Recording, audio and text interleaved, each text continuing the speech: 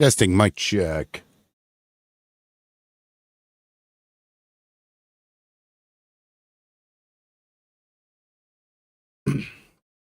What is up, everybody? It's your boy, the Liberal Loudmouth. And we are back again. Let me get this live goal set up. What's up, guys? We just got started. Let me edit this biatch here. What are we going to do? 2026. How about we get a hundy? All right, now let me go and share this with my groups. Let's see. What's up, guys? We're just getting started, so come on in, just sit tight. We'll get to it here in just a moment. But I got to do some sharing because sharing is caring. There we go. Let me share this beast out. We are live. Boom. All right, so that's done. Plug my phone in. Phone's almost dead. What's up? Good morning. Come on in, y'all. It was a bittersweet weekend. Wife went back to Oklahoma. So it's just me and the boy here again in Fort Knox, Mississippi. Anyway, we got a crazy show. Probably be crazy. Probably be a lot of hurt feelings. But we shall see. What's up, Shooter? Shooter McGavin. What's up, man? This dude. Who's this dude? Is that like part of a religion? Dudism? This dude. Let's see, Shooter 87. Yeah. Not worth clicking on your profile. Oh shit, we got 3 people already wanting to come up. Let me Chip. Nick and Brandon, give me just a second. I'm gonna get with Chip for just a minute. What's up, man? Good to see you so early. Hey, man, I'm sorry to hear that your wife had to go back to Oklahoma. Yeah, fuck Oklahoma. You know, I saw a post that they were bragging that it hasn't had a single blue county in like 5 election cycles. Yeah, it's pretty brutal, man. I mean, but, you know, that's why their education is dead last. And that's why I'm here in Mississippi and she's in Oklahoma. Because we have property here, Yeah, so, but, yeah, I'm like, look, I only got a couple years left. We'll be okay. We'll deal with it. So I'm in the Baltimore area, and I was listening to the local radio station, and they're framing this whole, what's happening right now. And they're only looking at it from the U.S. perspective, like, how can this benefit us? I mean, I've never seen such selfish, what about the people who live in that country that we just completely upended? I mean, doesn't that play into one's thinking? It really surprised me that the commentator was just almost like, you're supposed to go through life, do unto others as you would have them do unto you. At least that's how I was raised. And it's like this sociopathic, we can do what we want. How's it going to benefit us?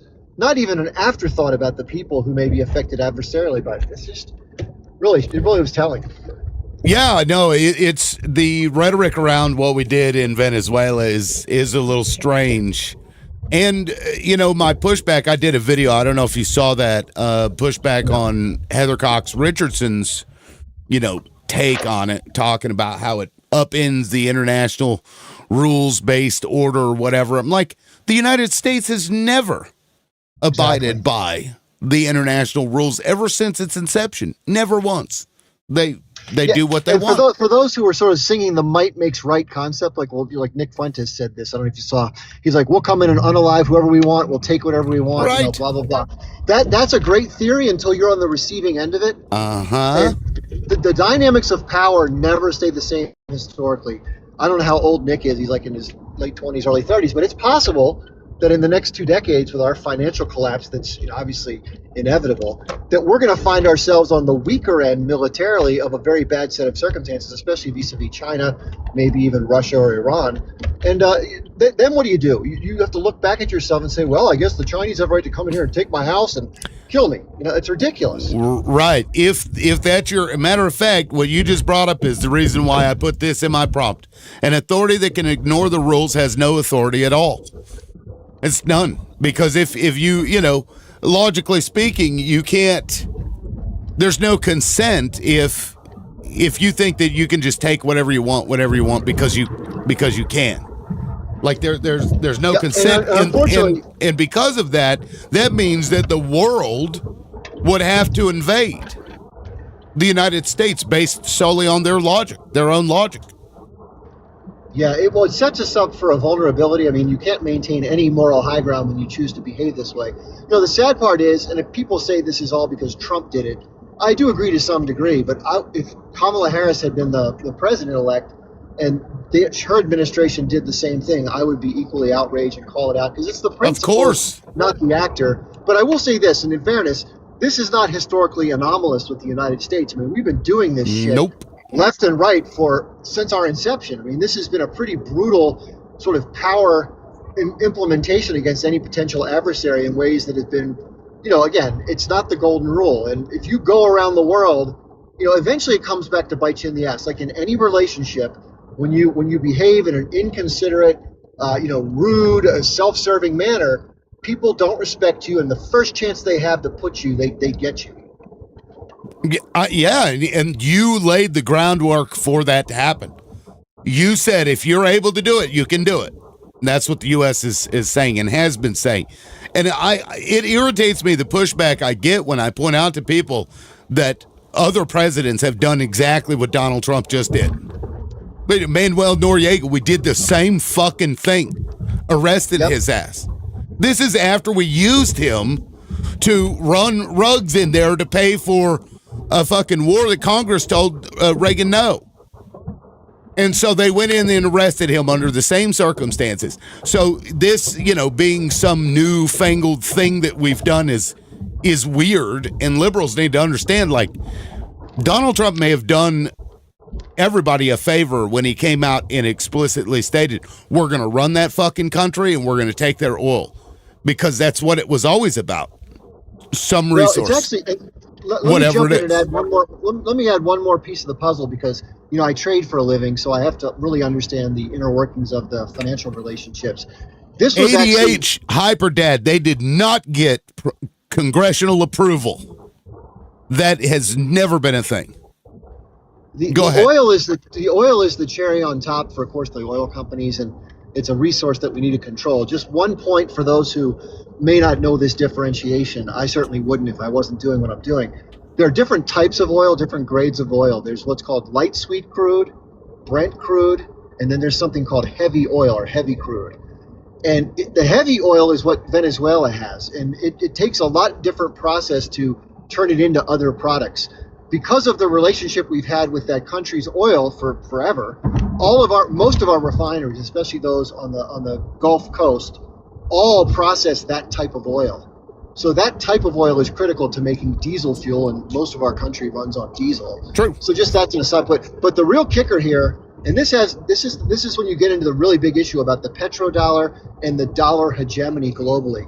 I don't know if you know this, you probably do, but maybe there's people in the audience who don't know this, but there's an emerging block of other countries that are trying to separate themselves from both the settlement and the use of the U.S. dollar system, because the U.S., unfortunately, and again, being the bad guys, they use access to sanctions and not allowing people to transact or do commerce by cutting them off if they don't behave the way we want them to. In addition, we all know that we're printing money to try to bridge the difference in our debt. That obviously dilutes the currency. So if you're someone who's holding on to treasury bonds or U.S. dollar deposits, you're losing money every day that goes by. You're losing a certain percentage of your value. They all realize this, so they're it's like trying to break away from a loan shark. It's very difficult because they want you to borrow their money and they want you to stay in their orbit. So these countries that are trying to move, Venezuela's big sin, like Saddam Hussein and Muammar Gaddafi, was he was working with the Iranians, Saudi Arabian, Russia, Brazil, that block of settling transactions outside the U.S. dollar system. And that got him in big because trouble. in 2018, I believe, is when Maduro said that they were going to work with the BRICS currencies. Yeah, so between nationalizing, now, by the way, this is the other thing. When Donald Trump says that they stole or somehow took over, that's not true. If you go back in history and look at the Chavez, they offered the oil companies fantastically reasonable deals. They wanted to shift some of the revenue sharing because the oil companies were taking 80 to 85% of all the revenue, which is absurd. So they needed money for social programs under the Bolivarian Revolution, help the less educated, the poorer people. And that's another sin they did. They diverted money away from the multinational corporations, shareholder class, and gave it to their population. And that's a big no-no when it comes to international finance. They want to saddle countries with debt, and they want all those interest payments and resource extractions going to the Western countries. And that's how the whole game is played. So those factors were actually more important than the oil. The oil is just like a side benefit. Yeah, well, I've been thinking about it, and I'm not sure that U.S. companies are going to want to invest as heavily as they'd have to in Venezuela to pump oil out, because a lot of the stuff that they get now is in Canada, like those same companies that would do it. And what are they going to do? Drive down the price of their own oil? Right? There's a point that Mr. Global made. He's like, if they go over there and start pumping out cheap oil that they have to pump billions into just to get it, going, they're going to drive down the value of oil in all the other nations where they pump, which hurts themselves. I don't think they're going to do it. They'll balance that out, and that'll be orchestrated with the blocs and the political, the Saudis and other things like that, because these relationships. Well, I think it'll benefit Russia. I think this will benefit Russia. In part, but the other thing is, I mentioned the power block. We know that Iran, Russia, China, and maybe a few other countries like North Korea are sort of very loosely and ideologically connected with the changes that are occurring in this big, multipolar world that's emerging. And this is actually a chess piece because Venezuela was aligned with Iran and China, and China especially was importing a lot of Venezuelan oil. This is going to be a potential, change in Chinese oil importation. Glenn Beck, this guy's a complete idiot in my view. I saw his fucking chalkboard. Did you see all that shit? No, I didn't see that, but he tweeted something or was in a video, and he said something along the lines is, we need to choke China of their oil supply. And anybody who understands history, this is exactly what we did to Japan prior to them booming us at Pearl Harbor. We cut off oil imports to Japan. We blockaded their oil imports. When you have an industrial economy and you can't get access to the lifeblood of that economy, that's an act of war. And so by trying to cut off China at the knees, and the other thing is, just to think a big picture, our corporations outsourced most production to Asia in the last, the last 50 years. They produce most of the goods that we import. We don't have the luxury of cutting anybody else off. Let me read this tweet because he also did a video about this. Trump's capture of Maduro is America first. This was the chalkboard I was talking about. He says, not because we get oil, but because we starve China of it. Without Venezuela's oil and hopefully soon Iran's, it's game over for China. No Taiwan invasion, no AI dominance, no BRICS reserve currency. He's wrong. China is far more strategic than I guess they give credit for. Okay, this is weird. Chip Barnes' live content contains themes that some may find uncomfortable. If they remain in your live will be unavailable to some audiences.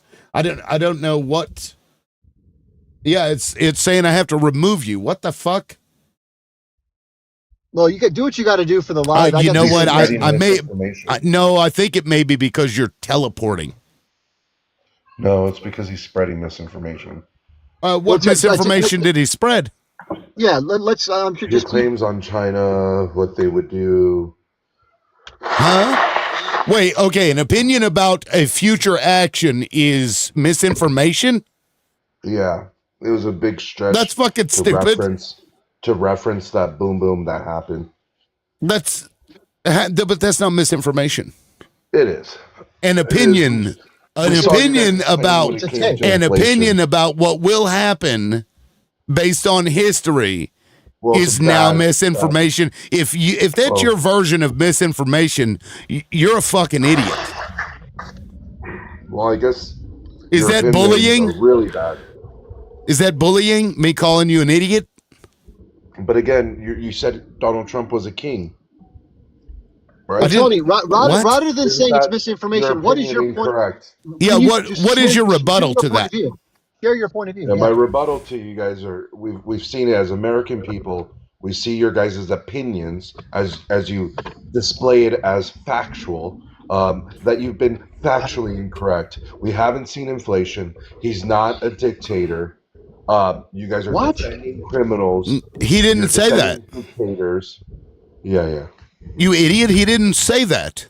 I'm not saying you specifically. I'm saying you Well, as a then what the party. fuck are you? You're bringing up something But nobody we're talking even talked about. why he got. Bitch, I asked for your opinion about what he Well, you're said. asking why I he got didn't an alert ask you. was Listen, because his opinion was wrong. Chip, I got to drop you. Come back in like 10 minutes Yeah. if you'd like. Yeah. I got Yeah, I got sure to thing. drop you cuz the Gotcha. numbers are No now problem. shit. But Yeah. Tony, I asked here. you to offer your thoughts about what he said, and then you start talking about something nobody fucking Well, I said, told making you. I think it's a assumptions big about stretch. myself and about Chip, who Again, I said Chip was stretching. okay, That's what I said on his claim. okay, Good Lord. stretching, but that's not Well, let me misinformation. ask you: do you think it's a good thing that Donald Trump took out Maduro? No, Well, all of people of Venezuela would disagree with you. well, that's not true either. And if you're Oh, that's not true. retweeting, No, they're happy. if you're They're not happy retweeting with the that. AI videos that they've been putting out, Yeah, I mean that that's would what make it is. sense. No, they're Yeah, literally putting out and retweeting No, they love me. AI videos of They love Venezuelans me. in the street. I They love also eating want to rats. draw your attention to something. If you see a video of a group of people in Venezuela allegedly talking about how happy they are that the U.S. came in there militarily, bombed their country, and took their leader, I want you to look at and listen to the people talking they because love they it. have perfect English. And they're almost all of them are fucking white as the driven goddamn snow in Venezuela. Pay attention to that. Again, Next the time you'll people don't notice, love you'll be it. like, oh, liberal loudmouth may have a point here. No. Actually, the people are being starved by him.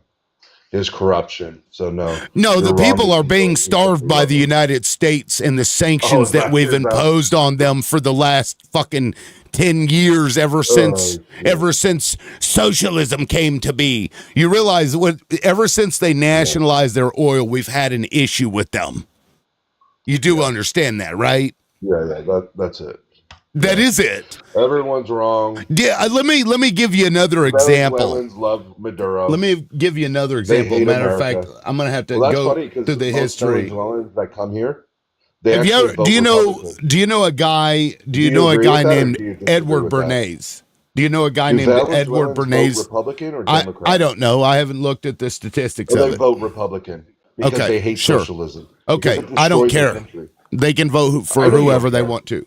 So it's Their funny, you don't their even block consider of these facts, voters and is you like come to your own minuscule. conclusion that's always incorrect. Nobody cares. Again, Nobody the first cares time I but ever you. talked to you was early in January. Nobody And you said ever by this cares but time, you. We would see massive inflation. We So are where's seeing the massive inflation. What are you talking about? Oh, really? Go grocery really? shopping, dude. Well, let me Go ask you, grocery what do you shopping. consider What are you massive talking about? inflation? There's Oh, not I do massive all the time. inflation. You guys thought massive inflation was under Biden. This guy can't be serious. To the Yet 48 at the people. end of Biden's guy term serious? is down to 2%. Yeah. This Either guy's way. saying we see Either way. massive inflation. This is crazy. Yes, we are seeing massive inflation. You're just, you don't want to see it. But we're not here to talk about inflation. We're here to talk about what Donald Trump did. I know why Is you don't Donald wanna Trump talk the about best thing for the world? Oh, That's yeah, the question. World peacemaker. Yep, world peacemaker. Well, not because he's a peacemaker, because he exposes the U.S. for what it actually is doing to the world. Do you agree? Oh, okay. No, I think Donald Trump's doing a great thing. The His Venezuelans would honesty agree. about wanting to run Venezuela. Do you think that A lot of that Americans would agree shocking as well. fact that has been true every time we've gone into a country and deposed their dictator and installed, deposed their leader and installed a dictator, every time we've done that, we've lied about it and claimed it was about something else. So the fact that he's openly admitting, no, it's about the oil, we're going to fucking control their country, is that not, on its face, a good thing? Because now the world sees the United States for exactly what it is. Do you not agree that's a good thing? I think it's a great thing. You think it's a great thing that the world sees us for what we are? Oh, yeah. What are we? So you agree that we're a bully nation? Bully nation? Yeah. Yeah, Do you I agree? with that. Yeah. Okay. I do. And you think that's a good thing? Or do you think that's a bad thing? I think we have to. I think we have to, and we've talked about this before. We have to? We know again, we're, as a United States, as a country, we're in debt. China holds a lot of our debt, right? We're never going to pay that back. But do you think that China's going to do anything to collect that debt? No, because we are a bully. Some would say it's a bad thing, some would say it's a good thing. But again, yes, I agree with you. We are a bully. And I think sometimes you have to be a bully. Okay, so imperialism is a good thing? Okay, yeah, dude, come on. I'm asking you, if we're a bully, we go around and we install people who are beneficial to us. I should say beneficial to. You're gonna reference beneficial to. Okay. No. Yeah. There are 70 instances. Somebody had gone through 70 instances of attempts to overthrow the leaders of other nations that the United States is engaged in. And in fact, Hawaii, that's how we got Hawaii.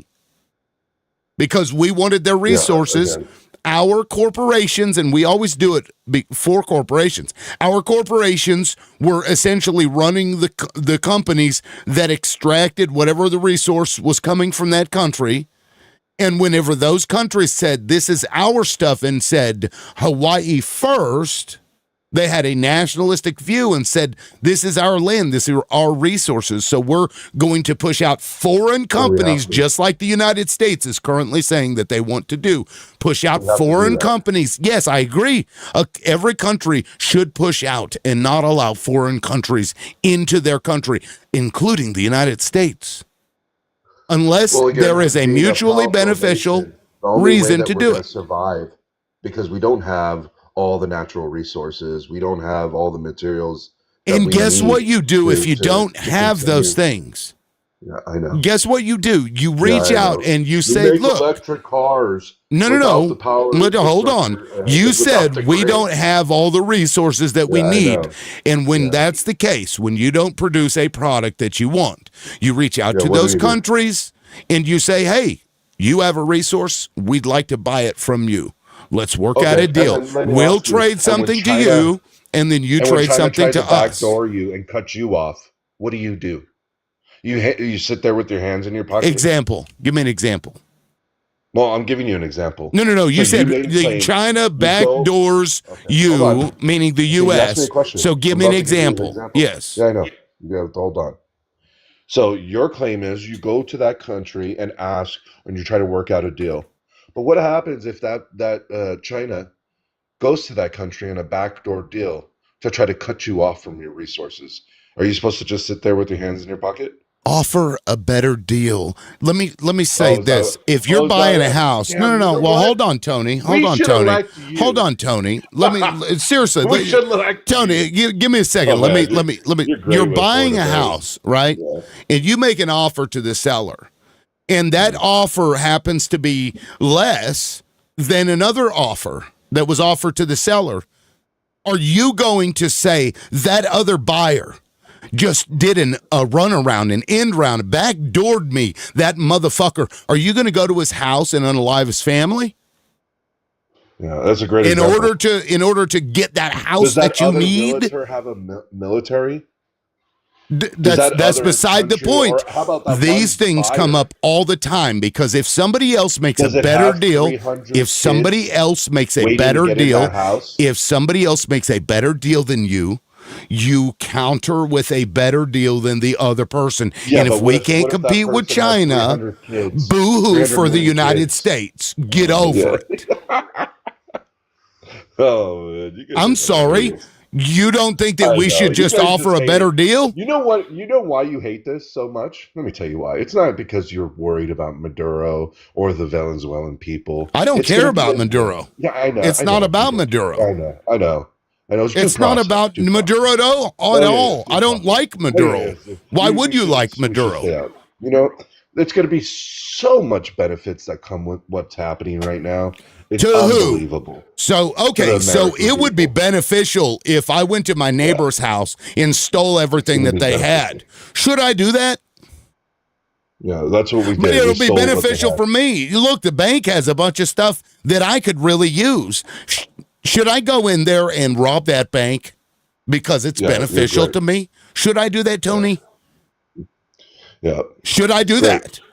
Yeah, Tony, that's that's what we your did. logic. This is your That's logic. what we I'm did. applying it to everyday situations. If somebody has something that I want and I have the means and ability to do it, should I?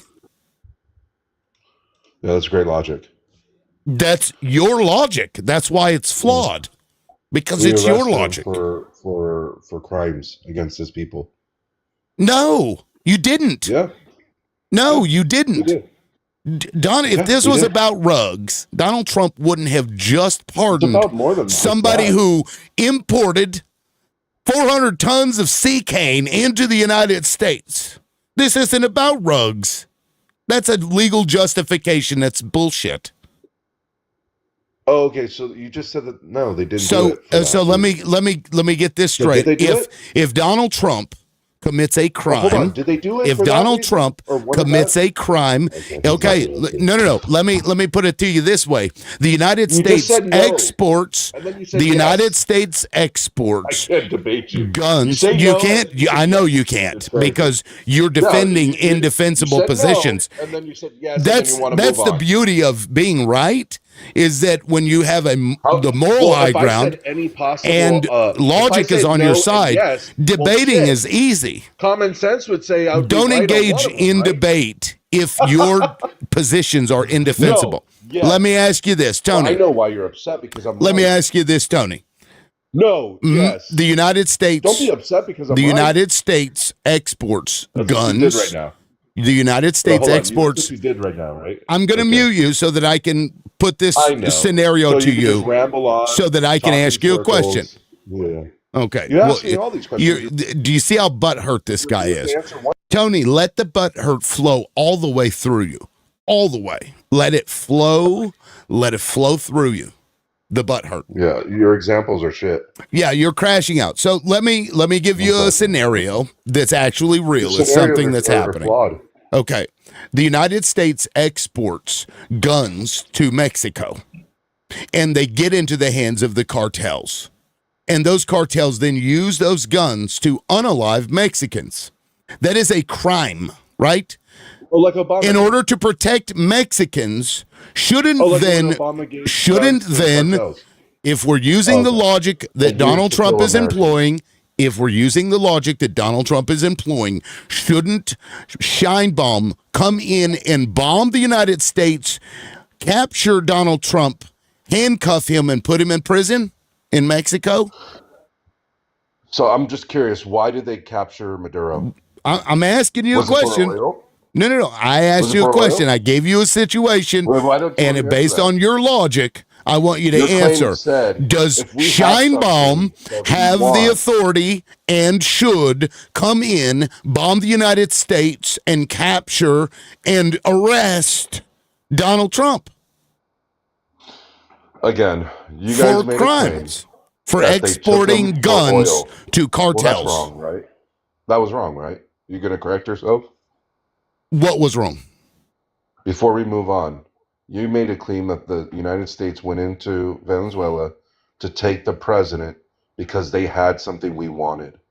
Is that No, is that was your 100% claim. factual? That was your No, claim. You claimed that. No, sir, that was your Are claim. we living in reality? That was Donald You Trump's even- claim You too. even gave By the me an way, example. that You was even Donald gave me an Trump's example. claim. If That was your Donald neighbor- Trump's claim. Hold on. Matter of fact, Your here, claim let was, me if your pull it neighbor up. has something that This you is want, funny. would you go in there and steal it? Do you That's your see claim, what he's bro. trying to do now, guys? This is how bad you That's why you guys' wanted to move arguments past are. this topic No, this and is move how on to bad. Mexico. Yeah. Okay. No. I'm just applying the logic that you're employing Okay. It in looks like you're Venezuela looking it up. to Okay, I'm Mexico. glad. No. What I'm doing is I'm Yeah. pulling up a video of Donald Trump saying exactly why they went into Venezuela. And he said it years ago. This one was from years ago. Years ago. You want me to play it, or will that make you butt hurt? Do I need to? Well, again, do I want you need to play, stop making you I look want you to bad play facts. so that the butt hurt doesn't flow through you anymore? Okay, I'll green screen, what would you like? Here, I'll green screen the reasons why they. You'll green screen. Okay. Yeah. You said that if a country has something that we need, that's what you said. Remember that? Do you remember saying that? Do you remember saying that, Tony?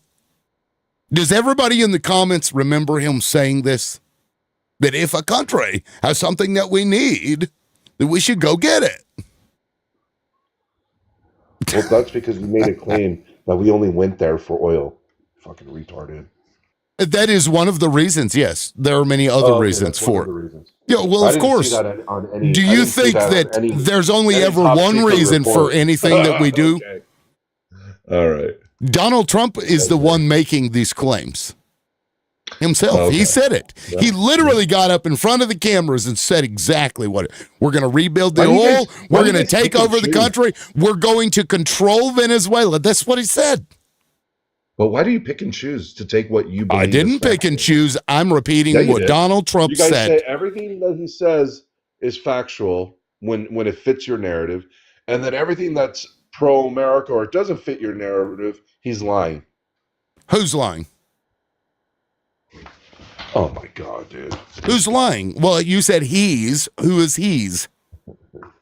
Now, who are we talking about? Well, we're talking about Maduro and Donald Trump. Can you keep up with the conversation, please? Talking about Maduro right now? You just got finished talking about Trump. This entire live was about Donald Trump and Maduro. They will make you deranged. This is why they have a sickness right now. You can't even look. You're using pronouns. You're using pronouns, so thank you for the record that you use pronouns successfully. But if you want to be very clear in your communication, what you should do is use the name when you're talking about two different men of the same sex, and you will say he. In order to be clear on who you're talking about, you should use the name. Just saying. Just a tip. Oh, did he run? We have a runner. And we have a runner. All right. Chip says his time's up. Let me just bring in the panel. So that I don't remember what that guy's like main account is, but I recognize the voice. He's entertaining at least. Okay. Anyway, Chip, welcome back. Was there something you wanted to address with that guy before he took off running? He was like, I'm getting out of here. This guy's rough. Well, more so I want to address a comment that somebody made. They said that this is a victory because it set back one of our biggest adversary. No, that is one of the problems, is that we're viewing the other nations as adversaries. There is a certain zero-sum game when it comes to the global stage as far as supremacy, but it need not be that stark. I mean, like I said, we have some interesting interconnections with China. It's like a marriage that you can't get out of, but each person wants to be, ahead of the other. I don't think China sees it as beating the U.S. into submission. I don't think they want to dominate us and subjugate us to their will. They're just they're behaving more efficiently than we are. They're using their society, and they have more cohesiveness given their sort of common structure versus individuality. And obviously they're very efficient in manufacturing and in development, and they're gonna beat us out eventually, regardless of what punitive measures we try to take to stave it off. Plus, we're a late stage empire. I think this is the hard part to swallow. I don't want to get set back in my standard of living. None of us do, but it's inevitable. So the question is, do we go to war and try to slow it or stop it that way, which is going to be very tumultuous? Or do we accept, like the Brits did, sort of a secondary role on the international stage? There's still good life in Britain, but they're just not supreme. And I think we just have to accept the fact that we're not the biggest dog on the street anymore. We have a big military, but that's our last little, that's our Hail Mary. But yeah, our economic prowess is not as great as it used to be. We'll just say. Yeah, I agree, Chip. I don't see China as our adversary. They have their own, agenda for their own people, as they should, and we have ours, unfortunately. Now, Rando, you would be next up. Did you want to add in before old dude took off running, or make another point? Oh, I was just going to say he sounded very anti-capitalist when you were talking to him about making better deals. So I was going to point that out to him. But as far as this whole Venezuela thing goes, it's about the money. Trump, I see a bunch of people in the comments I've been going back and forth with. They're saying, "Oh, we're winning. We cut off our adversaries." It's not what's going to happen. They're just going to take over production and they're going to sell them. And yeah, Venezuela oil is very crude and it's harder to process. It'll be more expensive, but at the end of the day, it's a natural resource and you only have so much. So this wasn't about regime change. We keep saying that we want to be the best country. I mean, China's doing pretty great. They kind of went in on themselves. They have like something like a 90% home ownership rate. They have very healthy society. Their streets are very clean. I don't think these are people that we should be against just because we don't support their ideologies. Yeah, and I don't even know that they disagree with China's ideology anyway. I think it's just about if they succeed, that means we're not getting what we should. You know what I mean? Like, Well, I think what they'll it's do is they'll be weird. like, communist China, the no freedom of speech, and they'll play on all the American sympathies of like all this quote free speech that we have and capitalism, and it's not a true communist society over there. They have market integrations, which make it like I It's don't know like if a you've seen the hybrid technology, system. Yeah, the technology in their cities and the T-800s, that the robots that they're building, and they're a very advanced society, and they are, I believe, poised to take over as the biggest superpower now that they have like the technology that they can integrate militarily. yeah. So It's again, Chip says we're a late stage empire and we want to go be bully and world police and just be criminals and thugs all around the world. And I don't think it's going to go very well for us. yeah. Well, and to that point, we've been doing this since 1940s. I mean, probably even earlier than that. Yeah, I guess earlier than that because we did it to Hawaii too. What that was late 1800s, I think. I mean, Um, our country was established on settler colonialism. in the same exact way. And for the record, based on corporations who got a charter from another government, a corporations to come in here and extract resources. And now we're trying to do the same thing with Venezuela, send in corporations to go essentially colonize, or at least in this case, is to just extract the resources by any means necessary. So it's like rinse and repeat. It's crazy. Yeah. Now let me And oh, sorry. And I was just going to say, with the videos that are coming out of these people supposedly celebrating in Venezuela, bullshit. yeah, anytime you have any issue, you're going to have people on both sides of the issue, right? So you may see some videos of Venezuelans, but the ones that I've been seeing, like the ones Alex Jones tweeted, like the other one that got something like 2 AI. million, it was it was actually from Florida. Right. They used an pro Maduro protest in Venezuela for one of them that I saw. They used one in Florida. I And believe there there was was one one from in, Argentina as well. there was, yep, one from Argentina, and then I think one was AI that I saw. Right. So, the people are not happy. Regime change is not something that's gonna go smoothly. It's not like he's out. In fact, they left the rest of the people that were wanted by the US. They left his entire regime intact. Right. Yeah. And then Like, there did was you another guy, I think he's $25,000 wanted who by the was it? US. I can't remember who it was being interviewed. Couldn't fucking answer the question at all. Marco Talking about Rubio. was it Marco Rubio? Rubio. Yeah, It was he was Rubio. stuttering and shit, and yeah, it's crazy. Anyway, let me get to. I'm not sure who came first, Bertie or Ben. Maybe at the same time. Let me just Ben. What's up? Hey man, how you doing? Pretty good. Did you want to weigh in on this? I think what Trump did was a good thing. Maybe not necessarily the process. I don't like the idea of, I'm not even actually sure the procedure there because he's like, the commander in chief and all, yada yada yada. So I like what he did, but I'm not sure I like how he did it unilaterally. So what would you say you liked about it? Well, I think everyone's going to be richer because of it. Who's everyone? Literally everyone in the world. Everyone in the world will be richer because, I'm sorry, how? What? Yeah, so you Can said you- it's about oil, right? Well, can you explain how everyone in the world will be richer? Yeah, so when the US goes in, or the US oil companies go in, right, and they build the infrastructure to produce crude oil, right? It's going to put downward pressure on oil everywhere. It's going to lower energy prices everywhere. Energy is an input good into most things that we do, almost everything. Therefore, we're all going to be richer. You think that the oil companies who have invested heavily in Canada, $500 billion, are going to compete with themselves? Because there's a point, there's a minimum amount where they can no longer make money in the United States and in Canada. If oil goes below that point, they lose money, and all of those operations in the United States will have to end up shutting down. We've seen this several times over the course of history in the U.S. and modern history. Just to be clear, I thought we all agreed that this was a regime change in order to get access to their oil reserves. Do you agree or disagree with that? I think that was one of the reasons. Sure.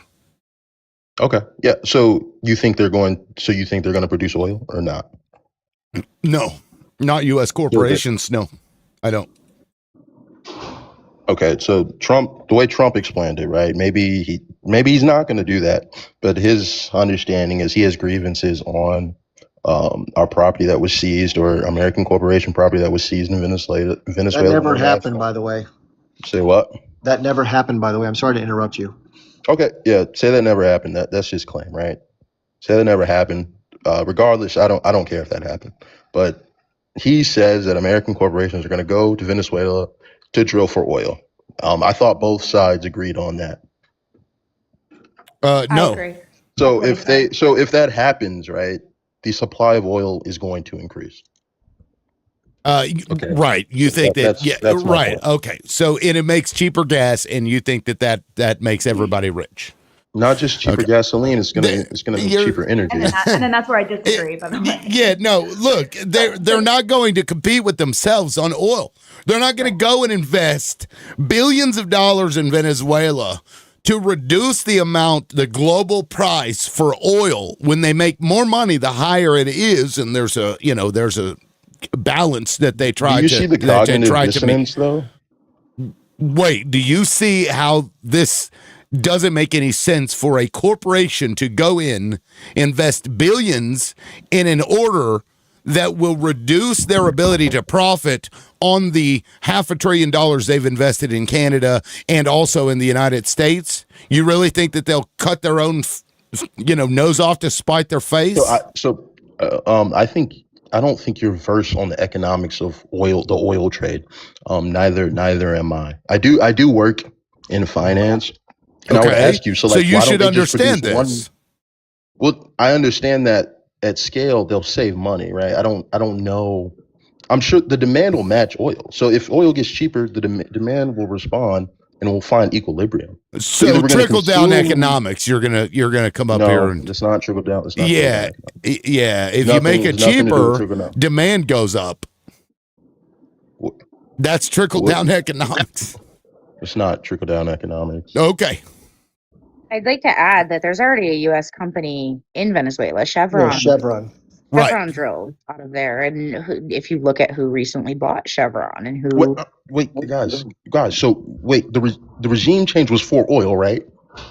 Partially. You said was one of the reasons, right? So they're gonna drill oil, right? We all agree on that, right? They're already drilling oil. What are you talking about, Ben? They're going to produce more oil than they are currently, right? No, that's why he did the regime change, right? Not to any degree that you are trying to come up here and claim. What degree did I claim? That it's going to reduce the cost of oil overall. It's just not going to. They're not going to do that. Pressure. All I said it was going to do is going to put downward pressure on the price of oil.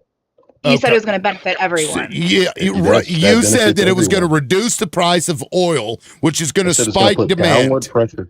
I didn't say Which spike means what, demand. Ben? When Don't did I sit say up spike here and be demand? disingenuous. Downward pressure on oil means what, Ben?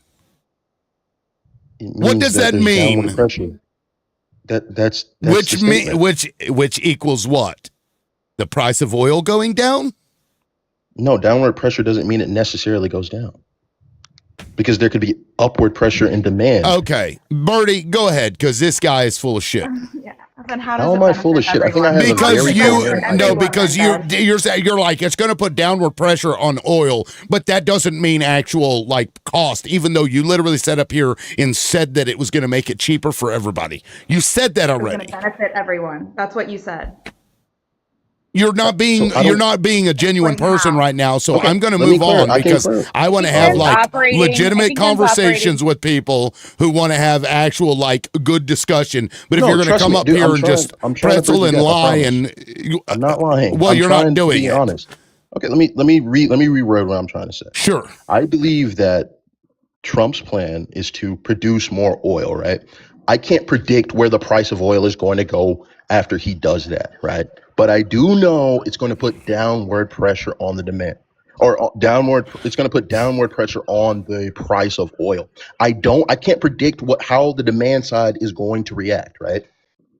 Okay, But downward I do pressure know on the if you price. want oil, it's going to be easier for you to get oil after Trump does what he does. Is Okay. that coherent? Under the Let me assumption jump that in on they're this. This somehow is gonna this make is more oil. this is in my wheelhouse, guys. Can I am somebody who trades energy, so I have some knowledge. Please. Okay, the fundamentals of oil production in the United States, we are producing more oil through hydraulic fracturing in the Permian Basin than we've ever produced in our history. In fact, we're the largest producer, not reserves. We're the largest producer and net energy exporter right now in the world. So right now, we have a position of prominence regarding our own resources. We don't need Venezuelan oil to produce more to lower prices. What we do need is access to the heavy crude, which goes into our refineries in Louisiana and the Gulf Coast, which is the only type of crude those refineries are built to process.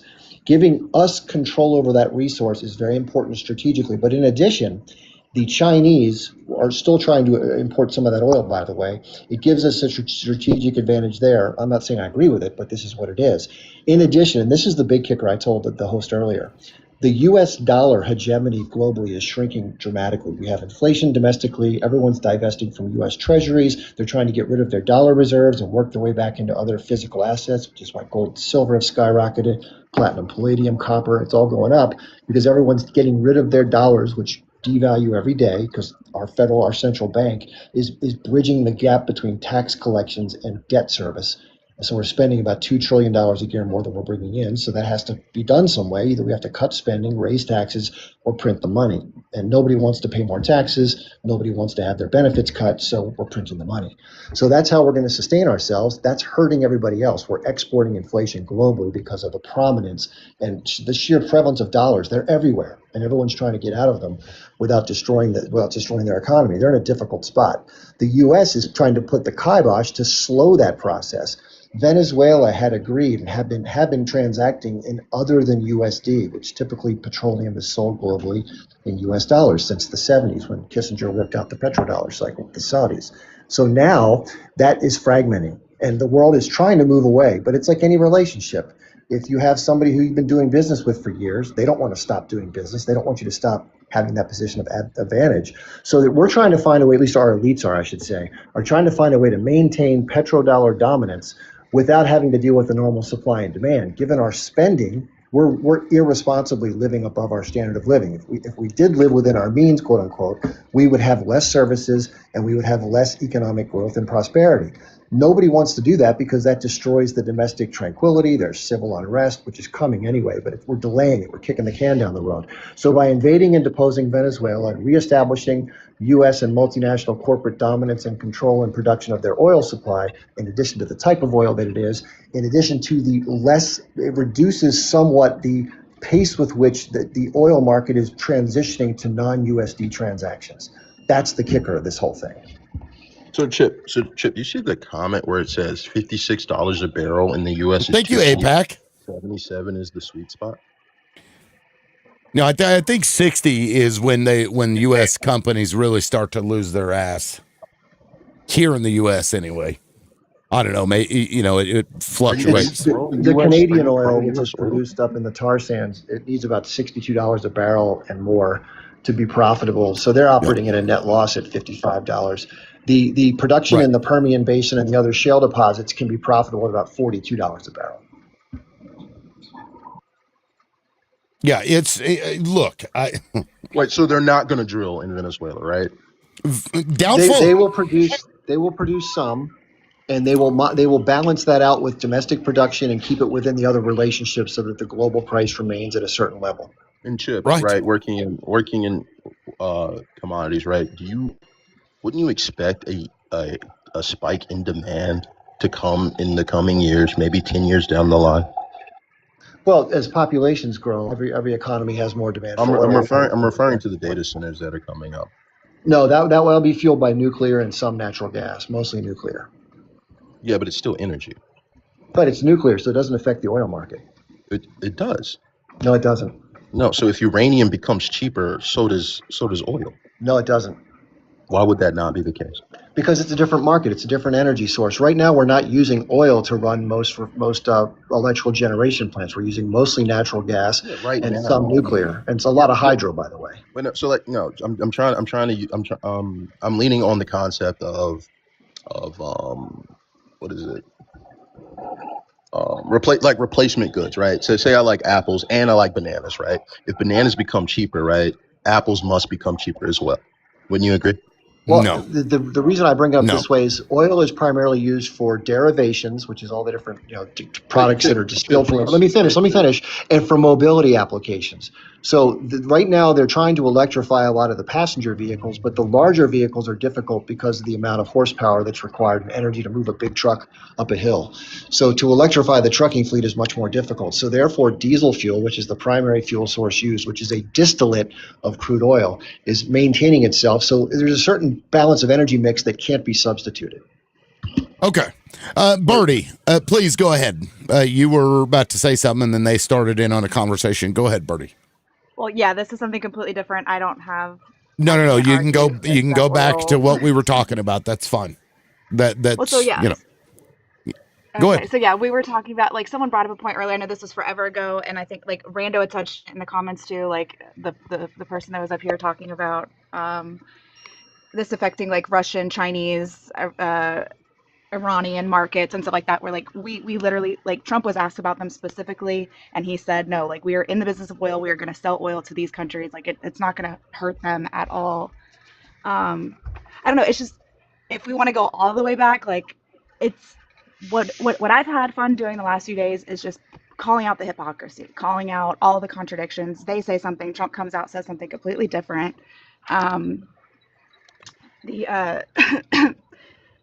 Pardoning the Honduran president for essentially the same exact charges that we just picked up Maduro for. I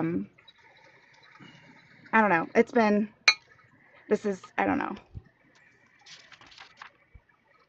This is crazy. And then in the indictment, there's no mention whatsoever of the stolen oil that Trump claimed or the F-schmug that Trump claimed. None whatsoever in the indictment. Well, those are, like, I think, civil litigation from corporation against Venezuela. You know, the claim that they had their stuff stolen from them. But let's be clear. This is a fucking country. Yeah. It's a country. If their people and their country decides to nationalize their minerals and do with it what they want, that's on that. That's fuck the companies. Give a shit. Corporations have no more right to somebody's country than the people that exist in that country do. That's crazy to me. Yeah. But I don't know. But thank you, Bertie. I mean, yeah, the hypocrisy is crazy. But let me ask you, is this eventually going to be a good thing where Donald Trump is just exposing what the U.S. has been doing for years and years and years? So he just does it. I mean, he doesn't even try to hide the fact. Yeah. He's like, hey, we're going to take the oil and we're going to run the country. Yeah, that's what this is is what we fucking do. Right. We didn't need him to fucking remind us. I don't know. Well, and this also, however, allows Russia to point at the United States now and say, well, look, they're just completely ignoring all of the UN mandates against these actions. And so if nobody is going to abide by these rules, what's the fucking point of the UN? Yep. There you go. Yep. And so, but eventually this has to bite these people in the ass, because I think most people are like, we don't want to go through this anymore. We don't want another world war. The rich people may want it, because they're not the ones who's sending their kids to go and unalive in a war, or be unalived in a war, rather. So, I don't know. In APAC, you wanted to jump in there, but Danny was in here a minute. If you want to wait till after Danny, did you want to make a statement? No, let him go. I'll go after, man. It's no big deal. I'm listening, man. I'm just agreeing with what you're saying there, man. Yeah, go ahead, APAC. Jump in there. And whoever is on life support, can you mute? Who is that on life support? Danny. Is that Danny? Oh, sorry, man. It's my thing, man. Sorry, man. I'm not on life support, dude. I just hear that. Makes me think of fucking hospital. Danny's laid up in the bed on his last leg. He's got one arm available. The other, his legs and his one arm are in a cast. It's like, I got this. Actually, it was good, man. I was walking backwards, and then I heard that beeping, and I'm like, oh, man, I got a heavy load kind of merch on. Hey, but listen, this is what I wanted to say. I don't think it's going to be a good thing, man. I think this potentially can bring us to a conflict around the world, man. I think so, but does the U.S. deserve it? That's, I think, really, from a moralistic standpoint, based on all that we've done, do we deserve it? Deserve the world coming at us? Yep. Because at the end of the we're day, disrupting. What else is there? Here's the thing: we're disrupting a lot of people's. Listen, that's when we look back at World War II, and why Japan jumped into, said, we're going to send a fleet over to Pearl Harbor, and knowing that they're going to get destroyed, even after the fact, they knew they were going to lose that war from the get go, but they had no other choice, man. The embargoes that the United States put on them was going to destroy their country in a sense. And that's what we're doing now, man. And it's leading, just like the tariffs, man. Just like the, this is not good, man. You can't fuck with other people's economies, man. Other countries' economies, and expect no recourse, man. I don't know, man. I just see this leading us into a situation that's not going to be good, man. Now, to be fair, Japan had been invading countries. You know what I mean? Like, they weren't a great actor in this scenario either. So they were busy expanding, their own empire and needs, and I think at that point they had imported like 80% of their oil from us. So cutting it off was devastating, obviously. But no, I mean, I see what you're saying. Like, it makes sense, but like, I see us more like Germany, where now we're starting to kind of do what Germany was doing, expanding. You get Venezuela. Is Venezuela our new Poland, where we start sending our undesirables to? And if that happens, does the world come against us? Like, I don't know. And now he's thinking about jumping over into Cuba and Colombia. I don't know, man. I think his end game is Brazil. Actually, man, I think that's where he wants to go. Yeah, well, It's I've funny you got say that. APAC. Please go ahead, man. Jump in there. Yeah, no, it's funny you say that because I know a significant amount of Brazilians. I like to think I'm pretty well in tune with the Brazilian market. They're really Chinese friendly.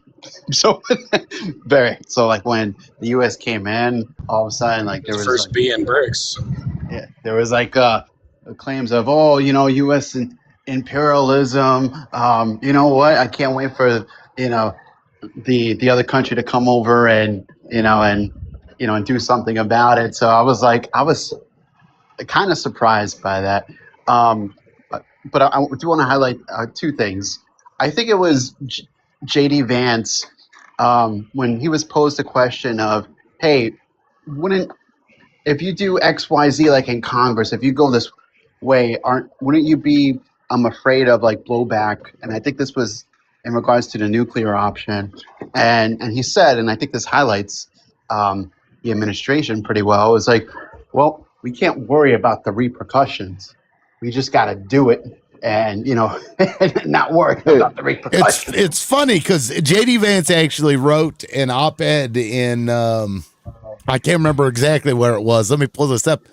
Trump's best foreign policy: not starting any wars. He has my support in 2024 because I know he won't recklessly send Americans to fight overseas. This was posted in 2023. So JD Vance Right. is so fucking full of shit. They're all full of shit, but sorry you brought up JD Vance. I had that one ready to go. No, that's fine. I appreciate that. Crazy.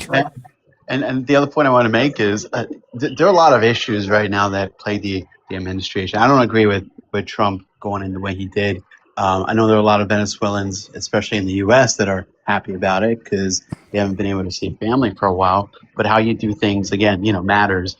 And I think this also probably serves to help against the Ukraine-Russia conflict. I wouldn't be surprised if he said, "Hey, look, we have this guy who we have him here under for drugs and for other things, but of course, is anything really going to change? I don't know. They have a VP now that stepped in that was sworn in by the Supreme Court. It's very similar ideology as them. I think for the U.S. to have gone in and cleaned them up so quickly, I think it was a negotiated deal by some members of the administration.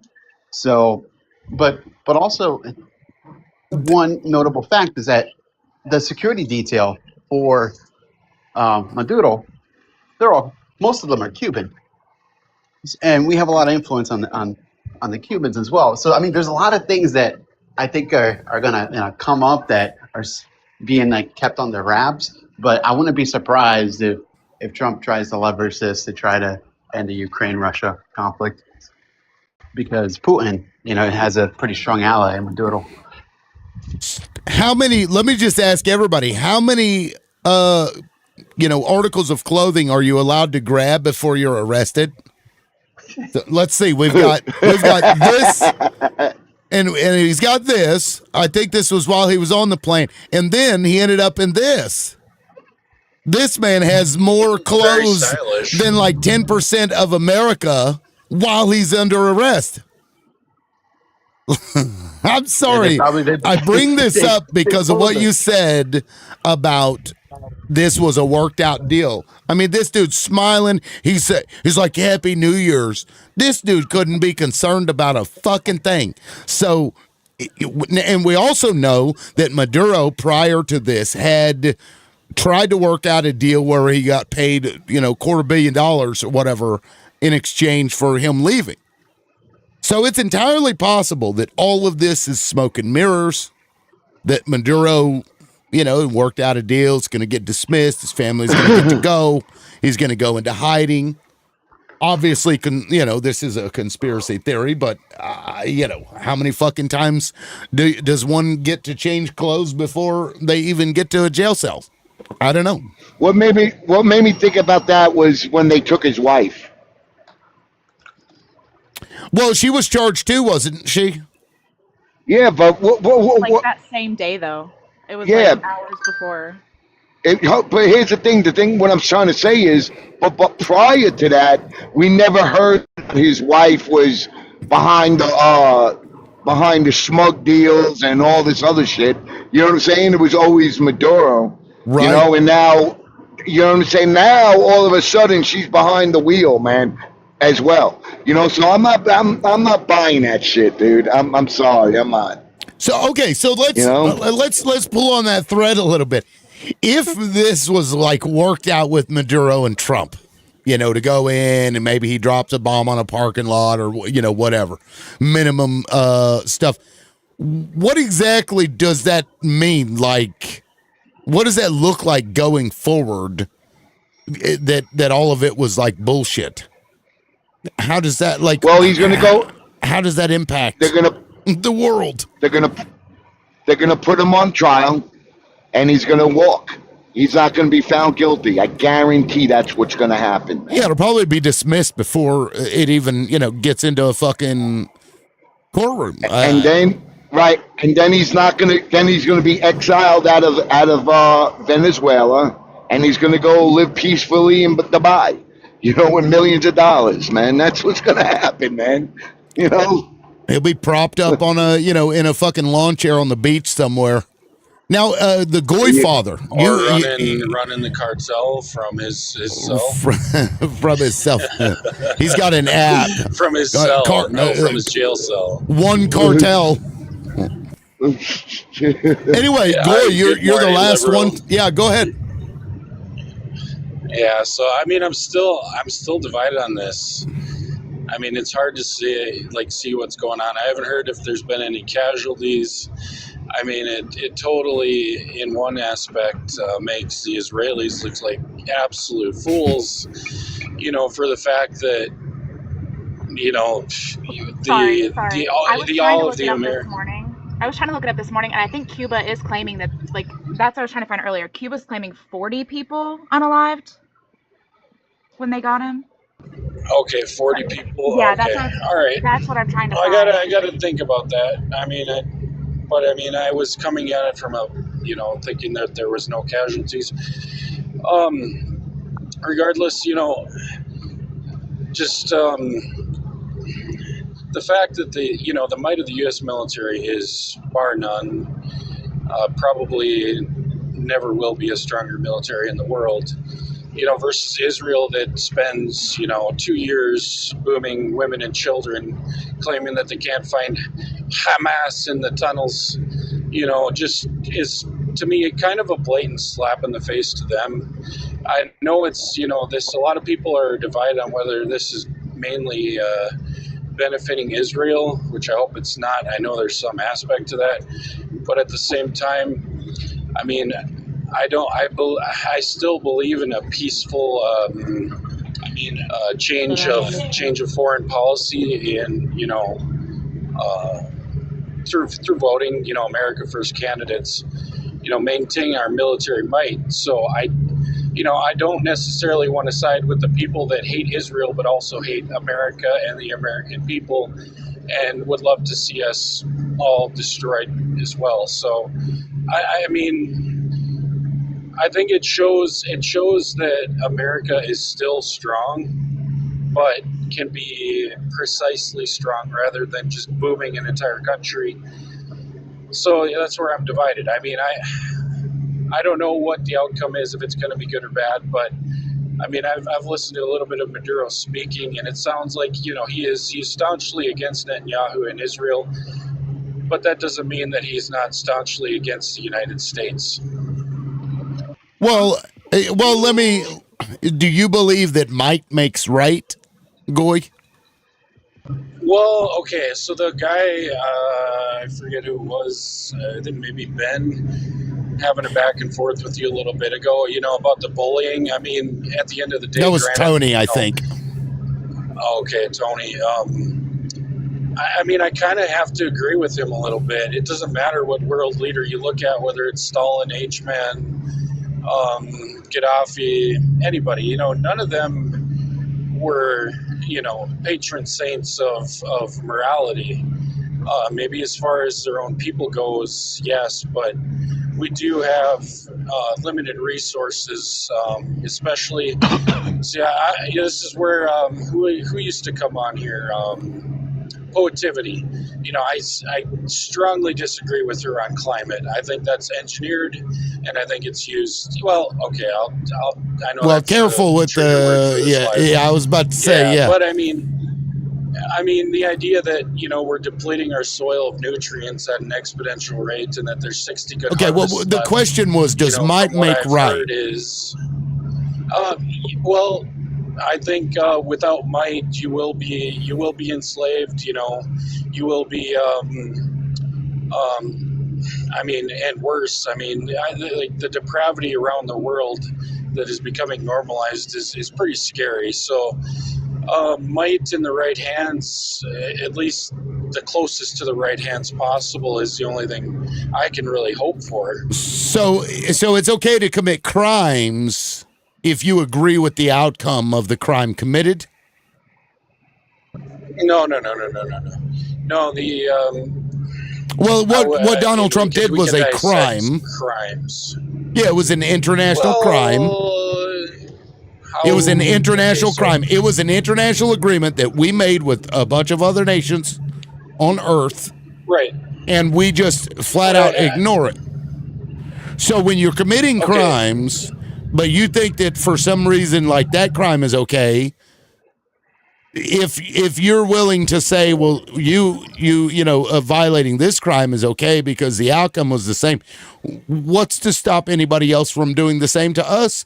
Because we could be perceived as a net negative in the world, and the world could come against us.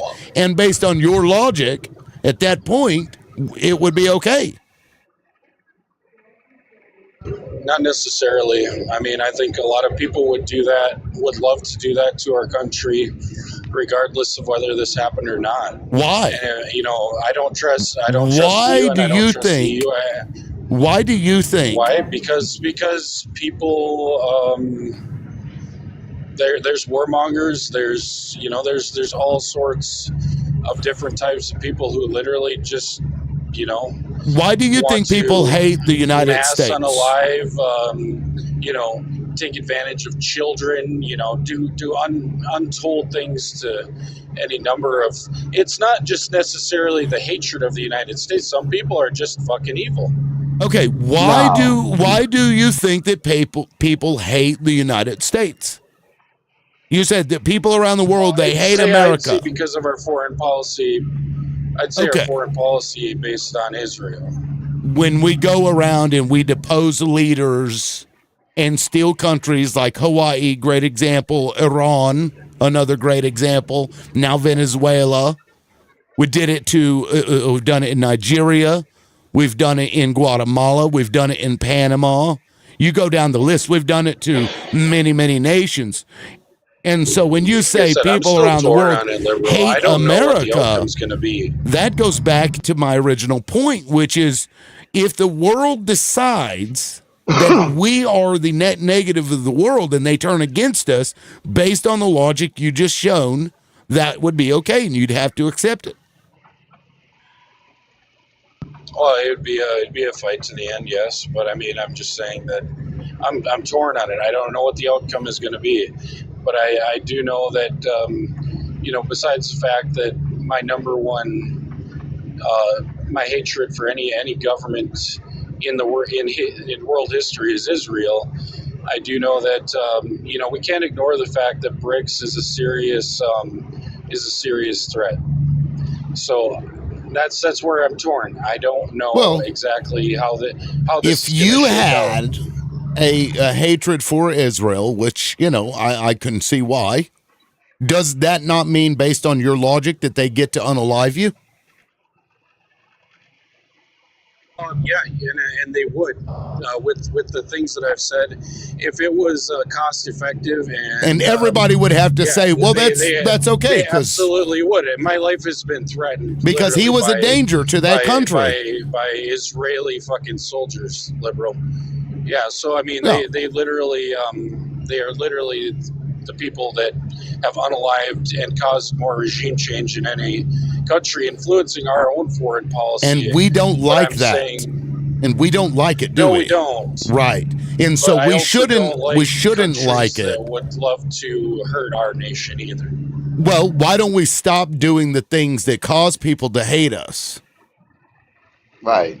That's to me the better option. Why don't they use the patrol cutters to go and burn down the cocoa plants? You know, all of these farms. You know, all of the I mean, a true rug war. I'd be for it. You know, destroying rugs the are fent. rugs are not a serious problem for this. I just don't see that that's a I mean, humans have been using rugs forever. Literally, from the moment that they realize that, hey, this makes me get energy, they're like, okay, well then let's chew on that for when we go hiking. Humans have been doing this forever. And then there are some people who would be like, oh, well, it was fun chewing that leaf. Let me stick 12 of them in my mouth and chew on all 12 and see what happens. And that happens. Some people just can't moderate anything. So they end up losing their foot because they couldn't stop eating sugar products. They get diabetes. Children are not capable of making those decisions responsibly, though. Well, sure. Well, hold on a second. But if you the problem is not the sellers. The problem is the buyers. Okay, make the buy. You know what I'm saying? I'm being honest with you, man. You know what I'm saying? If you don't have buyers for the shit, guess what? There's no problem. Yeah. Okay, so moving on. Everybody on the panel except for Dangerfield so far has spoken. Did anybody want to say one last thing? I'm going to bring in the timer so we can just get through everybody equally. I really want to hash out what we were talking about earlier. Okay. Let me just go ahead and bring in the timer then. And there we go. Yeah, go ahead, man. Start us off. Yeah. So Chip claimed that all of the data centers are powered by nuclear. That's just not true. Most of them aren't actually powered by nuclear. I didn't say that. Oh, what did you say? I said that most existing power plants are natural gas. Most of the new ones that are being developed that are needed are going to be nuclear. Okay, but so today they're not, and in the future they're all not going to be. I didn't say that. I never made the claim that all of them. I know. That's fine. I said most. Okay. Well, okay. But regardless, there's going to be data centers powered by oil. And if not powered directly by oil. Wait, just 1 second. And if not powered by oil, part of the grid will be powered by oil. Very, very few electrical conducting plants use oil. Very few. What do you mean by that? I mean that most use natural gas, coal, and emerging nuclear and hydro. Dude, you have to do some research on this. This is what I do for a living. But you keep saying most, some. Regardless. How many oil-based power plants are there in the United States? Go ahead and tell us. Why is that relevant? Because you're saying that oil is a significant factor in generating. When did I electricity. say that? What am I hearing? Somebody else? What am I hearing? When did I say the word significant? Okay, well, you did say that the uranium access or whatever will cause the price of oil to drop. In order for that to happen, what does that have to do with what he just said? Because in order for that to happen, it would have to be a significant amount that was being used up for this thing in order for the price to fluctuate based on its being replaced by something else. So it's an implied statement. You didn't outright say it, but it was implied in the economics of what you were saying. Okay, fair. But me selling one barrel of oil, just one barrel of oil to a utility company, right? That's one energy source that they're not going to use. Right. So my whole point is that it's going to put downward pressure on energy markets. I'm not saying every data center is going to switch and we're going to do what do they call? I don't even know what they call them. Oil-fired power plants. That's not what I'm saying. I'm just saying there's going to be more options, giving the sellers of the input to these energy energy companies more bargaining power, and everyone's in Chip. If you don't agree with me, there I'm gonna really like question your credentials. That is Okay. just Well, basic Well, just here, economics. I just looked question it up. this. That's just Question basics. this. Hold Everyone should on. be able to agree on Okay. that. Okay. Your Ben. argument Ben. is that Ben. oil as a Let No, me market. that graph look. is not relevant to what I'm saying. It's not relevant. I'm Look. telling you. This isn't a graph. This is information. This is share It's of a the table. electric It's only generation. 3% is oil. Yeah. Look at this. So under fossil Wait, so fuels. so Chip, do Well, you hold think that on. 3%? Hold Go ahead. on. Under fossil fuels, I just want to point this out. Natural gas is 43.1% of the total U.S. energy. Coal is 16.2%. Petroleum total 0.4%. 0.4% of U.S. electric generation is petroleum. So Yeah. what So, yeah, so I'm gonna ask Chip a 0.4%? question. So, Chip, wait, yeah, I got you. I understand. So, Chip, do you think if that point 0.3, that point 0.4, that point 0.2 didn't exist, do you think energy prices would be the same? It's a market based on supply and demand, but I think your point you're trying to emphasize is somehow the change in dynamics regarding Venezuela and the ability for U.S. corporations to access that oil Please just answer the question. will somehow change electricity prices for the data centers. That is not a factual statement. No, That is a I'm talking connection. about energy markets broadly around the globe. It won't make much of a difference at all. No. Wait, As Liberal said earlier, again, it's the much, it's the sum. What do you mean by much? So it will make a difference. no, it's going to be negligible because, again, if you're an energy company that makes money off of the market price of a commodity, the last thing you want to do is shoot yourself in the foot by overproducing the commodity, therefore lowering the market price. It's a global market, Right. dude. Yes, and after C-19, do you know what Donald Trump actually did? He went lot to of Saudi politics was Arabia in that. and he threatened them to cut them off of their weapons if they didn't cut production to increase the price of oil. Why did he do that? Because the U.S. manufacturers of oil were getting fucked. That's Right. why. Okay. They were starting And to so, lose Chip, their ass. So, in order to do that, he threatened them and said that they need to cut production, which would increase the price of oil to the point to where U.S. oil producers would still be able to make money. This is a fact. You can go look it up. He did that. yes, that's Yeah, I us just did They're the competing. That's not exact. us going competing with to, OPEC. right, but no, that was them going to OPEC saying, you guys need to do this. And they did it. Want to see one? Or our They're not inability to going compete with to OPEC. That's why I'm. reduce their oil, the price of oil to the point where it hurts their oil production in Dude, multiple I get countries. that. I understand that. Okay. We all get that. I understand. I But don't. so, Chip, so like, Earlier, you were what? arguing that wasn't true. What did I argue that wasn't true? Earlier, you were arguing that wasn't true, that our U.S. What's the corporations were claim? going to go into Venezuela and they were going to pump out a bunch of oil to drive the price When of did I oil say a down. bunch of oil? You agree with me that they're going to go to Okay, U.S. to you're not Venezuela. serious. I'm moving on. You This is stupid. oh, You're not a serious person. I don't know what you're doing. I don't know what purpose you you think agree you're with me that serving. they're going to go to Venezuela to produce oil. That is going to increase the Define supply what you of mean, oil. Ben. Therefore, Define what you mean by what? produce. What do you mean by produce? What do they just magically They're going to it extract. They're going appears? to extract Define oil out of the ground. extract, Ben. I don't think you actually mean extract, Ben. This is what you're doing. You see how stupid that sounds? Yeah, you did. Yeah. You did sound a little stupid. Yeah, But I know. we agree that they're going to go to Venezuela to increase, and they're going to increase the supply of oil. We all agree on that. This No. motherfucker just said the Your opposite of major that. claim Ben, you is that don't they even did know what you're regime talking change to about. get access to their oil. Now you're telling me they're not going to produce oil after the regime change. Ben, we just listen for a second, okay? This is exactly what's going to happen, okay? What the- This space is not. Just listen, okay? In the previous arrangements, when Venezuela was trying to renegotiate with the Western oil companies, and by the way, Chevron stayed, but most of the Western oil companies did not want to take the new split. There's always production sharing agreements when it comes to developing oil fields. If you don't have the expertise or the capital to develop a certain field, then you have Wait, to work with a. I'm sorry. Can you Let me slow down finish. for Let me 10 seconds? finish. Okay, go Stop. Let me finish. What's going to happen is more Western companies are now going to involve themselves and get a greater share of production and percentage shares. The Venezuelan government will get far less. There will be more oil produced because of those efficiencies and their involvement, but it won't be enough to change the market price of oil globally. Okay, that's what's going to happen. Exactly. So Chip, Yes. do you think that would provide a substitute? Do you think that would incentivize more? Wait, do you think that would incentivize more gas powered plants? or oil-powered planes? No, not oil. The So the oil is increasing such a supply of oil does not increase.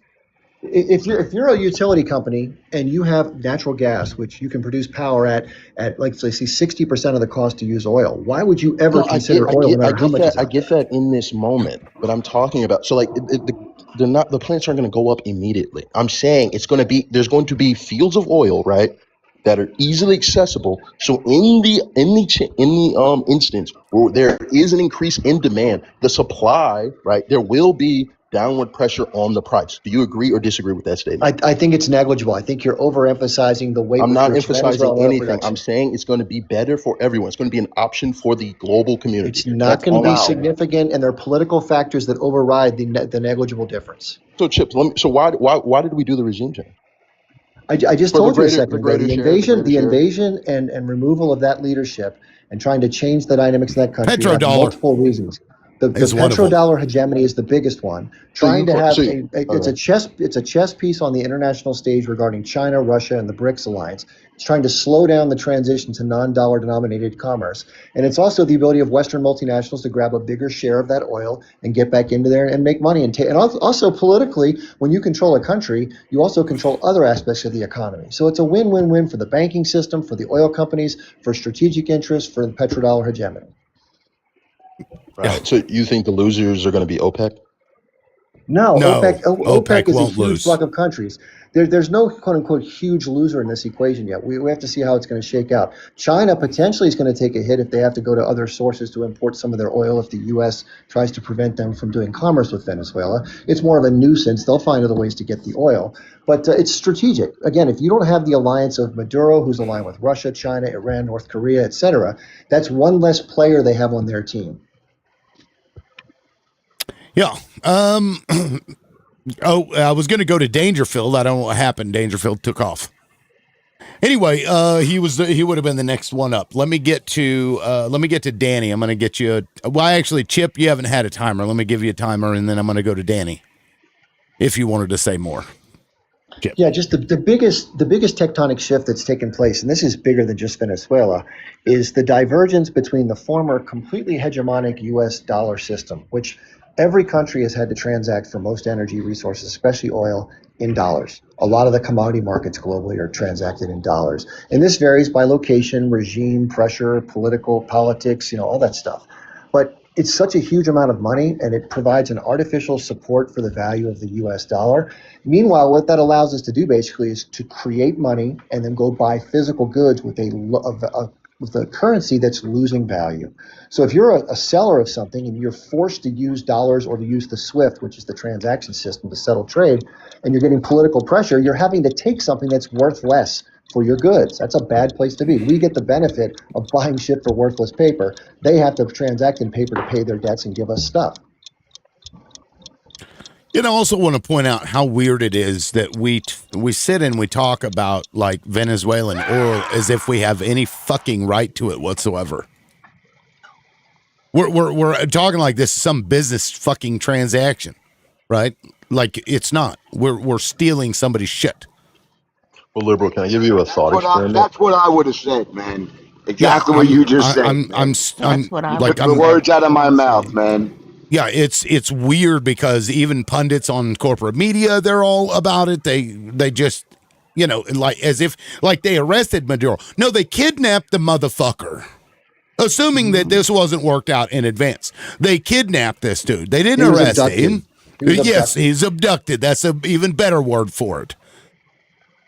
Like why we're like normalizing to a degree what's happening and then looking at it from, as Chip had said earlier, from the U.S. perspective. Like, I think that was Chip that said that. It's fucking weird. So anyway, Danny, go ahead. So let me ask you something. So with Venezuela owing China in the billions of dollars, you know what I'm saying? Who's going to pay that? Who Us? owing China America? billions? Oh, Venezuela owing? Oh, I see. Interesting. Yeah, right. Venezuela owes China. Right. Here's the thing. They made a deal with the oil, right? Where because to run their economy, China, dumped a lot of money into to keep them afloat, because what was going on there, with the inflation rate in their country. So China was trying to keep them afloat as a country, and they made a deal with the oil, right? And so who's going to pay that money back to China after we take their resources, man? I'm listen. It's going to lead to a bad thing, man. I'm telling you, man. That's a great point, because using the same logic that the corporations use to claim that Venezuela stole shit from them, China can use that same logic to that same situation. Like, they owed us money. Now you control it, which means you now owe us money. Right? Can I say something? Who's Can I? this? Yeah, man. Is that the I'm Bones new. It's Bonds. King. or King? It's bonds King. for Bonnie. Oh, okay. So I'm not sure who was next. It was King. I I feel was like the one Goy asking. was next, but whoever's speaking, go ahead. Bonnie can go. That's fine. Yeah, go Okay, ahead. my brain's going in two different directions. So one, this is going to give all these big oil conglomerations or whatever access to more oil, but it's not going to lower it for any of us regular people. They're just going to be able to make more money. What I'd read before was that Trump was against green energy, solar and everything, because that was the cheapest energy that when we pay our electric company or whatever, we would get that immediately off the grid, whoever was putting solar, you know what I mean? And he wanted to get rid of those because he is in debt or, to these big oil people. And so he's trying to make more opportunity for them to make money to get the pressure off of himself, right? It's all a big deal. Okay. And then the other part of it was, he pardoned that drug lord, right? So just like with the mafia in New Jersey and New York and whatever, drugs were a big thing. Part of me thinks he wants to be like the kingpin in this, the taking billions from the drug market. He doesn't want to stop it. He's doing everything on the other side, pardoning head of, right, this big drug lord. But Right. he's saying he's going to go into Venezuela and stop this drug trade. He wants to be the boss of it. That's what I believe. Can I I know that's a say? little twisted, but it isn't for Donald Trump. Can Yeah, I I mean, say yeah. one Go thing go that? ahead, King, Okay. and thank you, Bonds. Yesterday online and everywhere, it was saying that he never actually asked the oil companies if they wanted to come in there. He's up there telling everybody how all the oil companies, he hadn't asked any of them. He has not Right. actually asked these oil companies here in the US about going in there. The second thing I have to say is geothermal is a much, much better, safer, cheaper, because I have it here at my house, to have for heating, for your electric, everything. I mean, where I would normally be paying $400 or $500 a month for my electric, I pay $299. Right? Trump doesn't want you to have access to that because I he know wants us this all is what paying I'm for oil. saying. Yeah, that's why I'm saying he wants this oil for himself. And why didn't he bring in the lady that the people wanted that Maduro took away from her? He will not allow her to come back in to be over the people. Why? You talking about Machado? That's a good question. Yes, Yeah. yes. She was For the Can I get record, my minute? it's not the person that won the election. it's not drill baby drill. It's still baby still. That's That's Just right. exactly it. Goy, go ahead, and thank you, King. All right. Mhm. So, yeah, I mean, you guys bring up some good points. I've looked at this whole Venezuela thing kind of from a standpoint of competing rug lords, and the rug lords that are winning right now are the Sacklers, Johnson & Johnson, probably many other pharmaceutical companies that want all of, like the the poppy fields in Afghanistan, things of that nature. But my thing is that I hate it when people say that America goes in, imperialist, exploits nations. Now, granted, a lot of people do, and those typically tend to be from the small headgear clan. But America produces enough food every year to feed a quarter of the world's population. Now, at the end of the day, the things that you need to survive are food, water, and shelter. So if we decided to, let our land rest so we don't deplete our nutrients, which, if in reverse, you could say the rest of the world is sucking the nutrients out of American soil, which we only have 60 good harvests left before we've completely depleted our land of nutrients. Oh, that's Then, not true. I was a farmer. Farmers rotate oh, you were a crops. farmer. Okay. Yeah, they I do was a Do rotate. you farmer. They do. do you They. cut I the believe they corners get. of your fields? I believe they get subsidies for rotating. Do they not? They do rotate and they Yeah. do rest. It's a yearly Rotating is thing. You couldn't necessary. rest the Oh, you land rest your long enough. crop It would every take year? thousands of years. Ay, Well, ay, ay. well, yeah, you're Ay, supposed ay, to, ay. because if you don't, you can really fuck it up.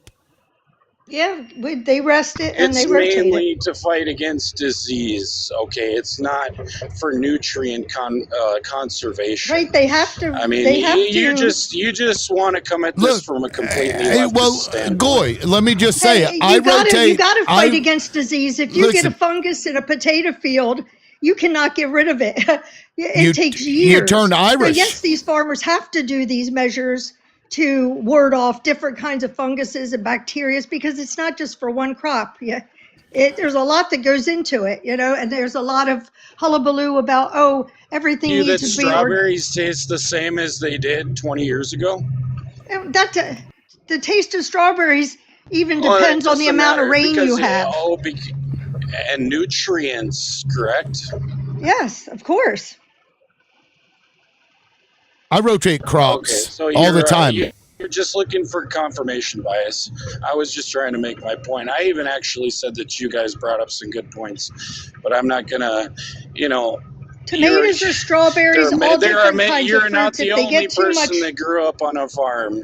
You're not the only person that farmed. You're not the I didn't expert say on the that. subject. Okay. Wow, I man. did say that. I was just dispelling some certain thoughts that a lot of things No, you aren't just want genetically confirmation modified bias to because make I them love so they're not America consumable by and humans. I They're love the genetically American modified people. to be able to live and last so we have food. Science, there's a lot of science in this. Farmers, most of them aren't very stupid. They work hard to make sure that they can produce every year and not destroy their land. They don't want to destroy their land or they won't have an income either anymore. So people think, farmers do this and this and this and they're destroying it. No, they have families. You know what I mean? If his point is about the nutrient density of the food, it has been in decline. If that was your point, that is true. I just, declining fruit and vegetable nutrient composition. What's the evidence? And they go through and show that the nutrients in our food is declining, and they believe it has to do with, the way we fertilize, etc. So there is truth in that. Yeah, there is truth in that, sure. Right. I'm not really mean to argue it. There's so many factors that go into it. Well, sure, yes, and they also did that, to lead into the fucking Dust Bowl. They just plowed and plowed and plowed, and we learned a lot from that. We learned a lot, and in fact, the indigenous of that area told them not to do it, and they did it anyway because they're idiots. You know what is a huge erosion in our soil and our in various places, depending on how the ice caps, the ice age, everything drifted long ago, where they left deposits of topsoil or rock. Some places you might have a foot of topsoil, another place you might not have any. That's where you see gravel, the orange coming to the surface, right? Sod soil farmers. bad. You know what happens with all this building of developments and sod. People are using sod. When they remove sod, they take part of that topsoil with it. That's where we get a lot of the erosion. These huge sod farms. They keep taking sod and keep taking sod until they're down to the gravel. And that sod, that topsoil is gone. Those nutrients are gone, all for looking pretty in somebody's yard. That's where a lot Yeah. of this, right? Yeah. No, So maybe that practice should be made illegal. Just fuck your yeah, yard. sod strips Yeah, fuck your yard. the, I always thought that was yes. weird. Bringing in, the square Oh, it's feet or crazy. whatever of sod to sod your yard. Like, just like what the fuck? I don't know. That's so lazy to me. It is. And now, how long does it take to create topsoil? That I don't know anything about that. Millions of years. Really, it's not something that they can like quickly reproduce. No. Humans are so fucking stupid. God, they are stupid. They've gotten to where it's. I remember going out with a guy, and I had cut up my pumpkins and planted them in the front yard for my kids because they grow up and everybody's excited. He was pissed. He wanted perfect sod. I remember walking around Naples, Florida, and thinking they should have posters up saying, with a picture of a dandelion and putting wanted for, disrupting the neighborhood, because people want this perfect fake. Well, then you know what? Then go get some plastic, astroturf and put over the good soil and leave the soil alone. You know what I mean? If you're gonna get this sod and you're gonna put weed killer on it and all this stuff, that's what's destroying the nutrients. It's the over processing.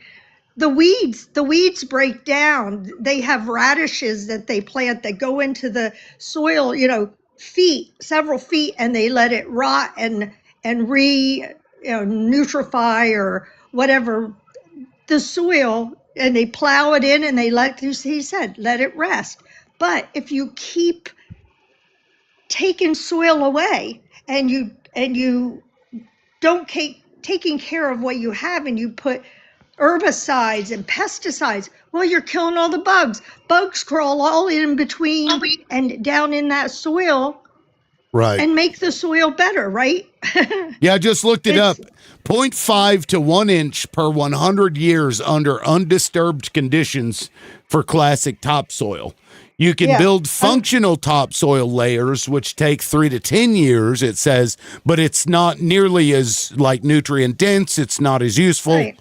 That's fucking wild to me, guys. Yep. Wow. And the fact that we just we're just like, our humans and, in the indigenous before us did not do these things. We're just going to unalive ourselves eventually. We're going to have, I know people that had a 600 foot pills that you'll have to take for your nutrient, your daily nutrients, and then fucking paper or something. Did you get your ration of crickets today? I know people that got farmland preservation for thousands of acres in South Jersey and New Jersey, okay? After the fact, after they're approved to get millions for this farmland preservation, the state didn't even go out there to find out that it was sod that is destroying all the topsoil. They will do that. They'll take their millions in farmland preservation. They'll sell that sod off until it's down to the gravel, and then they'll abandon it. That's not preservation. It's so screwed up. It's just so screwed up. So I get excited. I apologize. No, that's fine. I don't know anything about that stuff. I just know that to me, it's like common sense. If you're like digging up the earth and then like selling it off, that's probably not a good idea. Right.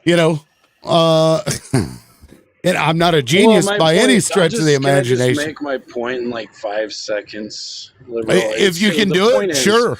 What's more important? What's more important? Food on your table or a fancy gold trinket that everybody thinks, oh, America's coming to get our gold and our silver and all that shit, all this tech is essentially useless if you don't have food on your table.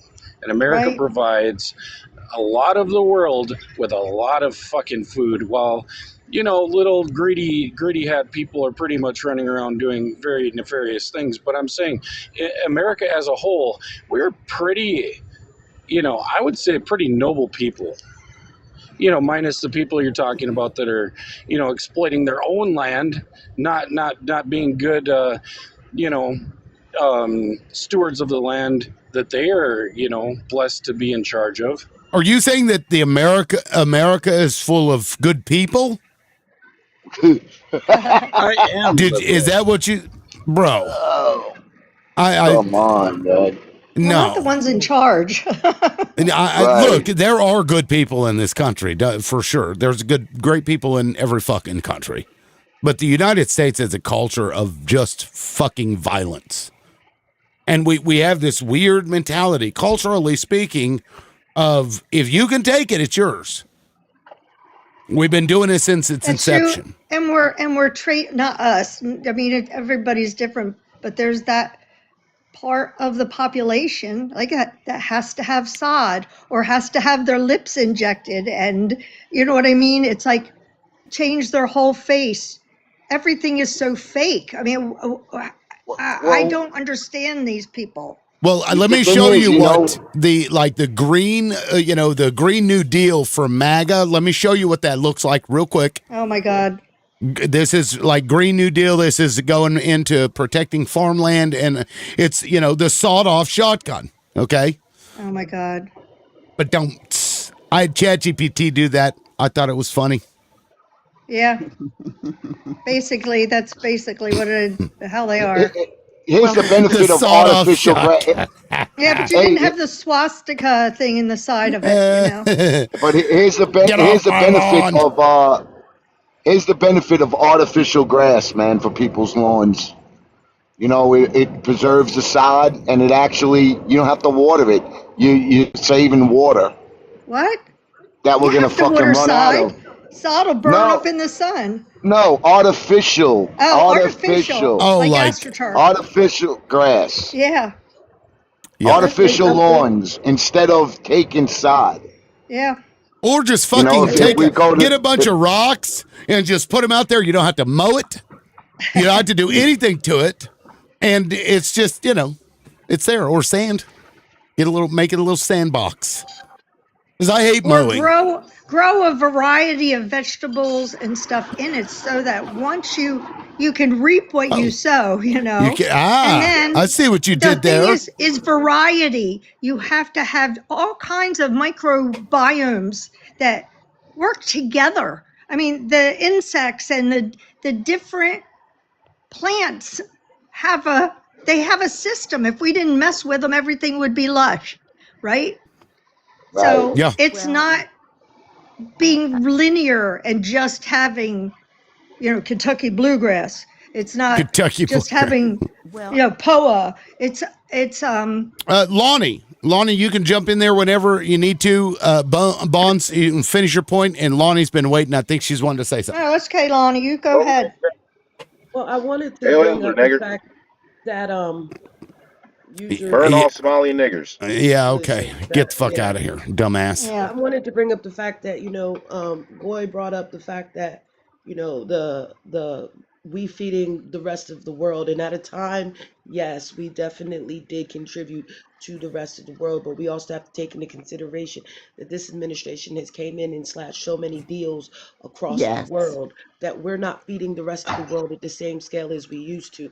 Number two, early 2020, I mean in early 2020, there was an article that came out about Bill Gates and his seed vault, and therefore he was hoarding heirloom seeds in a vault and trading them out with GMO, right? So the GMO seed doesn't reproduce like the heirloom seed does, right?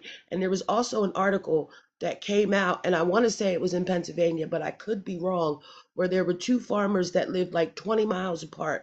One was growing heirloom seed, the other one was growing GMO seed, and because the wind was blowing downhill, the heirloom farmers' crops got um whatever the word is entangled in the GMO seed, and Bill Gates's foundation sued the heirloom grower, trying to say that they were unauthorized to sell their quote unquote seed product. That's So when crazy. we got corporations doing stuff like that, of course the soil is going to get, you know, um, Fucked.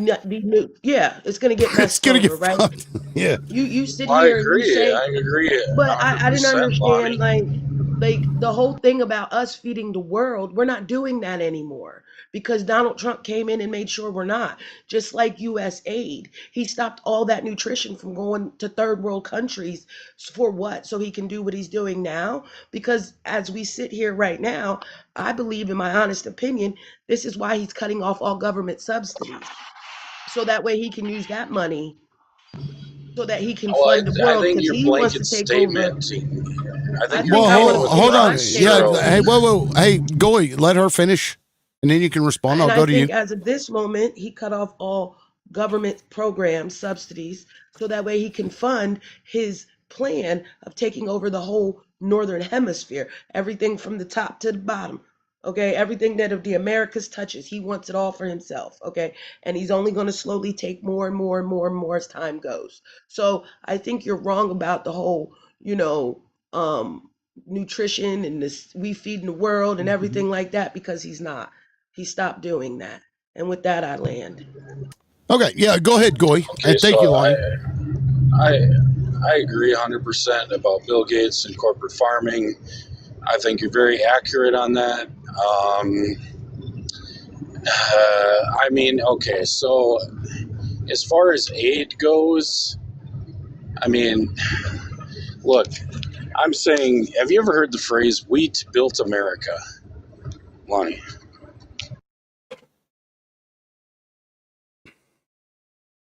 Okay. What is your point? Well, my point is that you know the the part of feeding the world doesn't come from you know from USAID or charity. Specifically, it comes from trade. Right? If we want steel or we want oil or we want gold or silver or whatever, you have to have something of value to trade with. Otherwise, I mean, you wouldn't have trade relations with anybody. So yes, food is a very important resource. It is the most important resource. And my point is, when people are saying, America's coming to steal our oil and our gold and our gas and everything else, well, what do the people individually that are coming in to do that, what are they trading with you? And food, I'd say, is a large portion of that. I agree about the corporate farming, the Bill Gates. Now, necessarily like USAID, I don't necessarily agree that we should be feeding people for free for no reason that are going to grow up and hate America in the first place. And I could say that about any country, Russia, Great Britain. I don't care who it is, but I don't like the idea of just giving things away with nothing in return. That's completely asinine. So that's funny I that you make a say that. point. I want to make this Okay. point back to him real quick. It's Sure. funny that you say that because if I remember correctly, Trump has a golden share in U.S. Steel, which was sold to Hoach, can somebody I go else, next, right? please? Right. Yeah. So that's number one. Number two, the fact that what he just did in Venezuela Mhm. debunks what you just said all the way, full stop. Okay. Number three, the fact that we've been doing this for years, going over here and taking what we wanted Mhm. and then claiming that Mhm. they got weapons of mass this, Mhm. they got, Mhm. you know, F all, and they got this and they got that, and we're going in there to save everybody, and we're going in there to save everybody. And just like Trump did in his last term, where he went down there and he devastated Venezuela, then right before he walked out of office, and I'm paraphrasing, he said, if you need any help, come see me in the US. I got you. And when they started knocking on the door and they started flooding in, oh, where are they coming from? He played like Mhm. he didn't know what was happening. Then they got here. Biden did something with them. VP Harris did something with them. And then he's now back in office and he decided to go to everywhere that they were sent, sanctuary cities, and start rounding these people up. So Mhm. what you're talking about is completely opposite than what he's been doing and what a lot of them have been doing. And I'm talking about all the presidents. So no, it doesn't work the way that you think it's working. I don't Okay. Now, understand. I don't just. I'll be short. I don't understand why people here do not want to help other people.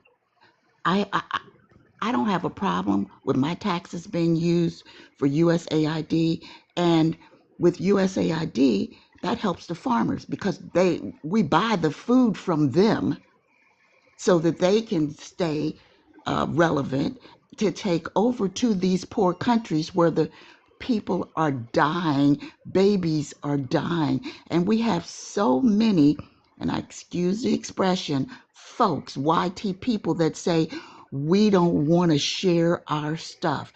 What I don't understand is when people first came to the US, the indigenous people here helped them. They would not have lived, they would, but we don't want to do anything. We're greedy. We don't want to share. We want to keep on our resources to ourselves. And the only way things are good is if people are kind and help each other. And we have the resources to do it. Let's do it. Because we help our own people here, but since Trump's in, they don't even want to, help our own people here for food and things like that. I just don't understand people. That's just something I can't understand. Well, Go It's ahead. called capitalism. That's what it's fucking. there's no hate like Christian love. Is a bunch of Yes. Christians believe that. Right. If you don't have something for me, well, then fuck you. I'll sit here and watch you starve, and then I'll take your body and feed it to the cattle, and then make steaks not for Christian. myself. Oh, I'm not. I'm just saying in general. I wasn't talking about you, Goy. I'm just saying a lot of these people are Christians. To love thy neighbor, Yes. except that Yes. guy, because he didn't give you any sugar when you asked him, and milk. He didn't give you any milk, so fuck him. Let him rot. Danny, jump in there. Right. Go ahead. Exactly. Now you get it, Hey. liberal. Host, let me. Go ahead, Danny. Go ahead. Right. Go ahead, Danny. This is what I. Yeah, man. Wait till I get some bars back, man. Ah, shit. Are you teleporting? You're a trucker, right? No, man. No, man. Ah, we lost Danny. Danny, come back to us when you got your when you get back to the Biden bars and not the Trump bars. The Trump bars keep you from talking. That's that censorship. Anyway, I hear you. Can you? I is can that hear better, you now. man? Yes, go ahead. All right. So listen, this is what I wanted to say. This America First agenda is a fucking crock of shit, man. Okay, we live on a fucking planet, dude. We're all human beings, man. We're supposed to help out each. You know what I'm saying? And we give them food. They have to give us something in return. Why? Mm-hmm. So what do we do with the abundance of food that we have? Where we just let it go fucking to rot? You know what I'm saying? How about we just feed the people, man? You know what I'm saying? I don't buy into that bullshit, man. You know what I'm saying? And there's countries out there in the world that do trade. So we should just fucking let them perish in the wind. Man, humanity's got to come back, man. I'll give you my PayPal if you want to feed my children. Would Well, you like to do that? It's not about that. Like, if you have an overabundance of shit, and we do, because you can go out behind any Walmart. It doesn't matter which Walmart. If they have produce and food, go behind there and look at the bins and just look inside. They have to get multiple pickups a day. They fill those gargantuan fucking bins with food that is perfectly acceptable to eat. They do. Right. If it has bruises I on agree. it, That's a messed tomato, because I worked in produce at Walmart. So I know for a fact, if it has a bruise or a blemish of any kind, it literally gets thrown the fuck away. They inventory each individual thing at the end of the shift, whatever got thrown away that didn't look pretty, They inventory it and then they toss it out in the back in a bin that's fucking locked. And then it gets picked up and shipped off and used for fertilizer, I assume. So Right. we have an And overabundance of shit, and we're throwing fucking food away that we could be but if we gave it to people, then they would just wait for the bad stuff, and then they would never come in and buy it. That's their fucking mentality. It's right. weird. Or I have more than I right. need, and I see that you're starving to death, and I can see literally all of your ribs and your vertebrae down your back, and you're like, but hey, what do you have any milk? You got $1? What can you give me? Come on, hey, let's make a trade here. What? It's weird.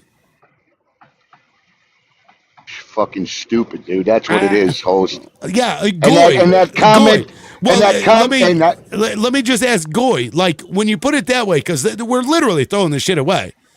Like, is that not really fucked up that we could take that food and give it to people who fucking need it? Are you okay with that?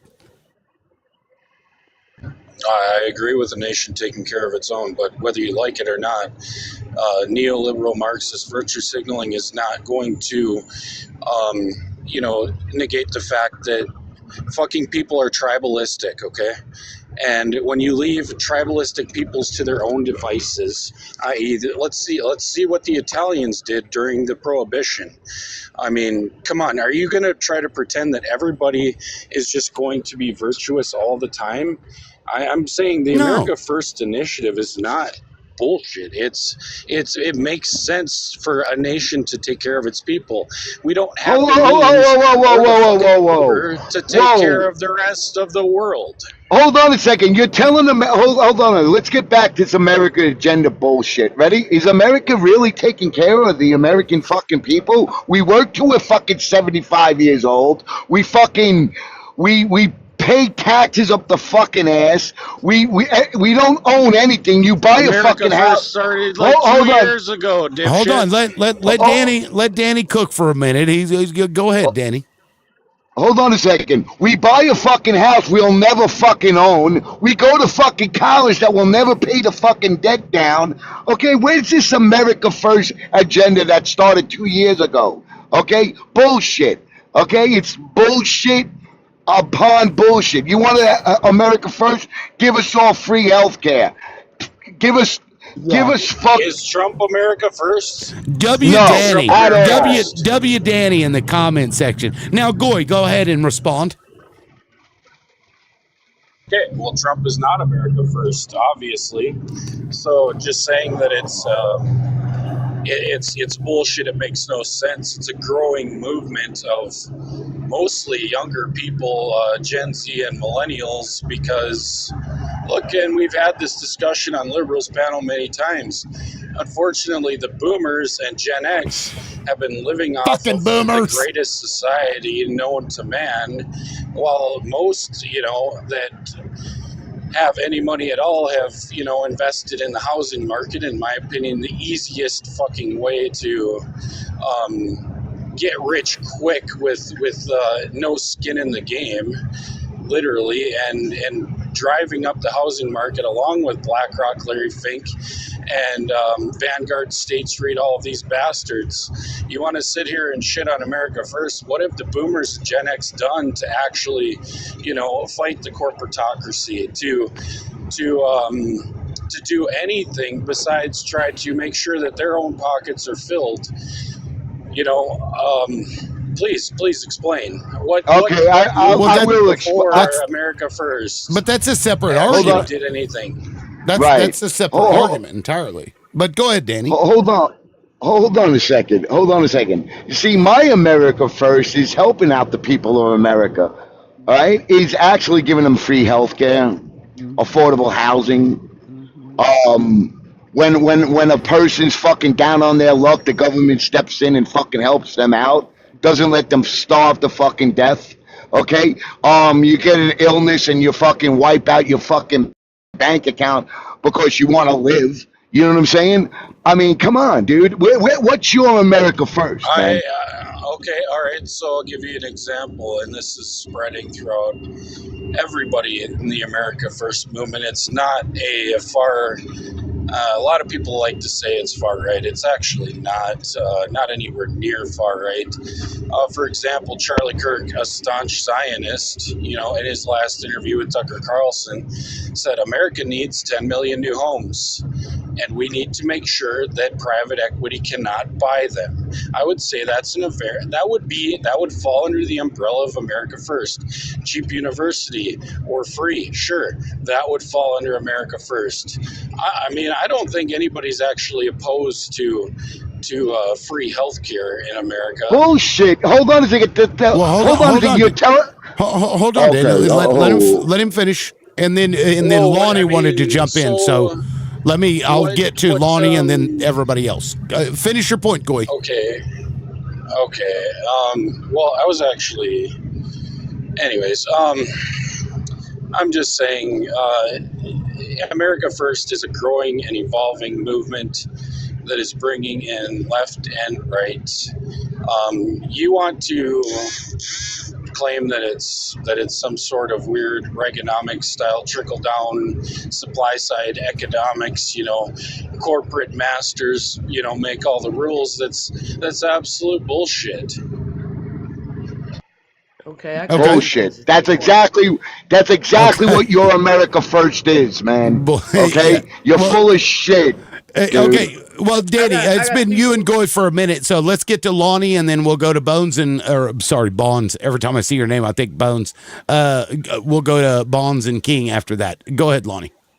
I got two things to say to that. Number one, I want to say the fact that minimum wage was designed to keep people from being impoverished, and now minimum wage is the impoverished wage.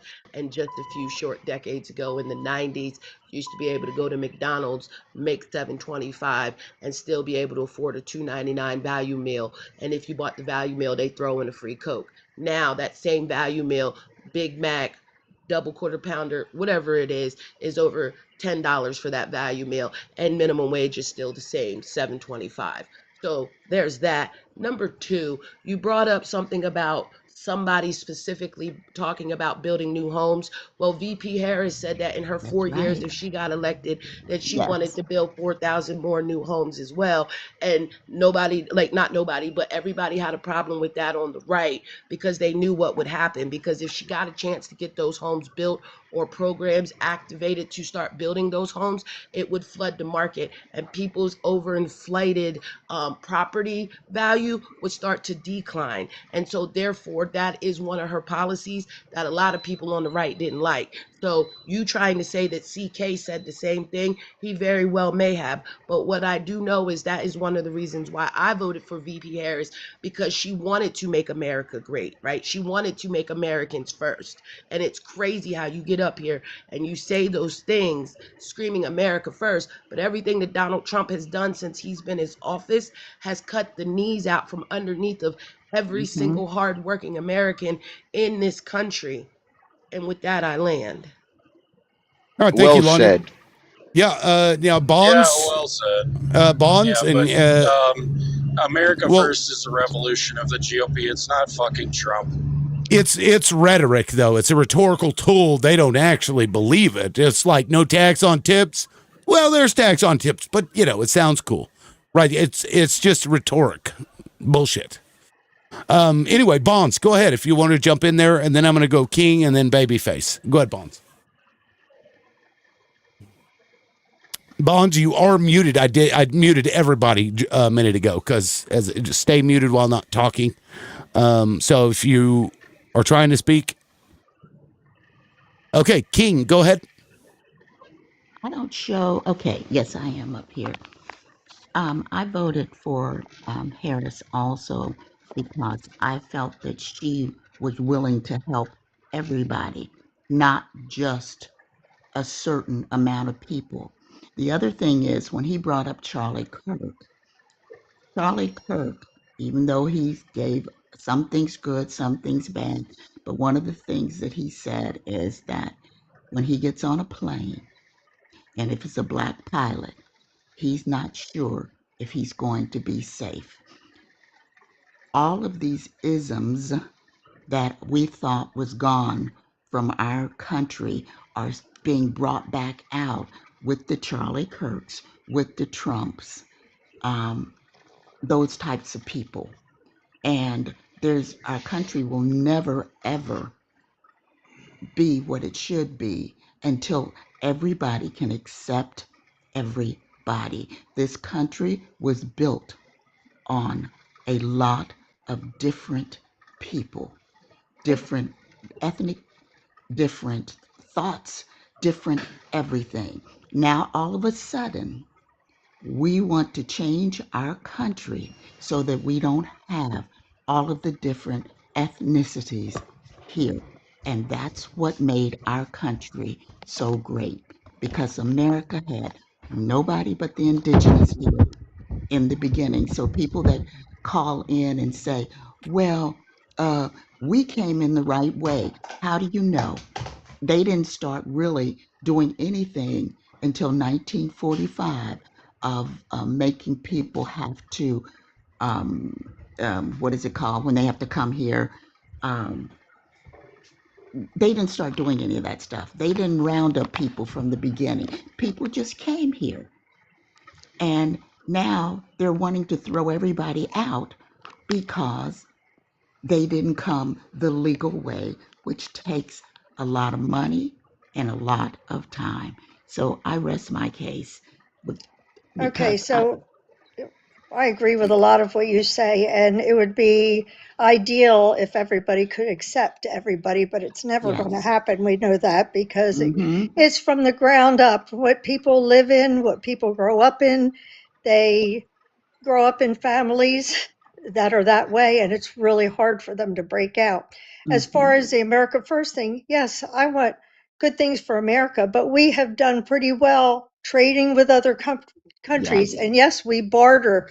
We give this, they give that, because not any environment or climate in any part of the world can sustain everything that humans have grown accustomed to being able to buy at the grocery store or buy on Amazon. So it worked. It was working. It wasn't a perfect system. Just like when a president comes into office, he can't fix everything in 4 years. We found out that one president can destroy a lot in a few days.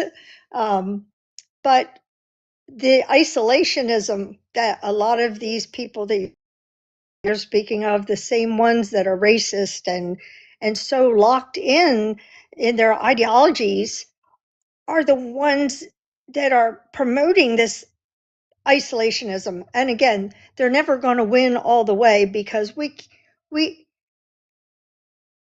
can't. When you go to any extreme, that's when the trouble comes in. Any extreme like this with religion, with Charlie Kirk. I'm sorry, I'm going to tell you something. You're going to think I'm crazy. I don't think Charlie Kirk's dead. I don't think Epstein's dead. I think they're somewhere in one of these ridiculous countries, friends of Trump, still running this terrible, trafficking business, even more untouchable than they were before. So much of this is out of our control. Yes, we have to vote in new people into our government if we have that choice anymore. That's what's worrying me. It's like, is this finally going to implode with Trump and all this stuff going on? Because with the trade wars, with the tariffs, how many of you tried to find oranges or the little clementines you always get at Christmas in the bag that weren't rotten? I went several times, and every time I went, that's because they used to be imported. Now we're only being able to deal with what these people can find in our country, or the very little bit that the produce companies can import into the United States, right? So it's seriously affecting our produce. I don't know if you do your own grocery shopping, but there's a lot of rotten or just about ready to get rotten stuff. And I Okay. don't think, right? Have you Yeah, well, experienced I'm that? just not True. sure how Oh, we yeah. got we just ran the gamut of I know. I've got so many topics thoughts in my head, like but I don't think much of it's going to change until this implodes with Trump. And it's like one more thing keeps happening, one more thing. He was speaking earlier today. Did you hear him? The BBC, I was watching the BBC, you know, he thinks he's addressing his adoring masses, and he's saying, oh, he went into Venezuela and we're going to have all this much more money, and he wants the money go straight to the people. And I want to say, well, where's it going to come from? Is it going to fall from the sky? He never says how it's going to channel back to the regular citizen. Yeah, we're all still Yep. waiting on that fucking Doge check. Yeah, there's I checks want my that's a tariff one-shot deal. rebate. Right? Okay, so I'm not. Okay. Yeah, we kind of went off track there a little bit, but Yeah. Babyface, go ahead. Babyface. Okay. I came in the tail end of what you're talking about. What is the subject that we're addressing? I mean, honestly, this is what we're addressing. How we got off into rotten clementines, I'm not sure, but you just whatever you want to talk about, I guess. Go ahead. He affects it all. That's what I was going at. Yeah, just how Trump is America affecting first. the country. Right. But With his not America the Clementine, first bullshit. not the Clementines. America first, Well, but the not the tariffs oranges. affect the clementines. The tariff and imports reflect why the clementines are rotten. Right, Babyface. Go ahead.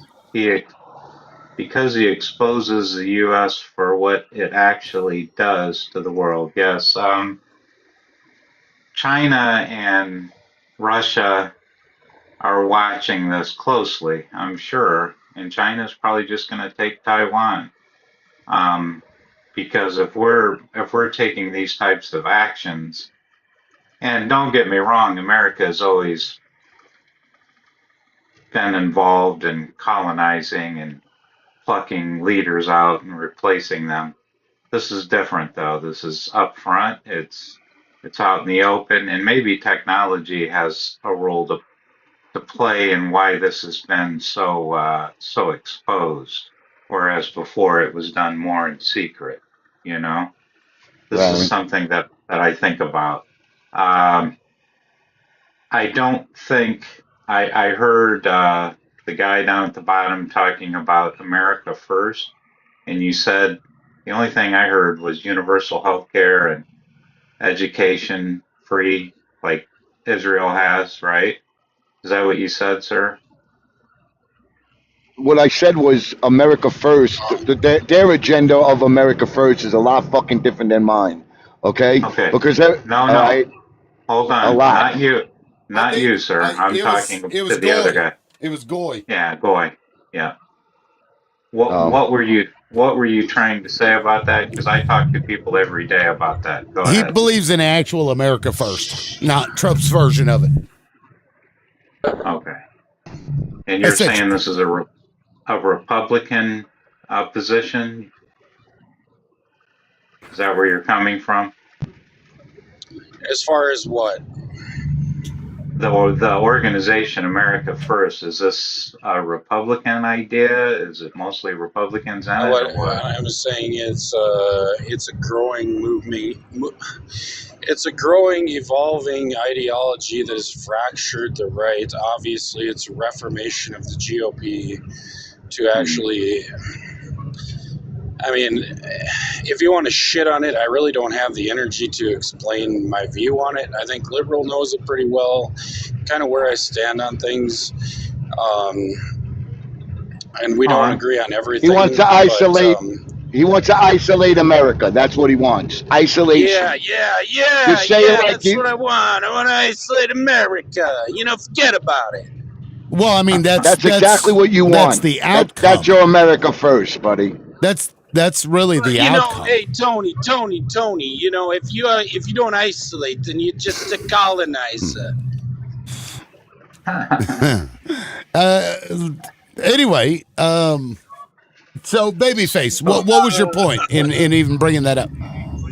Well, the reason I'm asking is because I've talked to people about universal health care on here that are on the right, Trump supporters, and they are always against it. And I've never been able to figure out why, because other Republicans and libertarians that I know generally are for it because they see logically how it would save us money, it would be more efficient, and our healthcare would be, it could compete with a lot of the world that has universal healthcare. That's been my experience. But every time I talk to anyone from MAGA about it, they reject it. I'm just Oh, curious I'm why. not the guy. I'm not MAGA. Okay. Your guess is as good as mine. That's Fox News boomers that think that if you don't, stand guard in front of BlackRock and defend Larry Fink, then democracy will unalive. Okay. I'm just Well, curious. All right. it's those same groups of people though that are pushing like Venezuela and going after Greenland, and that actually begs the question. I'll pose it to the panel: which country do you think is next? Which country do you think that Donald Trump will go into and try to take by force next? Cuba. Cuba. Panama. Yes. All I right, we want got British Cuba, we got Columbia. I Panama. want a land bridge. I want a land bridge to Alaska. That's on my wish list. We got a Canada. No, for real. I'm gonna go with Greenland, but go ahead. I believe it's going to be Cuba or Colombia, man. Yeah. They're not, he's not going to touch. He's not going to touch Greenland. Come on, you got Denmark, the NATO, the EU to deal with, right? And remember, UK, France, and Germany are nuclear powers, right? Right. Well, what he's doing Okay. right now is kind Third of thing to say. Third thing to say. The okay. only reason why the United States military is so effective is because we have 800 military bases throughout the globe. And if you start this isolationist policy and the countries start kicking the U.S. bases off their land, you're going to have serious issues. That's why we had USAID, man. Soft power that we fucking gave away. Yeah. How effective would the U.S. military be if we didn't have the 800 bases throughout this country or this world?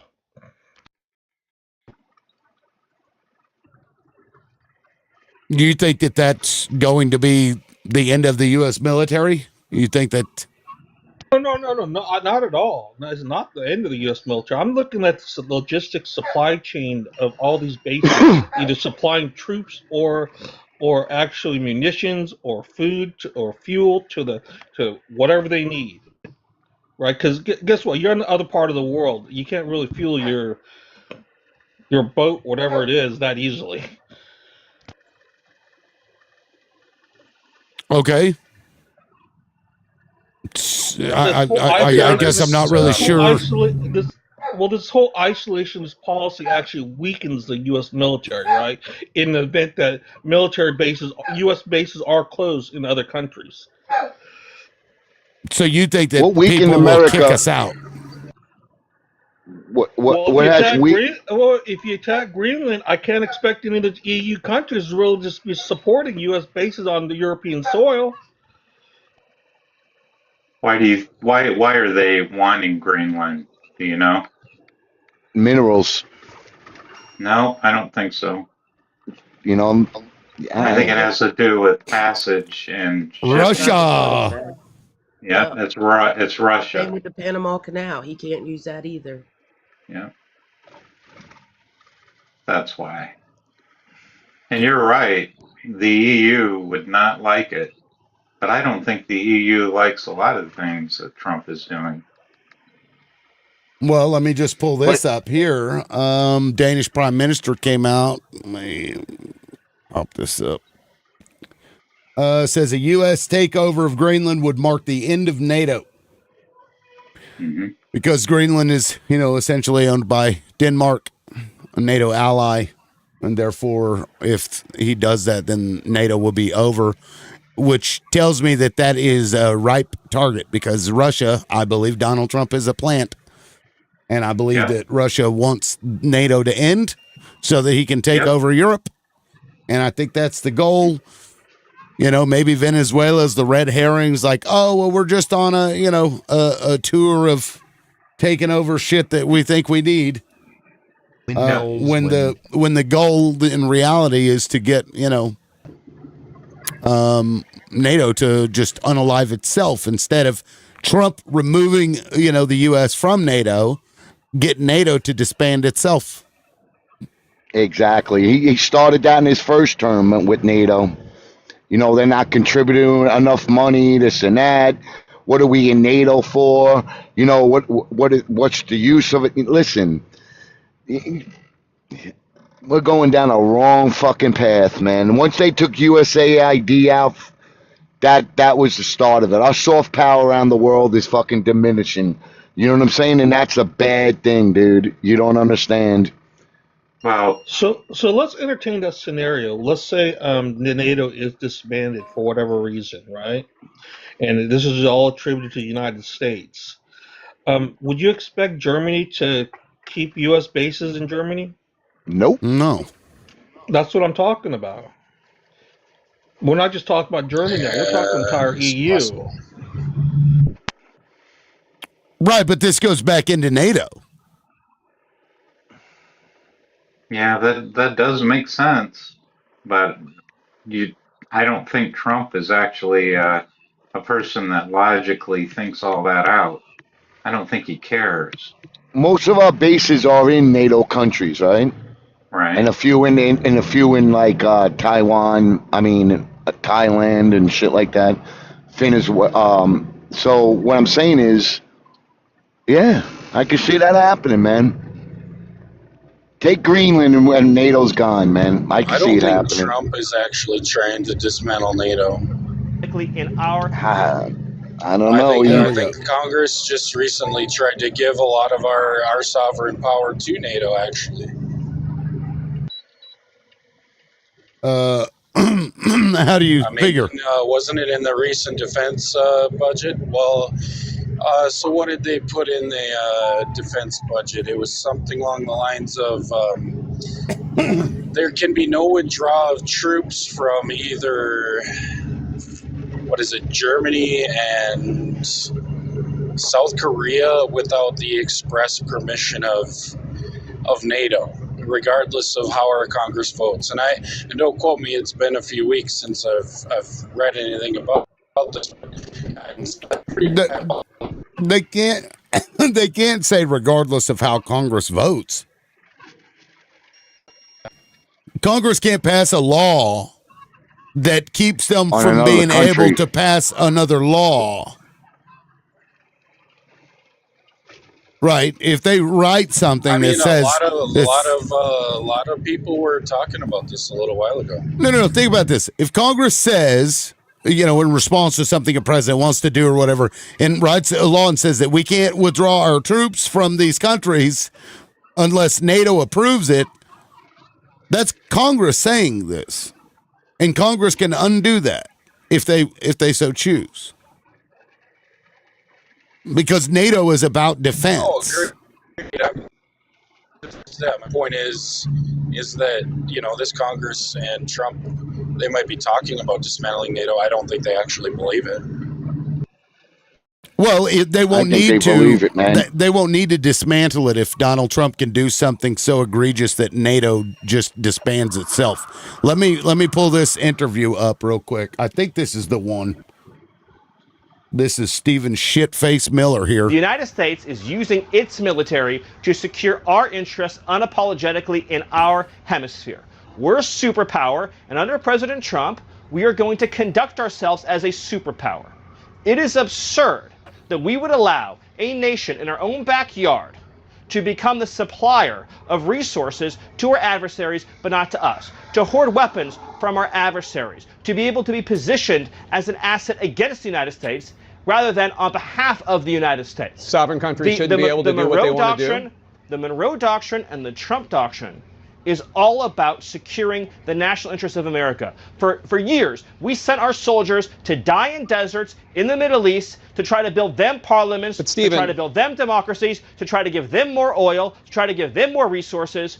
The future of the free world, Jake, depends on America being able to assert ourselves and our interests without apology. This whole period that happened after World War II, where the West began apologizing and groveling and begging I don't even and know, engaging in these honestly, vast what you're talking reparation about right schemes. now. It's what I'm talking about, Jake, is the idea. And by the way, you do. I know you love doing that smarmy thing, Jake, and I was hoping to be better than that this time. I asked you about if there should be an election. Exactly. I asked you if there would be an election in Venezuela. That's what I asked. I said, why was the damn it, president I don't so think this is quick the to one. dismiss Machado? You answered that question. And then I said, the objective, Jake, is security and stability for the people of Venezuela. With our help and leadership, that country will become more prosperous than it has ever been in its whole history. Venezuelans but the will woman be richer running Venezuela and right safer now is and part more of the Maduro secure and regime. better off. There will be conversations, Jake, about all of these guideposts along the way. The reason why I was giving you that speech, which I know you didn't want to hear, is because you're approaching this from the wrong frame.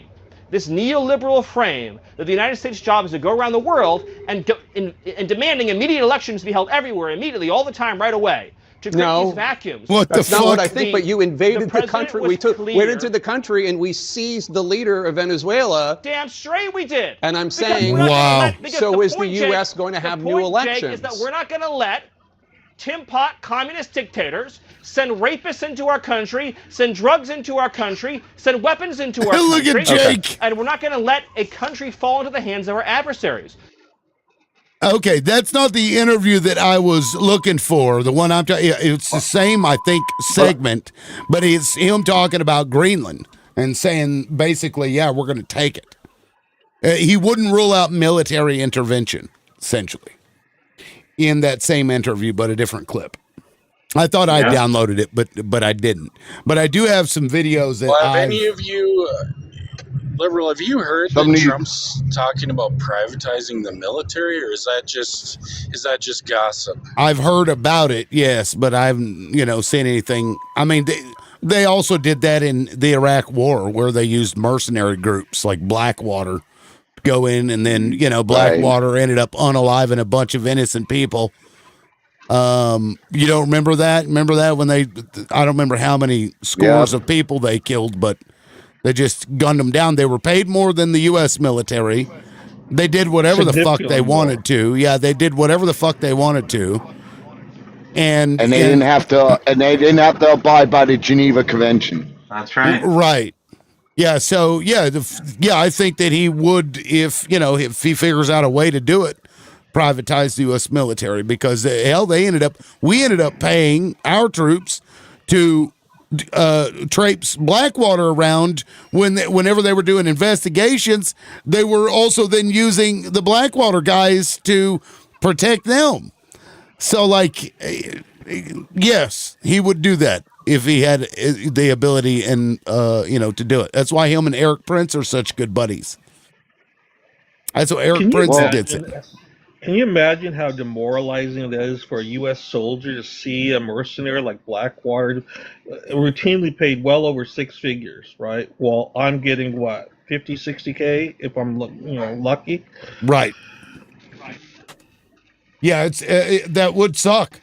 And then to see them have absolutely no guardrails whatsoever.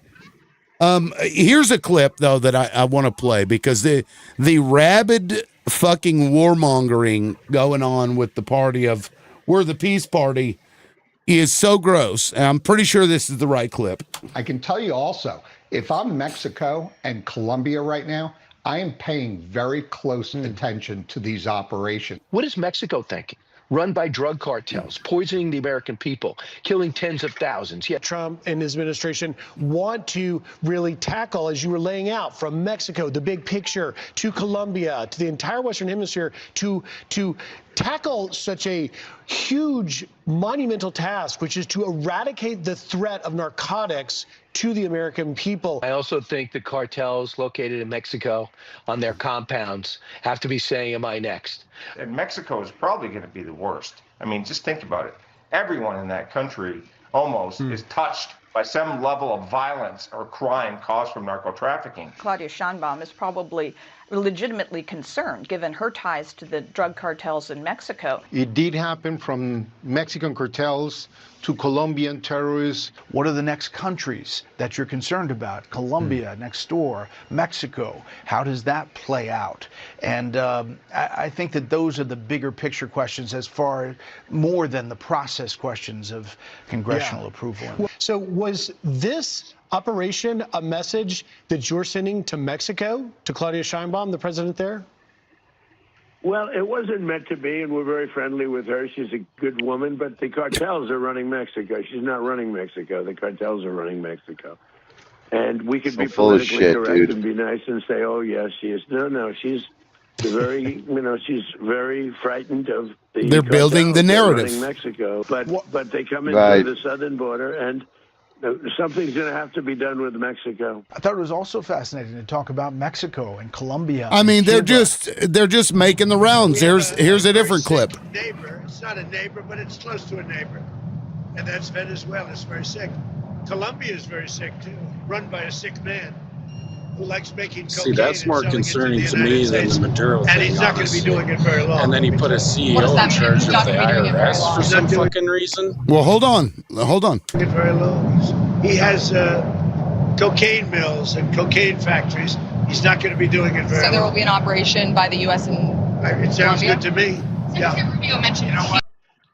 And then, but we can't take a chance after having done this incredible thing last night of letting somebody else take over, where we have to do it again. We can do it again too. Nobody can stop us. There's nobody that has the capability that we have. When I watch that war in Russia going on and on and on, and everybody dying, and it's like it's primitive. It's primitive. It's horrible. It's horrible. Could you tell us, Mr. President? This narrative building, warmongering, fucking extreme nationalism we're seeing is gross. I did, by the way, find that Jake Tapper clip with Stephen Miller talking about Greenland. If you want me to play it, but I've played enough. Yeah, play it. Please play it, man. Play it. All right, let me. Yeah, I want to hear that. All right, let's see. Here we go. Greenland should be part of the United States. The president has been very clear about that. That is the formal position of the U.S. government. Right, but can you say that military action against Greenland is off the table? It wouldn't be military action against Greenland. The Greenland has a population of 30,000 people, Jake. The real question is, by what right does Denmark assert control over Greenland? What is the basis of their territorial claim? What is their basis of having Greenland as a colony of Denmark? The United States is the power of NATO.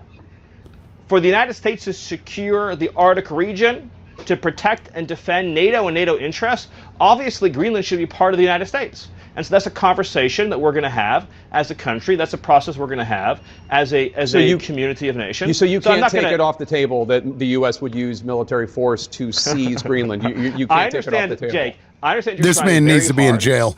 Which again is your job. Prison I respect it. It's great to get exactly the headline, right? That catchy headline. I'm trying to get an answer that says Miller refuses to rule out the United States should have Greenland as part of the United States. There's no need to even think or talk about this in the context that you're asking of a military operation. Nobody's going to fight the United States militarily over the future of Greenland. So One last question, Stephen. Stephen. Make any sense. One last question.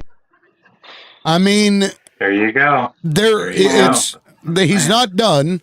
And I want to point out, guys, that Project 2025 listed these countries in it. Mm-hmm. So people that are like, oh, this is a distraction from Epstein. No, he tried this shit in the first term. He sent in CIA operatives. This isn't a conspiracy theory. Sent them in, failed miserably. And here we are. Now he's just like, well, fuck it. We'll just go in there and drop some bombs. So openly doing it now. Yeah. So it's like anybody that's claiming, oh, well, this is about that. No, they have a larger political game going on, geopolitical game going on, and the U.S. is taking and seizing these countries, and or whether they run it directly or indirectly through a proxy dictator Doesn't matter. This is what the U.S. has been doing since the fucking 40s that I'm aware of, and even before that with like Hawaii. Yes, that's true. This is crazy. Yeah. Like, and that's why this prompt says what it says. Because we've been doing this for, forever. And we lie about it all the time. Donald Trump just said, well, fuck that shit. I'm just going to tell everybody, yeah, we're going to take it. It's our shit now. We're going to take the oil. Yeah, we're going to run the country. He's not hiding it. He's not trying to pretend. So at some point, the world has to turn, don't they? Yes, they will. Back around 1920, Smedley Butler wrote War's a Racket. Right? You guys should read it. The thing is that he continues to antagonize our allies, which he has done very well doing, and decides that they are going to try to take Greenland militaristically, or however way they try to do it. It's going to completely alienate us from everybody. The only reason why the United States has been able to keep the standing that it has is because we've had strong partnerships with our allies. What happens if all the BRICS countries, Russia, China, and all of our adversaries gang up, and then our allies are nowhere to be found? What happens to us? Mm-hmm. We lose our stand. We're in a weak position here, and this MAGA playing team politics with this, I don't think they realize what could be triggered by what happened on the weekend. Every WW has had a flashpoint that has triggered. WW1, it was Franz Ferdinand unaliving. WW2, it was Blitzkrieg. Yeah. Yeah, and I mean, at some point, like your actions have consequences, and the U.S. has committed lots of actions. Goy, I'll put it to you this way, because you may disagree with some of what we're saying, but Israel is the worst thing to happen to the Jewish people. America is the worst thing to happen to the American people, because our government has been doing this forever, and now it's just he put a spotlight on it. I think the world has to turn against the United States. Otherwise, they're complicit in this hegemonic bullshit, even though we tried to not do it. After World War II, everybody got together, created the UN, and said, we're not going to engage in this anymore. Whether it's economic attacks or actual attacks, unless you're defending yourself, you can't do this. And the U.S. says, fuck you. And has always said, fuck you. Right. Right, and the Article 5, the only time Article 5 was triggered was guess when? 9/11. Correct. Well, Goy, you US disagree. Has been the only one. With what? Okay, so the Israel being the worst thing for the Jewish people to happen, agreed, but the culmination of Jewish beliefs is what led to the creation of Israel, and most of the diaspora supports it. You have a very small minority that are against it. Now, CIA and Mossad have been in cahoots since the 1940s. I believe, this is a great shift of the narrative. It seems to be that, for 2 years, everybody was in agreement. We have to.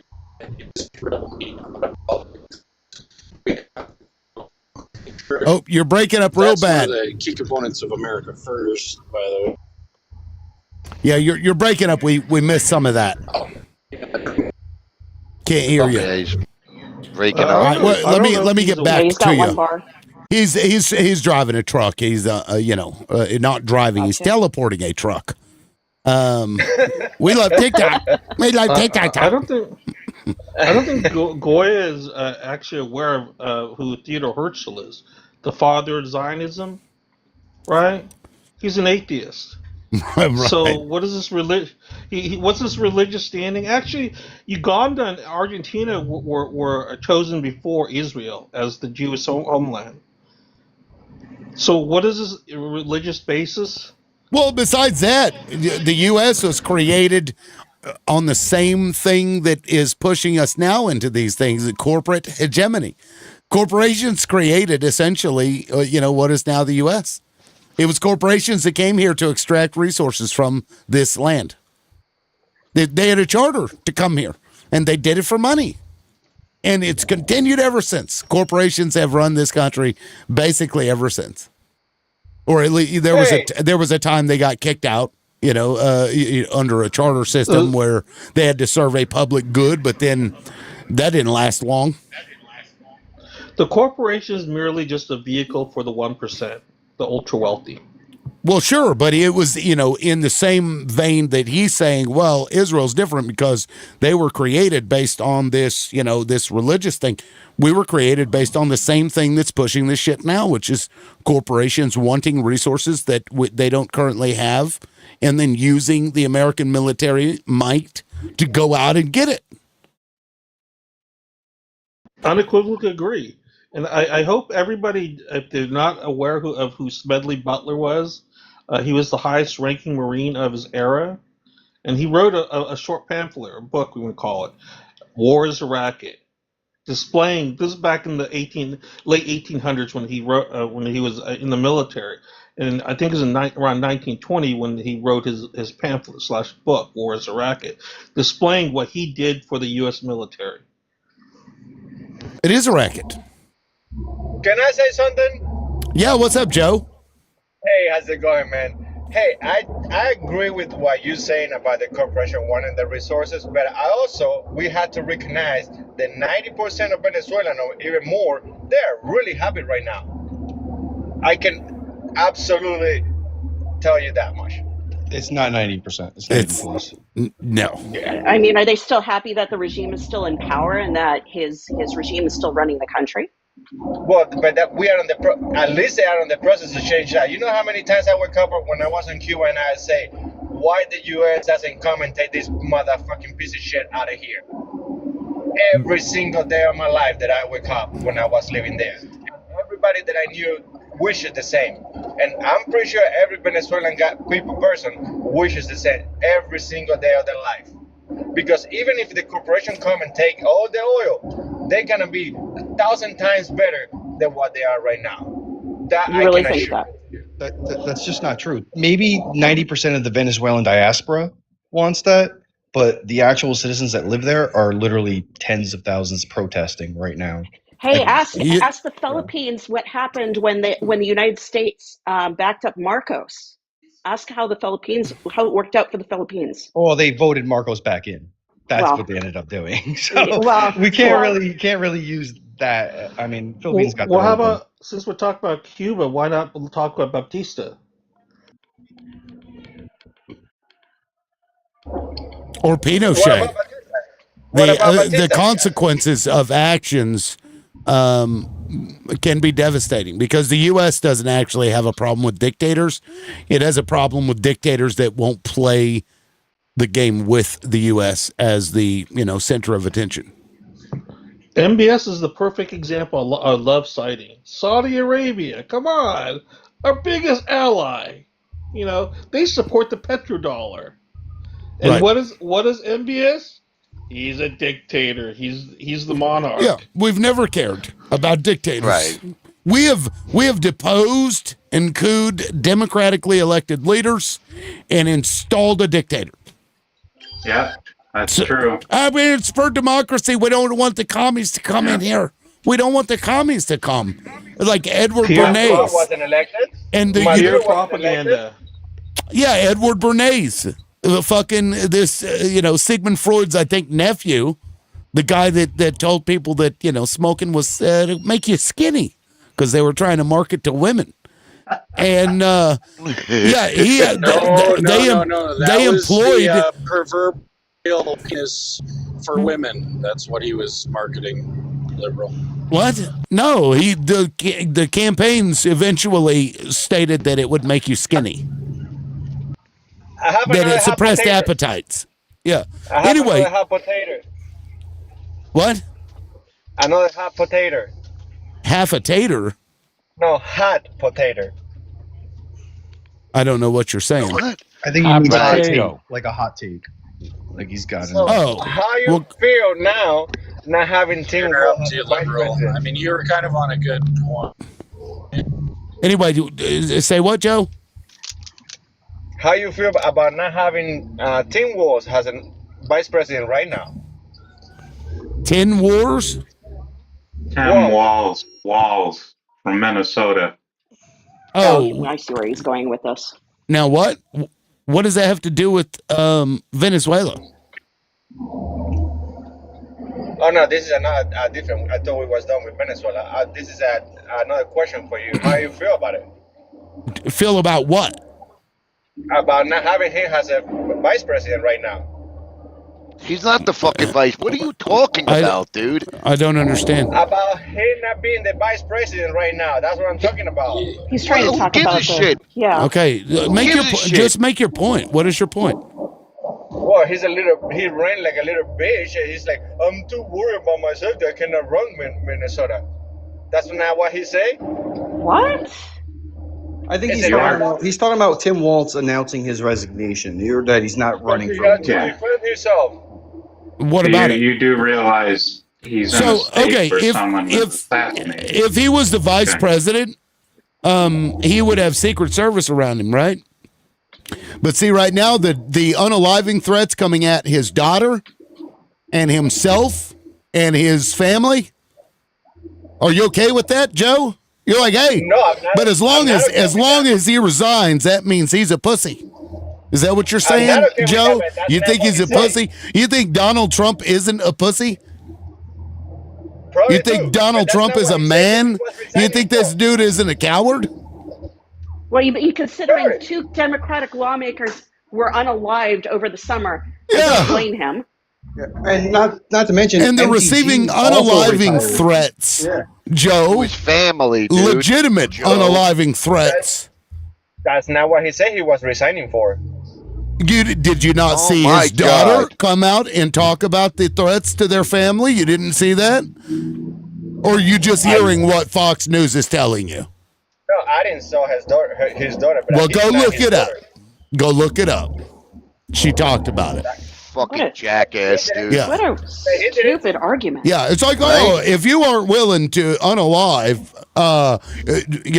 and stay in power as a governor, like, what does that even mean? Donald Trump is surrounded by fucking Secret Service. Tim Walz would have been surrounded by Secret Service. He didn't say that. I didn't hear him say that. Oh my God, dude! My point is moron, that you're trying to imply that there's something wrong with Tim Walz because he's going to resign over what's happening, and that makes him a coward. That's what I'm reading from what you're saying. Yeah, absolutely. He's running. If he was vice president, he would have. If he was vice president, he would have an amazing number of Secret Service people around him and his entire goddamn family the whole time he was in office, and so he wouldn't have to deal with this. Anybody that was unalive threatening him would go to fucking prison, just like they should, wouldn't he? No, Joe Gatt. Right. Joe Gatt has no fear of anything. Joe, why don't you tell everybody your name and address? I can tell it to you if you want to. Go ahead. No, we're not doing that. No, we're not doing you that. Have no fear. You have no fear of any threats against you or anything else. Go ahead.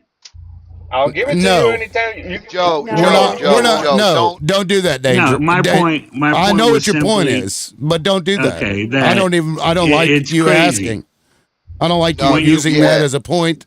Don't do that. Okay, again. when you're governor, it's not an opportunity to make wealth. Being a congressman, that's an opportunity to make wealth. Just the way Mitch McConnell went from running as the poor senator from Kentucky, ended up being worth over $65 million so many years later. They all make money. Being a governor doesn't make you money. So the only reason you're doing it is for your country, for your state. And there's no reason to do it if your life is going to be threatened and your family's life is going to be threatened every day. Do you understand that, Joe? Yeah, I understand that. And it's the same with Marjorie Taylor Greene. She resigned because she was getting threats against her family, the constant pizza calls. And we just saw over the weekend, J.D. Vance's house was vandalized in Ohio. And what happened? The Secret Service stepped in. They don't have that kind of protection. Not even so your close. argument, your argument makes no sense. You're calling him a coward. I would say he's protecting his family. It's not worth it. There's a point where it's like not worth it because your family's in danger. And we've seen senators or congresswomen And judges. And judges, yeah. Like, so this ideology that you have that they're cowards, they're running away, dude. You need to self-reflect a little more and Right on, man. Right on, dude. And start thinking about what are priorities. Like, that is not what he said he was quitting for. Oh my God, dude! You go listen to what his daughter said. That's all I can say. His daughter is not him. His daughter is part of his family, Joe. Oh my God! Holy shit, bro! Like seriously, bro. God. Hold on, Joe. You don't have to Hey, come hold out on, and hold- say. You don't have to come out and say, "Hey, I'm resigning because of the unaliving threats, and I'm resigning because of all this shit." He's dealing with a crazy amount of shit that's brought by that fucking piece of shit that you elected, Joe. Okay, the same daughter that she said she's not running anymore because running is a sport for rich people. What the fuck? What the fuck? Okay, I don't give a fuck about Tim Walz. I don't care. I don't care. You bringing it up? Hey, Joe. You bringing it up is indicative of the fact that you know that what Trump just did in Venezuela is fucking wrong. Oh no, it's not. And you don't want to talk about it because you can't defend the indefensible. I don't think it is. I think it's right. Well, you think wrong. I wish they would have done it in Cuba when I was there. Well, maybe you should have stayed back in Cuba, bro. Why? Well, how'd you get here on a fucking boat? Did you raft yourself here, bro? Nope, I came here. Well, here's what I can say is that what I've watched this president do is mistreat people that disagree with him. So when a Democrat gets into office, what I'm not going to do is complain when they take people like you, Joe, and denaturalize your ass and tell you to go back from where you came from. I'm not going to complain about that. Yeah, I'm not going to complain about it. I'm not even going to bat a fucking eye when it happens because you came in here and then you turned around and wanted to mistreat the very same motherfuckers that you were running from and or just like you because they didn't do it in the same fucking way. And then you turn around and you're okay with us going around the world deposing the leaders of nations, stealing fucking oil, doing all this crazy shit that then harms us. This is harmful to America because it makes America a fucking target. So what you're doing is actually trying to unalive this country by perpetuating actions that will result in consequences that will be harmful to my country. And you aren't even from here, motherfucker. So if you want to do that, you get your fucking ass back on a boat and go back to Cuba. And then petition Donald Trump. You can go around the country and you can get a fucking petition. And if you can get like 80% of the goddamn country to sign your petition to go in there and undo Fidel Castro, then you can do that. And then you get to pay us back all the fucking money that it costs us to go in there and do that, Joe. They went when they weren't. He had Joe Biden put a freaking bounty on his head. $20 million. What are you talking? Biden? Let me bring up Biden when it doesn't even fucking matter. I'm telling you, Joe Biden This is the one is that put a bounty on his head. Zog.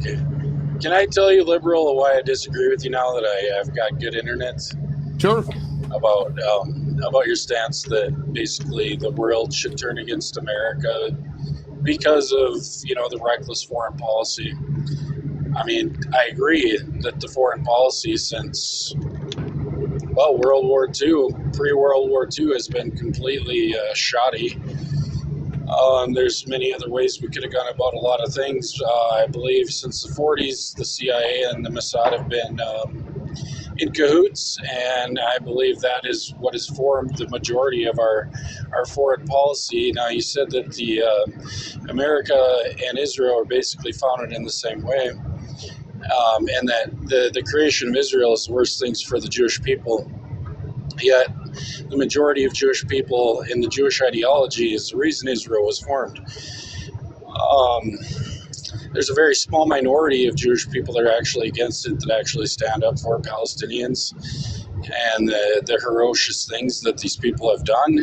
But we all know, the polls, the 82% that agree with Netanyahu and think that he's not even going hard enough, things of that nature.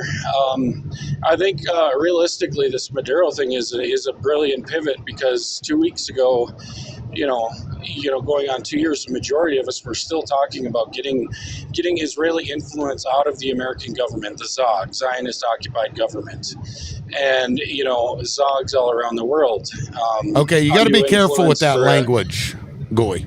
Okay, you get my point. But yeah, so Boy, I the CIA and just think Mossad wasn't created until after World War II. I believe it was like. I said the 40s. You said before. Yes, World it was War II. 47. Okay, 2 years after. No, he said after. Yeah, I'm pretty sure I heard him say after World War II. Actually, I'm just the saying our foreign CIA. policy has been screwed up since pre-World War II. But the CIA and Mossad have been working together in cahoots. Okay, so is it your argument? Let me just make sure I understand what you're saying. Your argument is that America shouldn't be punished for its actions because it was actually the actions of another country. No, not that. Okay, then succinctly, what is your point? Because I'm not sure what you're saying. What I'm saying is that 2 weeks ago, we were all, the majority of people were agreeing, Israeli influence in our government and other governments is the biggest problem. And I think this Maduro thing is an excellent pivot for everybody to take the focus off of Palestine.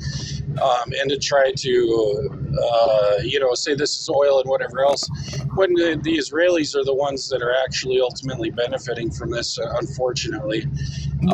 Because of Goy, the oil that was heading to Goy, hold on, Goy. So the oil that was going. This isn't Iran. a distraction, okay? Let's be clear about that. Project 2025 lays it out very, very clearly. The countries that they wanted Donald Trump in his administration and that ideology to overthrow. They wrote it down, and he already tried it in his first term. This is not a distraction from anything. This was planned. They wanted this. The corporations are pushing for this. It gives them the ability to expand their fucking reach and make sure that the U.S. dollar remains the world's reserve currency, because they see the writing on the wall that we're going down, and they don't want us to.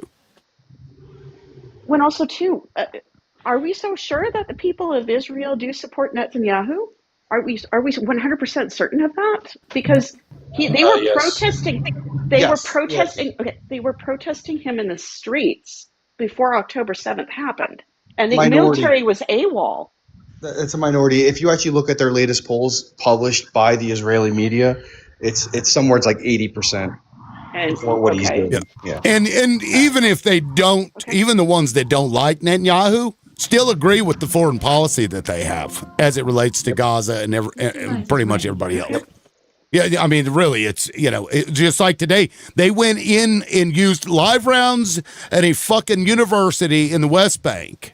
And I believe they unalived or injured 2 people, started pew-pewing the protesters at a university in the West Bank. That was today or yesterday. Rather than the world turning on America, I would love to see America right the ship. Yes, but this has nothing to do with Venezuela. You said you disagreed with. Yeah, I think Israel and Venezuela are very tied together. This whole move. Maduro has gone out publicly against Israel and their actions, and that's true. And support, and the opposition was Machado, who is a Zionist. So, there's that argument to be made. I think he's saying, but what you got to realize is it's not a Jewish ideology. This is a Zionist ideology. Right. And there was something you said before, Goyer. I'm not sure what your name is, the trucker. You said it was like most Jews. It's actually not. It's Zionists, and a majority of Zionists are actually Christians. They're evangelical Christians. It's a whole ideology. It's not a religious based belief that Israel needs to exist. And I just wanted to make that clear. That's actually why I came up, because you said that, and I was like, no, that's absolutely wrong. Yeah, If you're going to frame it Well, from a I religious believe you're spreading Hezbollah, actually. Lewis, no, if no, you're going to no. frame it from a religious standpoint, Orthodox Jews, they oppose this in the United States and in Israel. That's right. Matter Yes, of and fact, that's where you see I the have. protests. If you don't know what I'm Okay, saying, but okay, those are so the come on, hardcore really? religious Jews. Yeah, and the reason they do that is because Okay, in Jewish. without Judaism as a religion, could Zionism exist?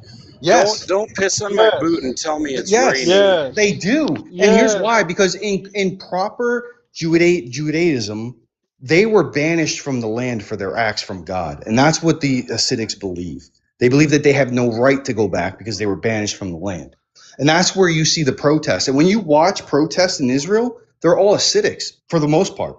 They're wearing the hats. They're in the Hasidic garb, because that's the well, I don't want to say true. Oh 'Cause, yeah, they're you know. so pious. Yeah. What about the Brooklyn tunnels? Did the Hasidics participate in the transatlantic slave trade? I mean, are these people the most pious, devout, innocent people on earth?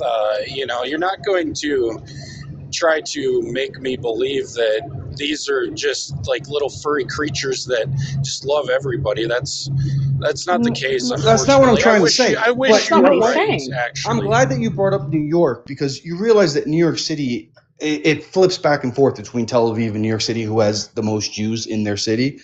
And 40% of them do not believe in Israel, and they stand against what Israel wants. That's a huge majority of Jews that do not believe in what the Israel project is. Let me play this clip real quick. This I watched this morning. I think I may have seen the longer version, but this is Gaza, go! They want you in Gaza. Why you don't go to Gaza? Why you don't go to Gaza? Why you don't go? Listen what he calls Why him. you don't go to Gaza? You are endangering we are the best people in the world. You are not people. You are Amalek. War criminals. You are Amalek. The world is outraged. Yikes. Why you don't go to Gaza? Why you don't go to Gaza? Go to Gaza. Go to.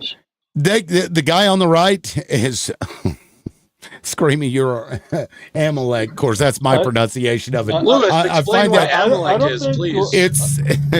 It's a serious insult. One of the worst insults you could call another Jewish person. They're like traitors, deserving of being annihilated. And I'll give you another great example. I don't think Goy heard what I said earlier, about 15 minutes ago. Amalek, Jules, right? Amalek.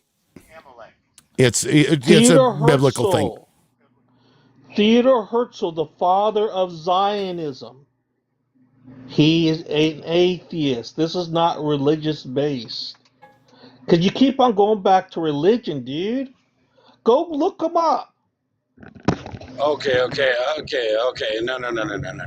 No. First, so the person that was interested in the comments, look up Amalek in the Bible, or the Torah, or the Pentateuch, whatever you want to call it.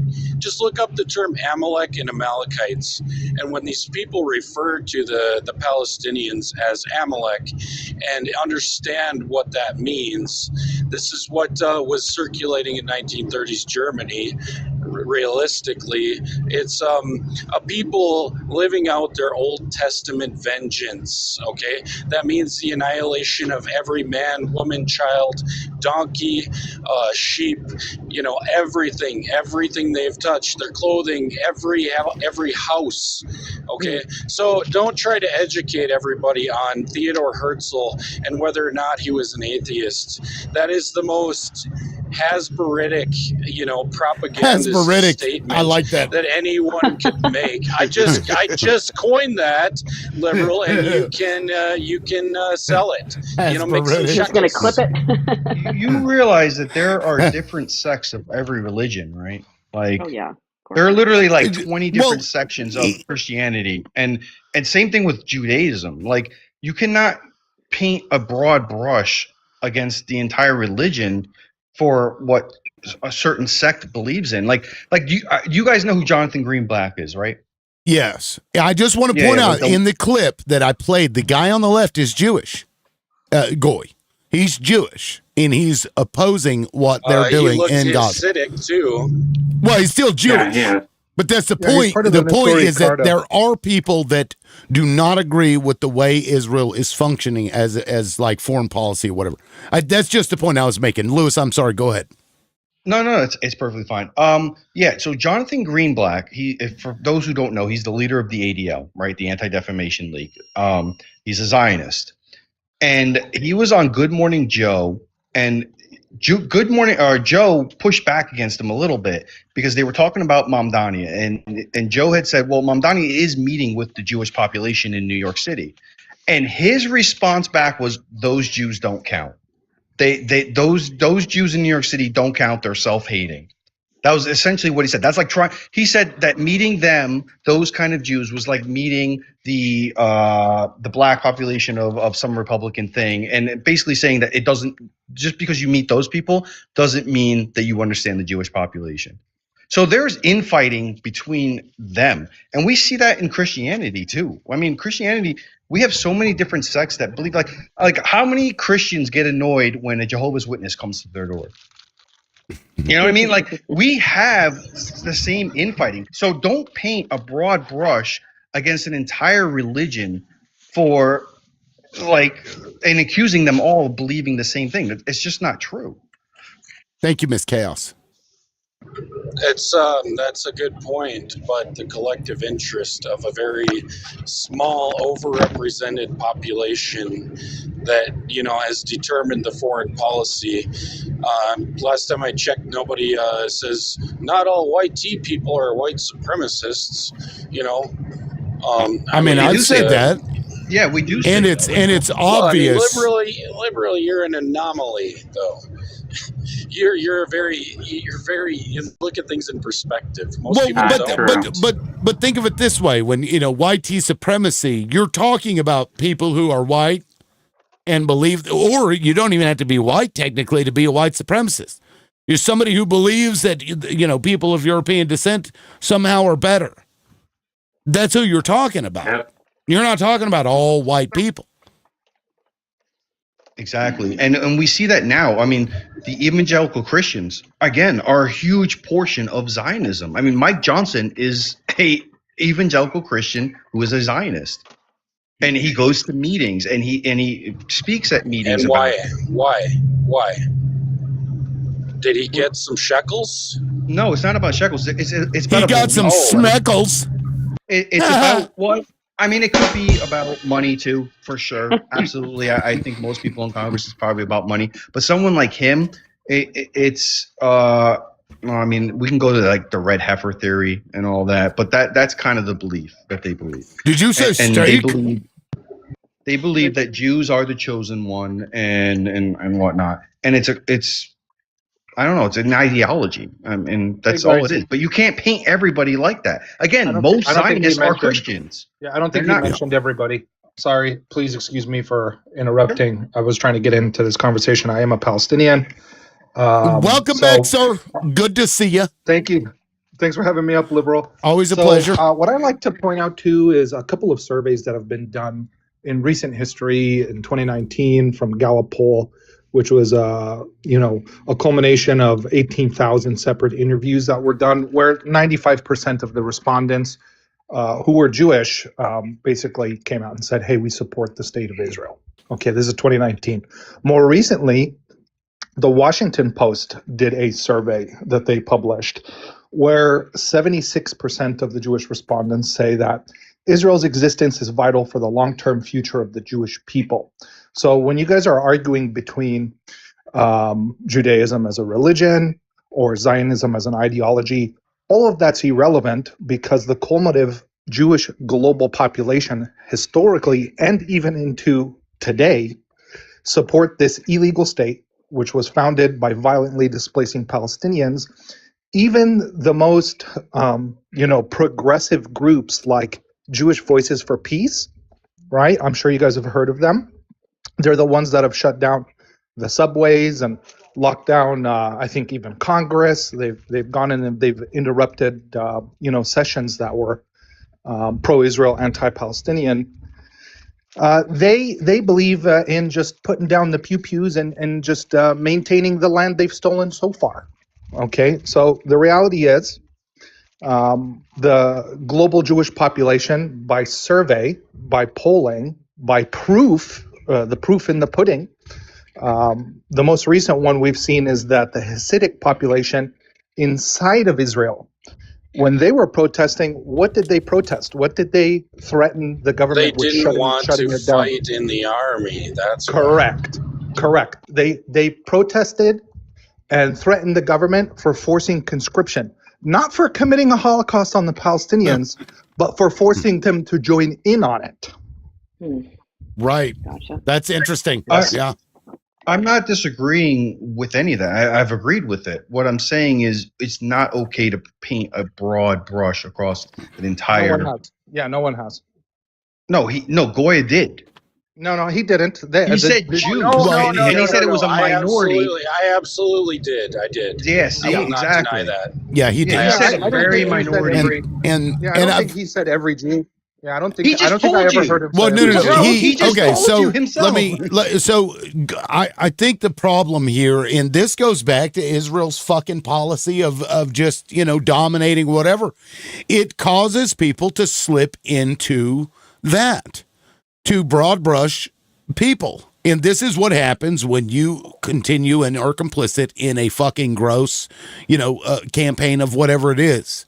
The people that are, not even necessarily part of it, but they end up getting, painted with that same fucking brush. And Goya's an example of this happening.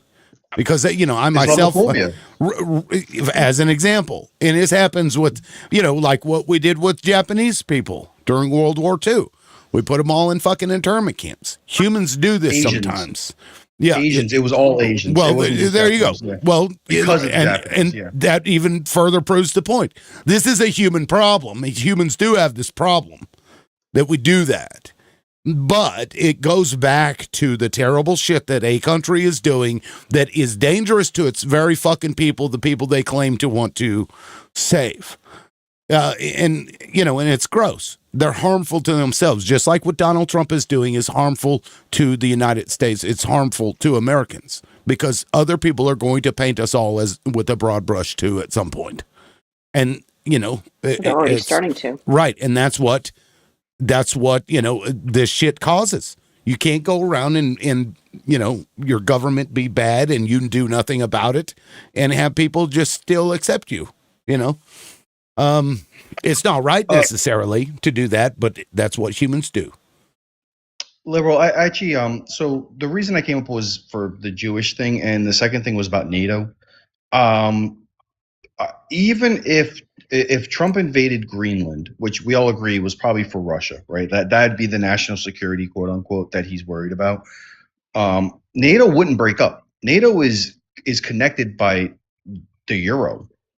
Like you would have to destroy the central bank of England or of Europe, and then change all the denominations of their dollars or their equivalent.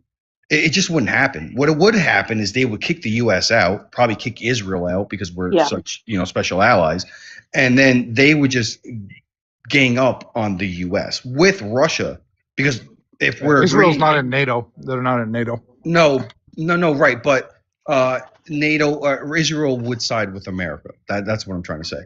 So you would have a conflict where you would have Europe who didn't necessarily kick, but I think it would be more like Trump leaving NATO. They would still band together because they're economically tied. And to change all that would be, you saw what happened in England when the Brexit, right? Like it was a very hard thing for them to do. Sure. Who's the female that answers for Denmark or Greenland? Who's the leader's name? To that, I would say, even if they do stick together, they won't have the United States, which is essentially the entity that kept all of that together through money and through military. The rest of the NATO countries don't have enough to protect themselves against, for example, Russia or even China. Right. So it will de facto be destroyed. If the United States is no longer a part of it, it won't be effective enough to matter. So you could still call it NATO. I guess, but it would morph for sure. I think they would still be allies with each other, and in fact, I think they would actually expand their alliance to Russia and China and North Korea, because now you're influencing. There's a possibility that they could work with Russia, and maybe that because Russia did try to get in on this early on. This is why I've been critical of the United States policy towards Russia since World War II. We turned around and started treating them like ass. We kind of did this to ourselves out of fear of, oh my God, the commies are coming. And you know what I mean? And like every time we turned around, there's a commie under your desk. You know, so you may be right. That may actually fix some of the issues in Europe. And maybe Russia can be, you know, brought into the world stage in, you know, with respect. But maybe Russia will just be like, fuck you and take it over. Or try to. No, because it wouldn't be, because where does most of Europe's oil come from? Yeah, Russia. It comes from Russia. Yeah. Yeah. So even though we have all these quote unquote sanctions against Russia, we still, you know, Europe still gets their oil and energy from Russia. That would be the natural progression. Yeah, I mean, in that and sense. maybe that's for the best. Because then the boogeyman is gone. Like the boogeyman that is Russia, that has, you know, historically been Russia. Maybe it wouldn't be necessary. But we see what Putin is willing to do. So maybe after Putin has, you know, pushed up a few daisies, you know, maybe the next person that comes in will be more or less psychopathic than him. One can hope. Yeah, one could hope for sure. And also, we're also talking about have you heard the term Five Eyes? The Five Eyes of the world? Yes. Yeah, right. So the Five Eyes, for the people who don't know, is Britain, Canada, U.S., France, I think, and then I can't remember the fifth one. But it's a spy intelligence thing, right? Like that's what they do. So if you're going to alienate 4 out of the Five Eyes, now our intelligence has been diminished greatly. I don't think it would ever happen. I mean, we should put Jonathan Pollard in charge of the Five Eyes, don't you think? That's fucking funny. And for those who don't get that reference, Jonathan Pollard wait, maybe our, we can rewind. Go ahead, Liberal. national security secrets. A bunch of them served time in prison, then got out and then went back to Israel. Welcomed with open arms, for the record. The worst traitor in American history. 30 years in prison. Sold our nuclear secrets, gave them to Israel. And who did they sell them to? Was it the Five Eyes or was it Russia and China? Lewis, where was the warning on 911? I thought, you know, we shared intelligence. I agree with you. And in fact, I would argue that Robert Maxwell was probably the worst traitor to America. He was just never tried. But anyways, there is a lot of behind the scenes incentives for America to stay in NATO is what I'm trying to argue. I really don't. I think Trump is blustering. I don't think he's going to do anything with Greenland because it will trigger, what is it, Article 5 of the NATO or Article 4? I can't remember which article it is. Well, no. If we attack Greenland, Greenland is essentially operated by a NATO ally. Right, exactly. Yeah, that's what I'm saying. NATO attacking its own country, its own ally. That's the problem. Yeah, it would never happen. That's what I'm saying is they wouldn't do that. Like it would destroy so much of world intelligence, economy. If Donald Trump tells me something, I believe what he's saying. And they've been screaming this since day one. They're those billionaires, the technocratic people, they've been trying to set up shop there for a long time, even prior to Donald Trump. So it's not just, you know, this isn't just about some security thing, whatever. These are billionaires that are pushing him to do something to get them to come so they can go in there and have a little playground for their fucking feudalistic cities. Yeah, but if you look, okay, so Liberal, you made me aware of this. In 2020, the State of the Union, right? Like he talked about 3 specific countries, Nicaragua, Cuba, and Venezuela. I think that's where we're going. I think because his first day he said the Don Roe, right? Like he reframed the Monroe Doctrine. He called it the Don Roe Doctrine. I think we're staying in South America. I don't think we're going to Europe at all, at least not anytime soon. I think he's aiming at Cuba or Colombia next, personally. And he's going to. They're literally threatening to strike Iran right now. The U.S. is in a position to strike Iran. Yeah, in the Middle East, sure, yeah. Well, I'm gonna pull up Cuba. real quick. Because let's see here. Okay, so all of those countries you listed are in the Project 2025, right? Right. Yes. So is Greenland, right here. They talk about its strategic importance. So when you tell me that they aren't going in there, I'm sorry, Lewis. They're saying that they're going in there. They wrote it down beforehand. They've talked about it since basically day one. What you're doing is refusing to believe a psychopath who's telling you what he's about to do, and he's made good on the things that he said before, and you're refusing to believe that he's serious. So, look, I wish I could share your optimism. I disagree. I believe them. No. When I'm they not said saying. I meant the next step. I don't mean. I agree. I think he will eventually do something. I didn't. Nobody said here. I don't think. I'm not sure. Well, maybe one person said Greenland when I asked who they think the next country is. I think it'll be Colombia or Mexico. Cuba. Or Cuba, yes. Colombia or Cuba. I agree with you. Yeah, Can I contribute here, Tim? Can I ask a question? Well, Hoodlum hasn't spoken yet, but I guess go ahead and ask your question. So let's say Trump does attack Greenland. What would happen to the United States, the global trade? What would happen to it? Especially with the EU. You think they still want to trade with us? Oh, yeah, no. They'll turn to China and Russia. They'll have to. Yeah, just like what I was saying earlier. If you eliminate if the EU starts eliminating U.S. bases, it weakens the United States. It weakens in my opinion, it's going to weaken our economy because we're losing trade. I wouldn't trade with you if you're attacking me. So I think that. Hi, Tim. By the way, how you been? I'm good. Good. I think that this Western Hemisphere perspective is America first. It's the American financial system versus the Britain Dutch Anglo system. And I think that when you look at Venezuela, right, it is the idea that we're not building nations here. We're not going in there.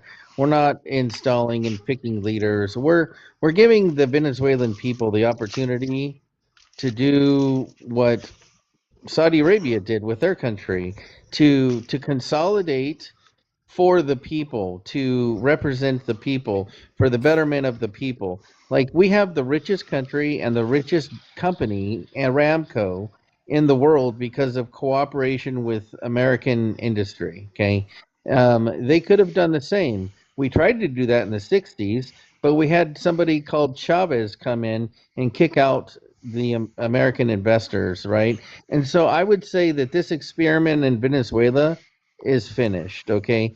And we're going to be in there. We're going to get the oil that we have judgments against. We're going to build back that industry because our country runs off of heavy crude. And the two people that have heavy crude is Canada and Venezuela, right? And so Venezuela is cheaper to get out of the ground economically, and so that's a win-win. Thirdly, this Greenland perspective. Dutch is a failed empire. Greenland is the leftovers of that failed empire, and they're doing absolutely nothing with it. There needs to be a cooperation between the Dutch and the United States and for the territory of Greenland, and this is going to be the betterment of the globe, the world, with the security of the Arctic passage. And so if the Dutch don't want to get on board, then we're going to go ahead and take alternative measures to make sure that happens. Wow, bro. Okay, 2 points, so real quick. well, 2 yeah, points, I'd like to point out that you claiming that Denmark has somehow failed. It's the second happiest country on earth. So if that's I was just gonna say failure, that. Yep. can we fucking fail, please? Please, for the Right. love of God, Yeah. can we just fail so that maybe we become also the second happiest country in the goddamn world? Also, if you don't believe in the sovereignty of nations, then you are actually advocating for somebody to come in and take this country over, hoodlum. If you don't believe in sovereignty of nations, that means that anybody can come in, or all of them at the same time, and take this country. So I'm glad that you're advocating the colonization of America. Part to this. Let me respond by that. Behind every blade of grass is an American with a pew pew. So yes, you're right. They can come and they can try. Oh, you know what, bro? Your pew pew won't stop a fucking missile. You know. And also, This is the biggest joke on the planet. I love this the rubber statement band when I hear pew-pew. Americans say this. Yeah, I love when the Americans boys say that love this. to Let me play remind you militia, guys, love it. this is the same group of people that rushed to buy fucking toilet paper during COVID. They panicked and were fucking tripping over each other over toilet paper. Yeah. And Hoodlum, you're ignoring. Good luck, buddy. You and your Second Amendment right to go target practice. That was the triple maskers. That was the triple maskers. I watched Mr. Global this morning, and he refutes what you just claimed, Hoodlum, because when the U.S. Oil companies were driven out of Venezuela, what did they do? They invested $500 billion into Canada for their heavy crude too. So are you saying they're going to jeopardize their $500 billion investment and produce more heavy crude, which would drive down prices in Venezuela too? I don't think so. You got to be a fool. They're like, I don't like my face. I'm going to get rid of my nose. It's not even that, but Greenland has in their laws that they can vote to leave Denmark at any time if they want to. No, you guys don't always understand. You choose guys are all not to. wrong. Well, what are you talking about? The Which previous is gentleman better? was right. We're all wrong. We're there for the betterment of the Venezuelan people, just like we were there for the betterment of the Libyans, the Syrians, and the Afghans the and Congo, the Iraqis. the Sudanese, the Iraqis, the Afghanis. We're there because we care for them. Yes, and Saudi Arabia, that wasn't a Western imposed leader, not at all. The West didn't put him in. Well, and tell us what's happening in Iraq and Afghanistan now. That was satire. That was satire. You gotta be. Okay. Yeah. You gotta be a fucking imbecile. You gotta be a fucking imbecile to think. He was being Hasbaritic. So yeah, it's just you gotta understand. No, I was initially. It's like we have a historical track record. Like it's not like this is the first time we do this shit. This has happened over and over and over and over for the last few decades. Like it's still going on now in other fucking countries. Like we're doing this shit right now. Let me ask you. We're doing the definition of insanity. The way that you can rile up a panel, Hoodlum, is. You're welcome. After explaining what Mr. Global explained to me this morning, which I just said to you, can you explain your economic theory, how they're going to produce more oil in Argentina? Argentina. Sorry, wrong country. Venezuela. Sure. So we did not get the pipeline from Canada that everyone was expecting to get. That's number one. So you have transportation costs. You have the fact that it's coming out of shale. Hold on, and oil sands. Hold on, I'm answering. Hey, I just want to correct you on something. The pipeline, man. Mm-hmm. That pipeline was going from Canada to the Gulf of Mexico, and that sludge was going to China. It wasn't benefiting us. Again, okay, sir. So go ahead, go again, sir. man. There's no transportation. The oil sands is expensive to extract from. Sir, let him finish. Let him finish his thought, and then I'll let you rebut after. Yeah. So again, it costs more to extract, and we literally have the heavy crude like oozing out of the ground in Venezuela. It is a much more feasible cost to extract, and arguably, by putting U.S. control in Venezuela. We are strategically protecting the Texan Basin as well because of the fact that it's only 1,400 miles. So we would ensure that nobody puts boom booms in Venezuela that could potentially blow up the basin. So these are the so how do you consequences. Where's that how do bias you about how, That's it? how do not you our address country. how Okay, do you These are the hold on, guys. consequences Whoa, of whoa, whoa, controlling whoa. Western Danny, media. Danny was jumping in there. Danny, I think, wanted to rebut. Hoodlum, I don't think was even Guys, finished. Hoodlum, if you need to land your plane, go ahead. yeah, finish. I'm landed. Okay, go ahead, All Danny. right. First off, the Keystone Pipeline has never stopped running. It's always been there. The shortcut was stopped because it was going over indigenous land. Okay, that was what was stopped. So when you guys say the Keystone Pipeline was stopped, it never was, man. Okay. Secondly, China and Russia doesn't want to put fucking arms in Venezuela.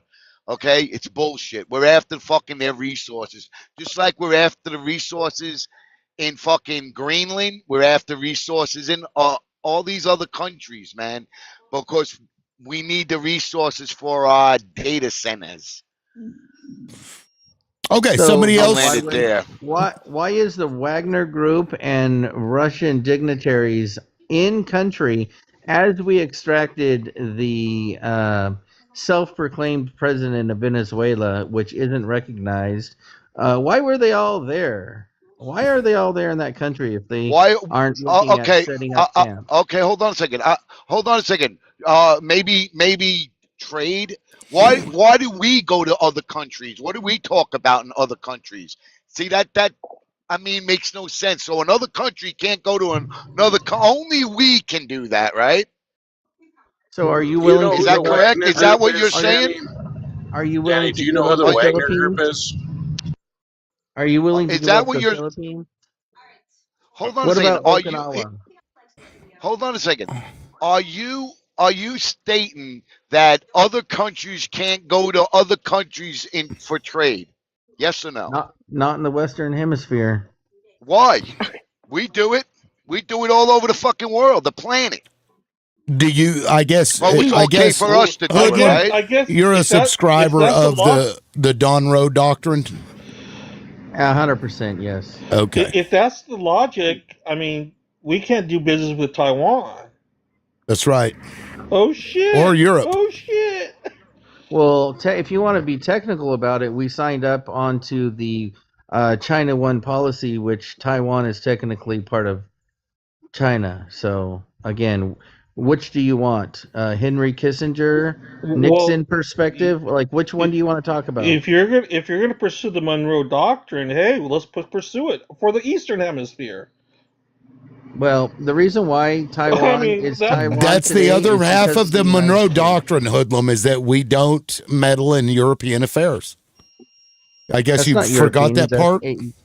That's Eurasia. Okay, Eurasia. Yes. well, secondly, This is why Hoodlum, America can't have anything nice. Secondly, you didn't It's because of guys like this. Secondly, Hoodlum, you didn't address the issue earlier. So, are you expecting these U.S. oil producers, producers that invested $500 billion in Canada just to eat their investment? Is that Well, what you're saying? it's interesting that you bring that perspective up because as Venezuela production dropped, the reliance on Canadian crude increased to make up the difference. So I would argue that we could have the best of both worlds. You have a problem, though. Well, The United States is not. The United States is not the cartel like OPEC is. OPEC dictates oil prices.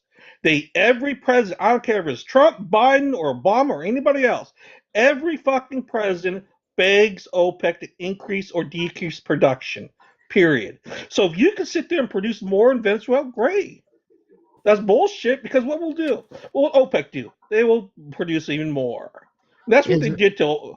That's what they did exactly at the end of Obama. Drove fucking oil prices super low, and guess what? That's why they didn't want to get out of Trump's OPEC 2020 deal. Because guess Hold what? on. We have self-sabotage within OPEC because Venezuela is part of that OPEC, and they sold futures on oil that they hadn't produced yet. And then when OPEC dropped the ball and dropped the price on them and basically sold them down the river, you don't think that Venezuela has a bone to pick with that? I mean, come on now. Yeah, I mean, come on. I mean, you think It's that for a second, irrelevant. you pause for a moment. It's Wait, just irrelevant pause for a other than moment and think that. Why would the country with the largest oil reserves in the world, right? They got the largest oil reserves in the world. Why would they pump? What do they need to pump for? Can I answer that question? They'll be Nice they'll be the last ones with it. Just wait it Can out. I answer that Just question? wait it Well, out. Hoodlum, Yeah, let me ask you Dangerfield something real quick. hasn't spoken yet How either. many of Yeah, go ahead, Okay. Dangerfield. In I just February or wanted to- March of this year, of 2025, Trump made an agreement with OPEC to sell us more oil at a cheaper price. Since then, 500 oil wells in the Permian Basin, working oil wells, have closed down because we cannot keep up with the price that we're buying it for. Number one. Number two, I just have a question. Does anybody ever consider the fact that maybe we did a preemptive strike on Venezuela to keep the Russians from doing it? Exactly. No, I think Okay, well, I think you can he's turn the trying to spigot help off. Russia. It's not going into bankruptcy. They could corner the market. No, I don't think Well, much when one in. No, Trump isn't going to do anything that's harmful to Russia. He never has and never will. Well, I mean, okay, you mentioned the 500 oil wells. Did they go into bankruptcy or did they? No, they do just a stopped pumping. shut-in, right? They stopped pumping because it wasn't worth the money. It's like a farmer keeping grain in his bins. So you're kind of being hyperbolic. But Hoodlum, I wanted to ask you, how many of the Wagner Group are actually in Venezuela? Do you know? I didn't get a number, but I got confirmation that they were definitely there. And this is the issue with Venezuela. They're like bought and paid for government, right? Whoever wants to come in and contribute and extract the wealth for themselves, the doors were open. The Cubans. Are you talking about the United States under Trump? I'm talking about the Cubans were there, the Chinese were there, the Russians were there, the Colombians are there. Everyone's there to take advantage of this failed state. It's a for all, right? Now, unfortunately, the United States wasn't partaking in that, and it's all our adversaries, right? And so I say it makes more sense to do what we did than it does not. No, first of all, it's a sovereign nation. We have no business involving ourselves what a sovereign nation wants to do. Secondly, they were actively trying to be a part of BRICS, and that's the biggest issue for the USA. I want to see what the World Court has to say. Family was unalived by a foreign army or something. I mean, it's easy to take the moral high ground when you're virtue signaling, but Hoodlum, I think you're bringing up a lot of good points. Well, of course you do. Again, of course you do. They are a foreign nation. They're a sovereign nation. We have no business being there. We do not get to dictate what goes on in the world. Right, and how that country does its business. It's a free for all corruption. No corporation has a right to sovereign land and resources. And by the way, 3 days before the invasion, Maduro had said he spoke with the USA and he wants to negotiate oil and have Chevron come back in and have the U.S. come back in to handle their oil. And if the U.S. had a problem with the rug problem, he was willing to negotiate with us. And then 3 days later, we went and invaded them. So the irony behind all this, what Goy just said about corruption, he claimed people are virtue signaling all this bullshit. You don't think there's corruption in the United States? You don't see the fucking lobbying? Yes, I do. I do think there's corruption here. Lobbying is legalized bribery. What the fuck? And you're gonna say, Lewis, you're virtue signaling. I'm just saying it's naive to think that every one of our neighbors left to their own devices isn't going to create another Cuban Missile Crisis or something like that. Oh, come on. The Cuban Missile Crisis was us. If you want to say that was about us. things like that, the world should be afraid. The world should be afraid of the Republican Party. The world the world should be afraid of us because we're the only ones who dropped a nuke. Yeah. The entire world And should we be go afraid around of the us. world deposing people and forcing democracy down their throats using a The dictator. Republican Party did a great job of scaring people, boy. Go easy on your hypocrisy, Goy. Yeah, Danny. Well, let me get to MBW. I'll back off a little bit. MBW. I haven't heard from you in a minute. If you wanted to go, and then I'd like to hear from Eucalyptus as well. Go ahead, MBW. Well, yeah, my apologies. I'm actually going to probably drop because I think that the reason why I came up was the discussion that we were having earlier, but so that you guys can bring someone else up. But I appreciate you having me real up. quick, what does the MBW stand for? I see that. Is that misbehaving women? It sure is. Okay. So I'm a misbehaving woman. Was that like a trend, or is that like a group? Because I see it all over the place. Yeah, there's a group of women on TikTok that kind of are, we're taking a stand against what we're seeing and what's going on in this country. So it's kind of like how we identify ourselves. What's the hazing like to get into that club? Hazing. You have to find some random dude and jab him with a fucking pen or something, right? Just right, or what is it do? Or do like the undercover go into undercover into mega lives and stuff like that. I think they'd have to read a certain amount of smut books there, anyway, Tim. Sorry. The book talk is some of the stories that they've come up with now is pretty crazy. Yeah. But it's pretty interesting. No, I actually like that part. But well, MBW, thank you for answering that, because I see it a lot, and I wasn't 100% sure what it meant. Now I know. So, and now we all know. No, it's just exactly right. So, anyways, right. I appreciate you having me up. All right. Well, don't behave yourself. Always. All right. We'll drop you down. Thank you. I appreciate you being up here. We'll see you. Yeah. Take care. Bye. It's nice being able to tell somebody to not behave themselves, right? The words I live by, Tim. We should always question our government. That's just essential. That's the American way, right? Our entire Constitution is to question our government. So I think the difference between what we've done in the past versus what we're doing in the future or today would be the fact that the Marshall Plan perspective and Churchill getting sick after we supposedly had the victory in World War II is the fact that it allowed the Marshall Plan perspective to take place in the world, and whereas that we were at the bidding of the Britain system. And so when you want to look at some of the conflicts we got into, it is of this system of bubbles and bursts, wars and peace, but it's really for the agenda for them, not for us. And for the first time in many decades, arguably a century, right, we're doing something for the sole purpose of American interests. Except we aren't. We're doing it for corporate interests, and corporate interests are not American interests. The American people aren't going to, become enriched by this. The price of oil is not going to plummet to 75 cents. It's not just oil, Tim.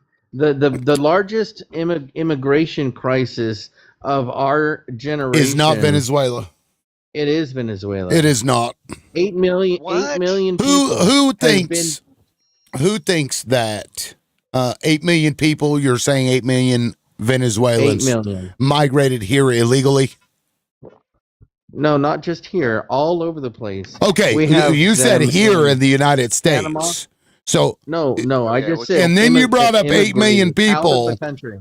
8 million people. Okay, yes, that has nothing to do with the United States, buddy. No. You said for the betterment of America, and then you said all of the immigrants that came from Venezuela. Yes. Right. Them migrating to another country has nothing to do with us. Yes, so it destabilizes the whole region.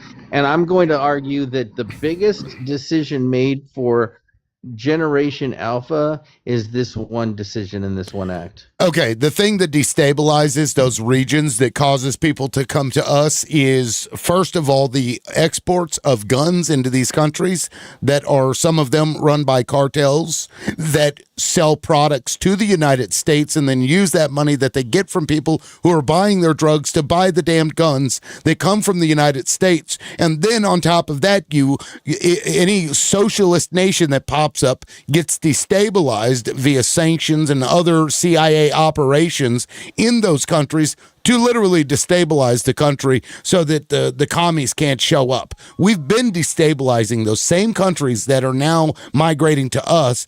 It has nothing to do with Venezuela and the migration into some of those other nations. Has absolutely nothing to do with that. That's crazy talk. Well, the Greeks came here. Don't forget, we opened up all the diners. That's where we were sent here. You know what's That's even where you get your crazier cheeseburger. Do you know what's crazier about Hoodlum's claim?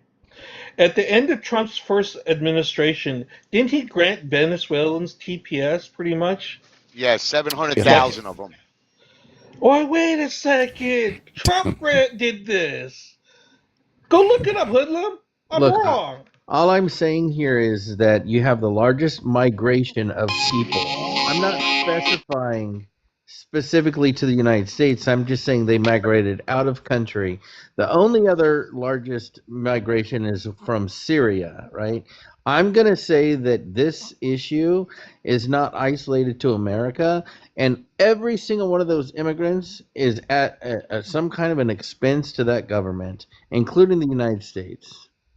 So migration from the United States into Mexico is actually hurting Mexico. Did you know that, Hoodlum?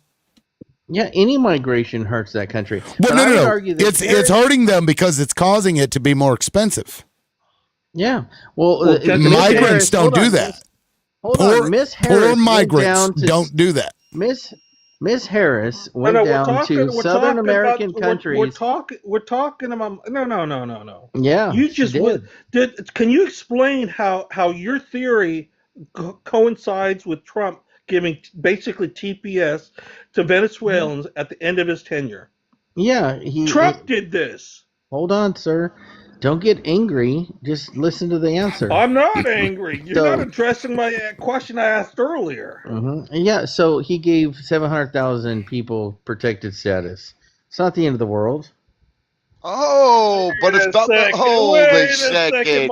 Migration is the end of the world. Now it's not the end of the world because Trump did it. Yeah, but what is Orange Man good is times that by 15 or 20 on what came over the border during the Biden administration. Now that hold on a second. Hey, buddy, let me ask you a question, man. Since you want to talk about the border now, okay? How many apprehensions were at the border during Joe Biden's presidency? Unfortunately, I don't engage in this conversation of semantics about the. It's not semantics. How many tractors did it take to lift the barbed wire to let the flood through? No. Hold on a second. How many apprehensions, how many deportations were done at the border? Yeah, I'm just not going to play this game with you, sir. Why? You're saying that Donald Trump's such the fucking border guy, you know what I'm saying? So go ahead, tell me. How many, tell me how many under Donald Trump there was. His first term. Well, there was a lot, sure. Oh, there was? No, there wasn't. Encounters? Not encounters, my friend. Deportations. But apprehensions. See how this expedited deportations at the border. Personally, I don't care to go back into the immigration numbers and deportation. Like, you know what I mean? Like his claim is that Venezuelan migrants migrating to other countries destabilize those countries to the point where those people then start to migrate to the United States. That was Hoodlum's claim. Am I restating that incorrectly, Hoodlum? Yeah, it destabilizes the whole region, absolutely. Right. And then they end up migrating here. You claim that is the reason that all of the millions of migrants ended up in the United States. Absolutely. Okay. Can I just say something real quick? So logic would also show that Trump destabilized the United States by allowing 700,000 to come here. Okay, can I just say something real quick? The mass migration from South America began with the announcement of Trump's border wall. I would argue coincides exactly. That's when they began their journey. There's NGOs Yeah, that I are agree with that facilitating the statement. mass migrant caravans. They have been companies such as HIAS, the Hebrew Immigrant Aid Society. They have locations scattered all throughout Mexico. They've also received to date at least 500 million in federal grant money. Okay, so don't try to, Oh no! pull the wool over Wait a people's minute. eyes. I mean, listen, they hiked 1,000 miles through the jungle, yet they showed up in clean clothes and flip flops. Give me a break, man. If you want to argue something a little more, that wasn't right in the faces of every American. We all saw this. I have a guy who mows my lawn who's from Ecuador. Okay, when he heard about the wall, he stopped putting it off. He stopped trying to save money for a coyote, and he started the journey on his own, him and his family. That's interesting. And is that because he felt like this was his last opportunity to get in? That's what he thought, because he figured there's going to be this wall, there's going to be all this military, and there's no way to get in. And not only that, but when Joe Biden was in office, the Republicans got on national TV, which certainly would make its way into these countries from which these people came, and they were screaming, "The borders are open, the borders are open, the borders are open." They said it constantly. Now, if somebody is telling you that the U.S. borders are open and these people are elected officials, would you think that you could come here because the borders are now open? But Tim, that's a little disingenuous when you have a presidential candidate that says, "Come, search the border. We want to hear your claim." She didn't I think say that's that. more effective. He didn't say that. It was Joe Biden that said that. He didn't say that either. Yeah, he did. We're Actually. forgetting about the apps that were built to, grant these people jobs, asylum from the countries that they exist in, so that they didn't come here until after their claims were approved. That's right. He did that so that they could apply. I got a really quick question for Hoodlum. I'm only going to be 1 minute. Really quick question for you, Hoodlum.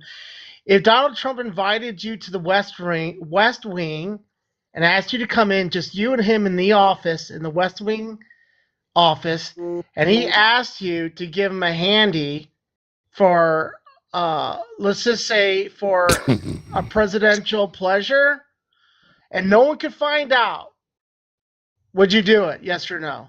No. No, he'd probably give him a blowjob. I think you're lying. So what you might not understand is that I have been in contact, do have connections, and have had words with him. So you have given him a presidential And so what I'm saying is you're ridiculous, sir. You need to go back and sell your time. Your connections is the picture on your fucking wall of Donald Trump, buddy. That's your only connection. Or the bobblehead that you drive around in his car. I don't think you'd give him a blowjob. I think you'd give him a handy if no one could find out.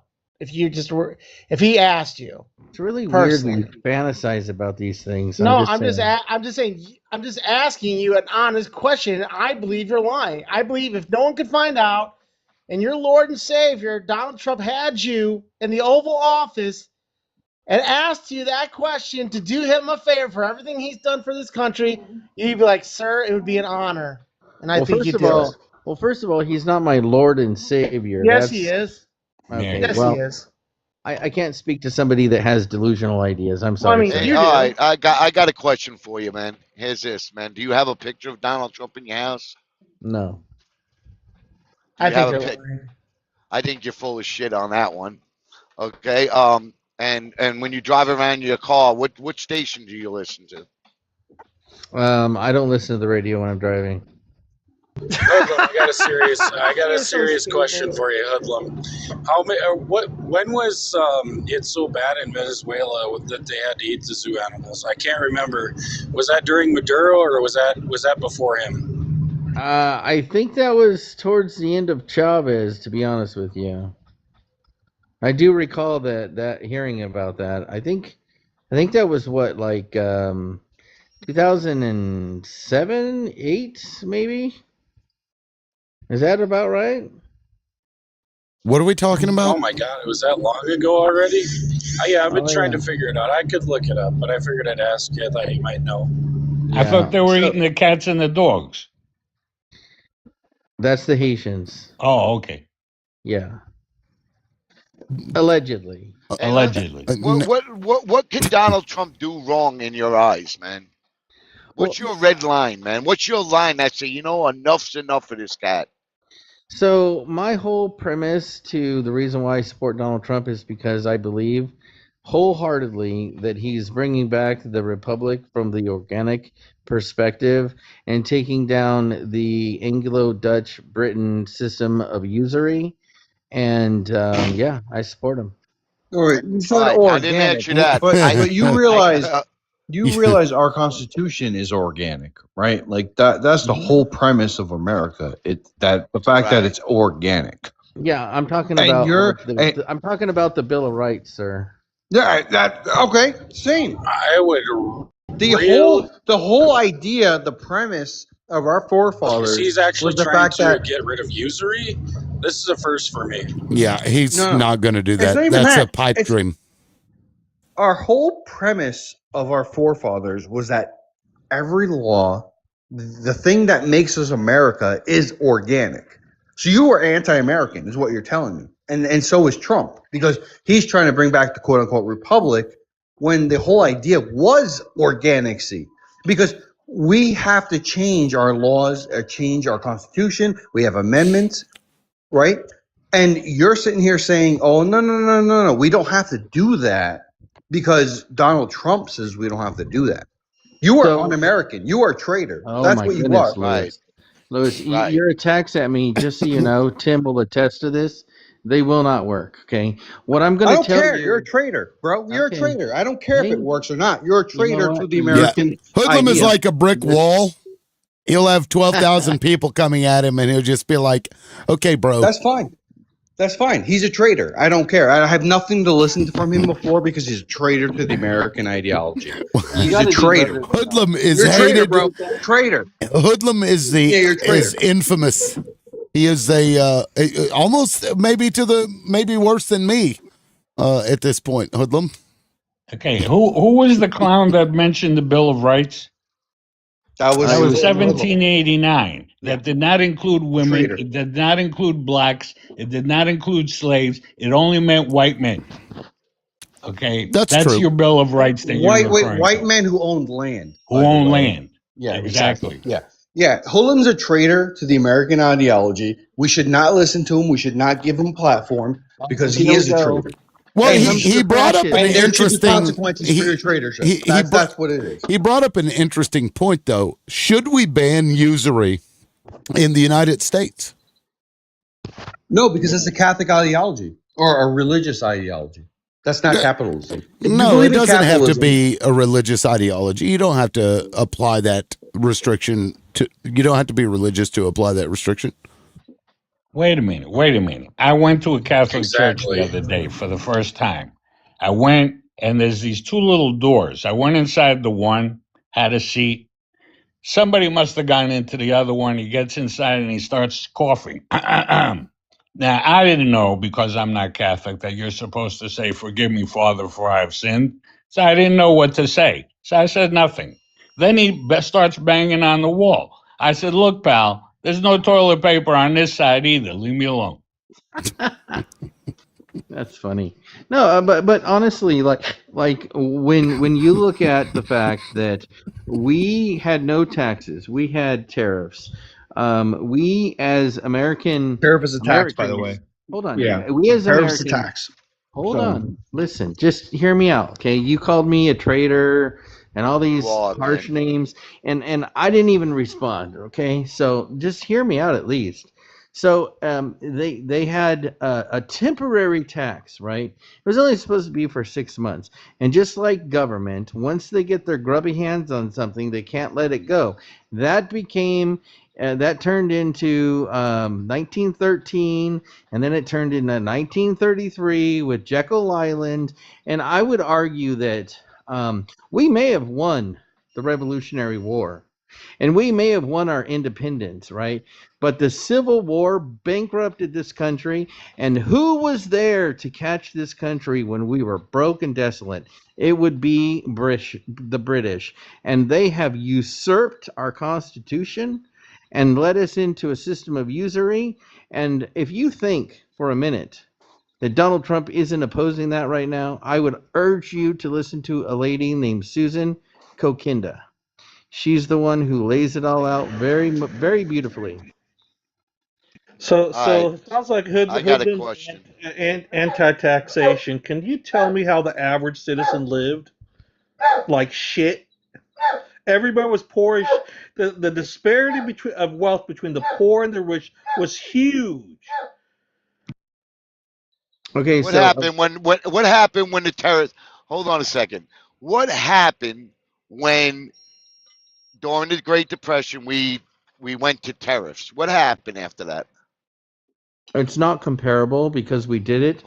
Hold on a second. What happened after that? It was supposed to take us out of the Great Depression, right? Excuse me. The Great Depression was the tariffs were part of the cause of the Great Depression. Right. And it extended it what by 14 years? Exactly.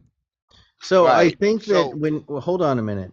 When you come from a position of disadvantage and you start tariffs, then yeah, I totally agree with you. But we are the largest consumption economy that consume 33% of everything that's made on the planet Earth.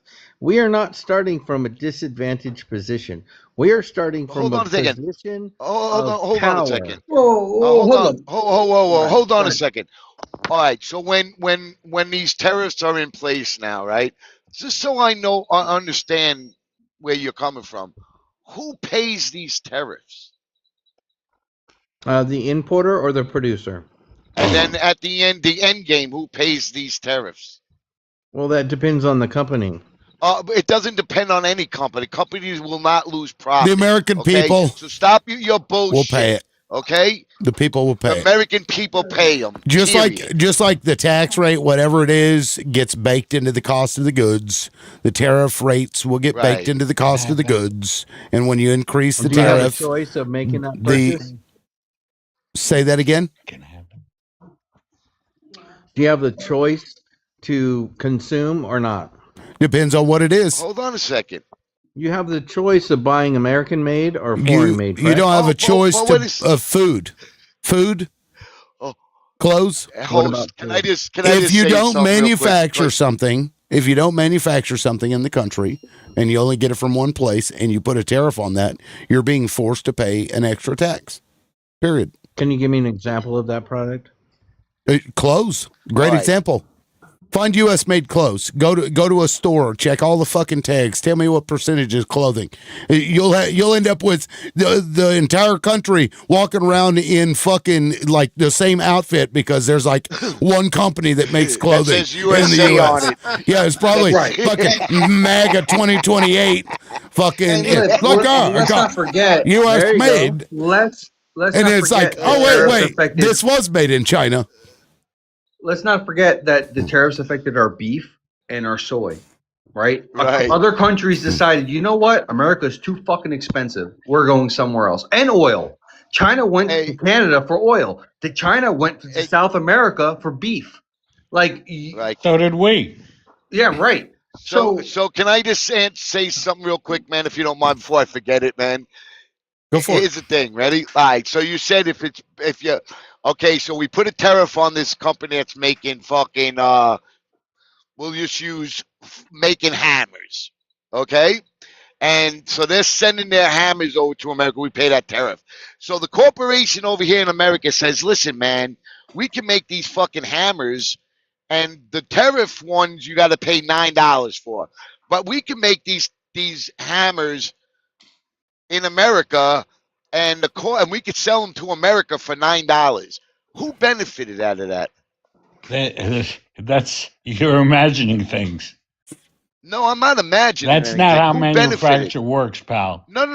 Listen, If we could what have I'm saying to competed, you, we man. would have. Well, Hold on, let me we what I wanna used If we could to have made the we used to $9 hammer, we would I have made it. understand that. we used to The point I'm manufacture trying to make everything. is the point I'm trying to make.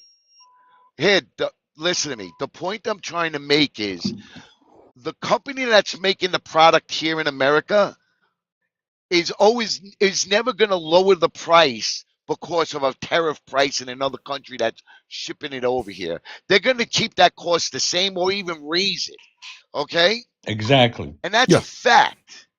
That's true. Well, You're Danny, gonna I lose money. You're gonna make agree For on more. that. example, name I brand agree with you, clothing. Danny, but When I drove a truck, I went to this town it was in Arkansas, in the fucking hills. I mean, there was like one massive building in there. They used to make the name brand clothing. Like at the time, it was the Gap and Levi's and I don't know, a bunch of different things. This massive fucking building in this town of like 1,200 fucking people. Everybody in the town worked at this thing. When I got there were 3 cars in the parking lot. This huge parking lot. And I had brought the clothing from Laredo, Texas. At the border, a Mexican truck driver dropped the trailer. I came and picked it up and took it there. Now that turned into a little bitty distribution center where they would get the stuff that they used to make, and then they would ship it out from there. The price of the clothing never fucking dropped, even though it was costing those corporations a fraction of the amount. So what Danny just said is true. If they can do it and not have to compete with somebody else, they will absolutely charge you 1,000% fucking markup if they can. They will do it. They've been doing it. Can I just give you a quick example? I mean, we can look at like if, for example, if you sold eggs at $2 a dozen in America, and some European country sold those eggs for $1 a dozen, and we implement a 200% tax tariff on them, now those eggs cost $3 from Europe, but the eggs still cost $2 for America. We are still raising the price because now you went from $1 a dozen to $2 a dozen. Like that, and I'm making it very simplistic on purpose just to keep the numbers equal. But when you raise tariffs, you're forcing us, okay, yeah, quote unquote, you're okay, you have to buy American, but you're still paying more. Like, don't we have instead of hypotheticals, don't we have real world examples of what Trump did in his first 10 years with washing machines? Yes, there you go. Thank you. He tariffed washing machines, and the overall average cost of all washing machines went up. Hoodlum. Yeah, you're talking about Whirlpool. The fact that during the pandemic, we couldn't get these things because they were built in other countries, and when they came back into this country, their production soared off the charts because we could actually get things made. You mean that? We don't make them here. NAFTA Yes, was the we do. worst decision this country ever made. Whirlpool does. We assemble them here. Whirlpool does. They have big fucking plants. I know because I used to pick them up. I can't remember the other one. There's up north in Indiana or something. They make Electrolux. Yeah, I used to pick up a lot of Electrolux. And Whirlpool exists outside of Owasso, big ass fucking manufacturing facility. Now, to what degree they produce the parts that they use to put it together, probably not. But they do in fact build them here. They assembled it there, Ben. They assemble them there. We assemble things here because this way we can say it's made in America. Right. Well, the imported parts, the components are still a tariff, right? Right. Right. Look at the car industry. I agree with most of what you guys are saying, but I'm still I'm still waiting to see. I mean, I'm going to give this tariff thing a few years before I lay any judgment on it. I mean, it's one of the reasons one of the things I thought was actually good. A possibility of actually you're paying for it. yeah, well, here's the hey, thing, listen, guys. buddy, Not I used to all. buy American made more expensive to support American fucking jobs. I was actually going to go to King Kong next. So, King Kong, if you want to come back, I was going to get to you. You were going to be next. So, you're welcome to request back up. Gore, finish your point. No, you're fine. Well, you were talking. I'm just saying, I interrupted you. Go ahead. I like the idea of reindustrializing America. I hope it happens. I'm waiting to see. I'm going to give it a few years. Look, I want to point out, gonna fucking happen. I don't believe that there's, depending on what it is, if it's something that's absolutely necessary for us, for example, medicine and all of the components thereof should be produced right here in this fucking country. We should produce them all. The reagents that are needed or reagents and stuff that they use to put this shit together, we get a lot of that from China. We're beholden to them. If they were to cut us off for any reason, we would get fucked on a lot of the medication. That stuff should absolutely be tariffed so that we produce them here. Stuff like that. But when it comes to like washers and cars and this and that, I just don't see the point, right? Can I ask you something? How come my wife's insulin went from $35 a month to under Trump, it's now $180? Well, that's Trump making America great again.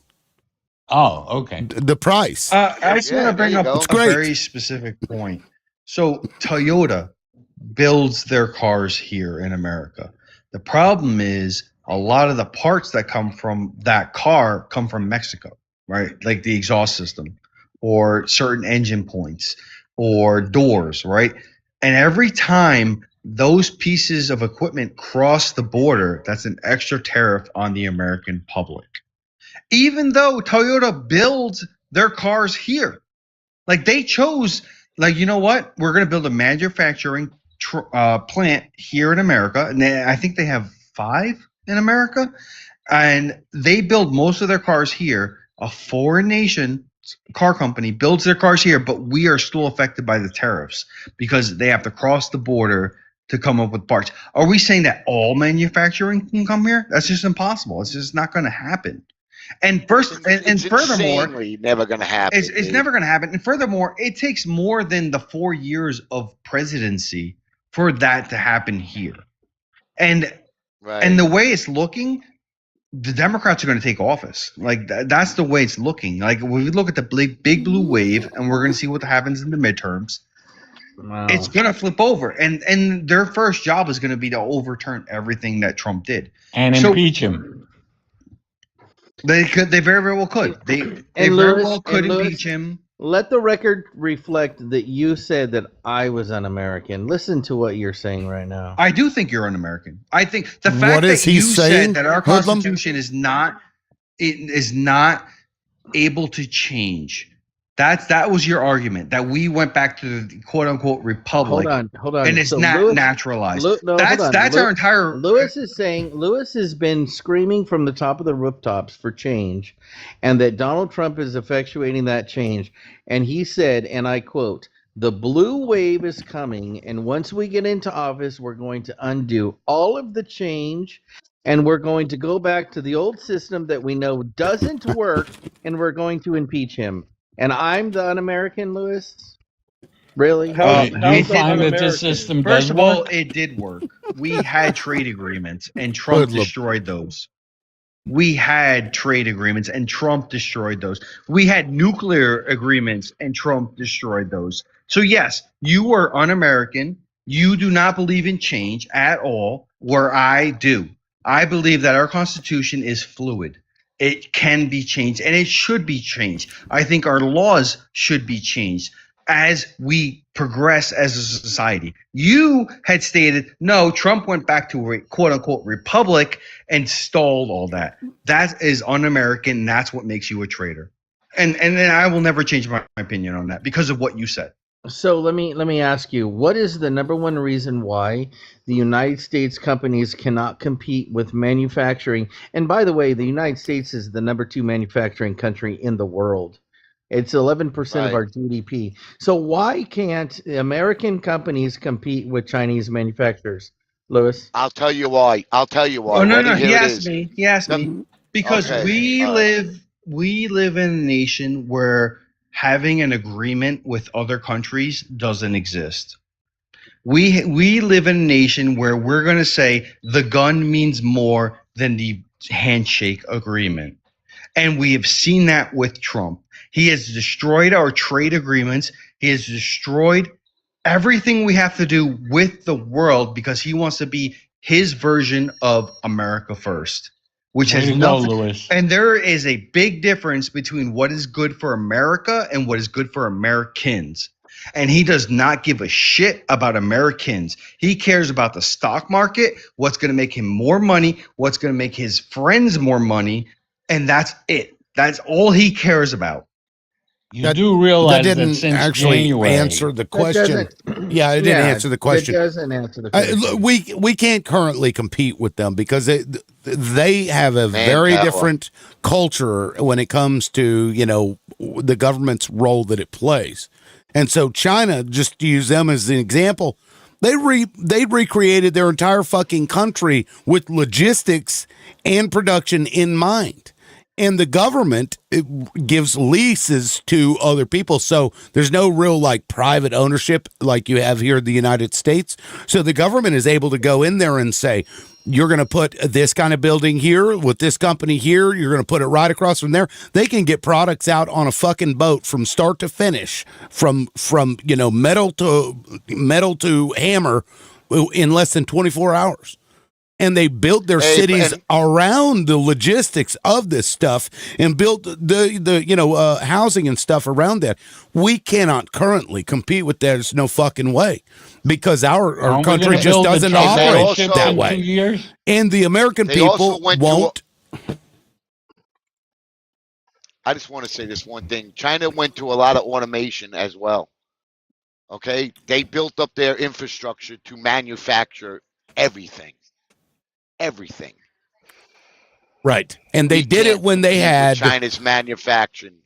They did it when they had, you know, their currency, and the cost of living for them was very, very, very low. So they could pay their people a little bit, and it would go a lot further than it does in the United States. We also have a weird fucking culture of CEO needs to get in there and cut everything so that they can increase profit margins for shareholders. They don't do that in other countries, right? It's get mine as quick as I can. But we operate, you know, we're able to make money in other ways. The service industry is what we put all our fucking money into. Silicon Valley, shit like that. The way we get around technology. fiduciary duty is we just rename employees to shareholders, and then that way the corporations are bound by the Supreme Court to increase the wages of the people as shareholders. Yeah, I mean, like a worker co-op. I was being a little sarcastic. I'm sorry. Well, that's actually very helpful.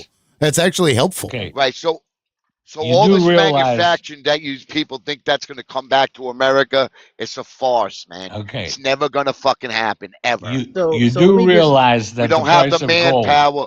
We don't have the manpower at all to make everything here, dude. So here's okay, my you do here's my realize take. the price of gold is up 26%. That means your stock market that's at 48 is really at 36,000. Yeah, so let me just say this. The reason why it costs more to produce things in America is because of ESG, environmental social governance. And that is because we have so many environmental laws and so many regulations for companies to actually mitigate through is we can't build things that make sense like they do in China because the regulations prevent us from doing it, right? And so I would argue that the reason why is because the environmental regulatory body has prevented us from manufacturing at the level required to meet our needs, and that is what has created China. They filled the niche because they don't have the environmental concerns, right? And so They do. They had their industrial revolution. It's so based on the untrue, fact dude. that- You're wrong, Hoodlum. You're wrong because He's China not went from completely having- wrong. He is wrong. No, but if you he's look at not smog completely level- wrong. because level, right? what he's saying isn't untrue, but that is not the major driving factor of cost. The ESGs is not the major driving factor of cost in the United States. That's bullshit. Or in China. But if we look at like smog levels, for example, 10 years ago, smog levels were uninhabitable, and now they are 10 years inhabitable. ago? More like 35 years ago. No, more for like Mao Zedong's level. Yeah, sure. But they still created a manufacturing base that competes with the world, and they still were able to manage that. So they I lowered don't their get CO footprint as well, man. Yeah, because of co-ops, because the government has their hands in that.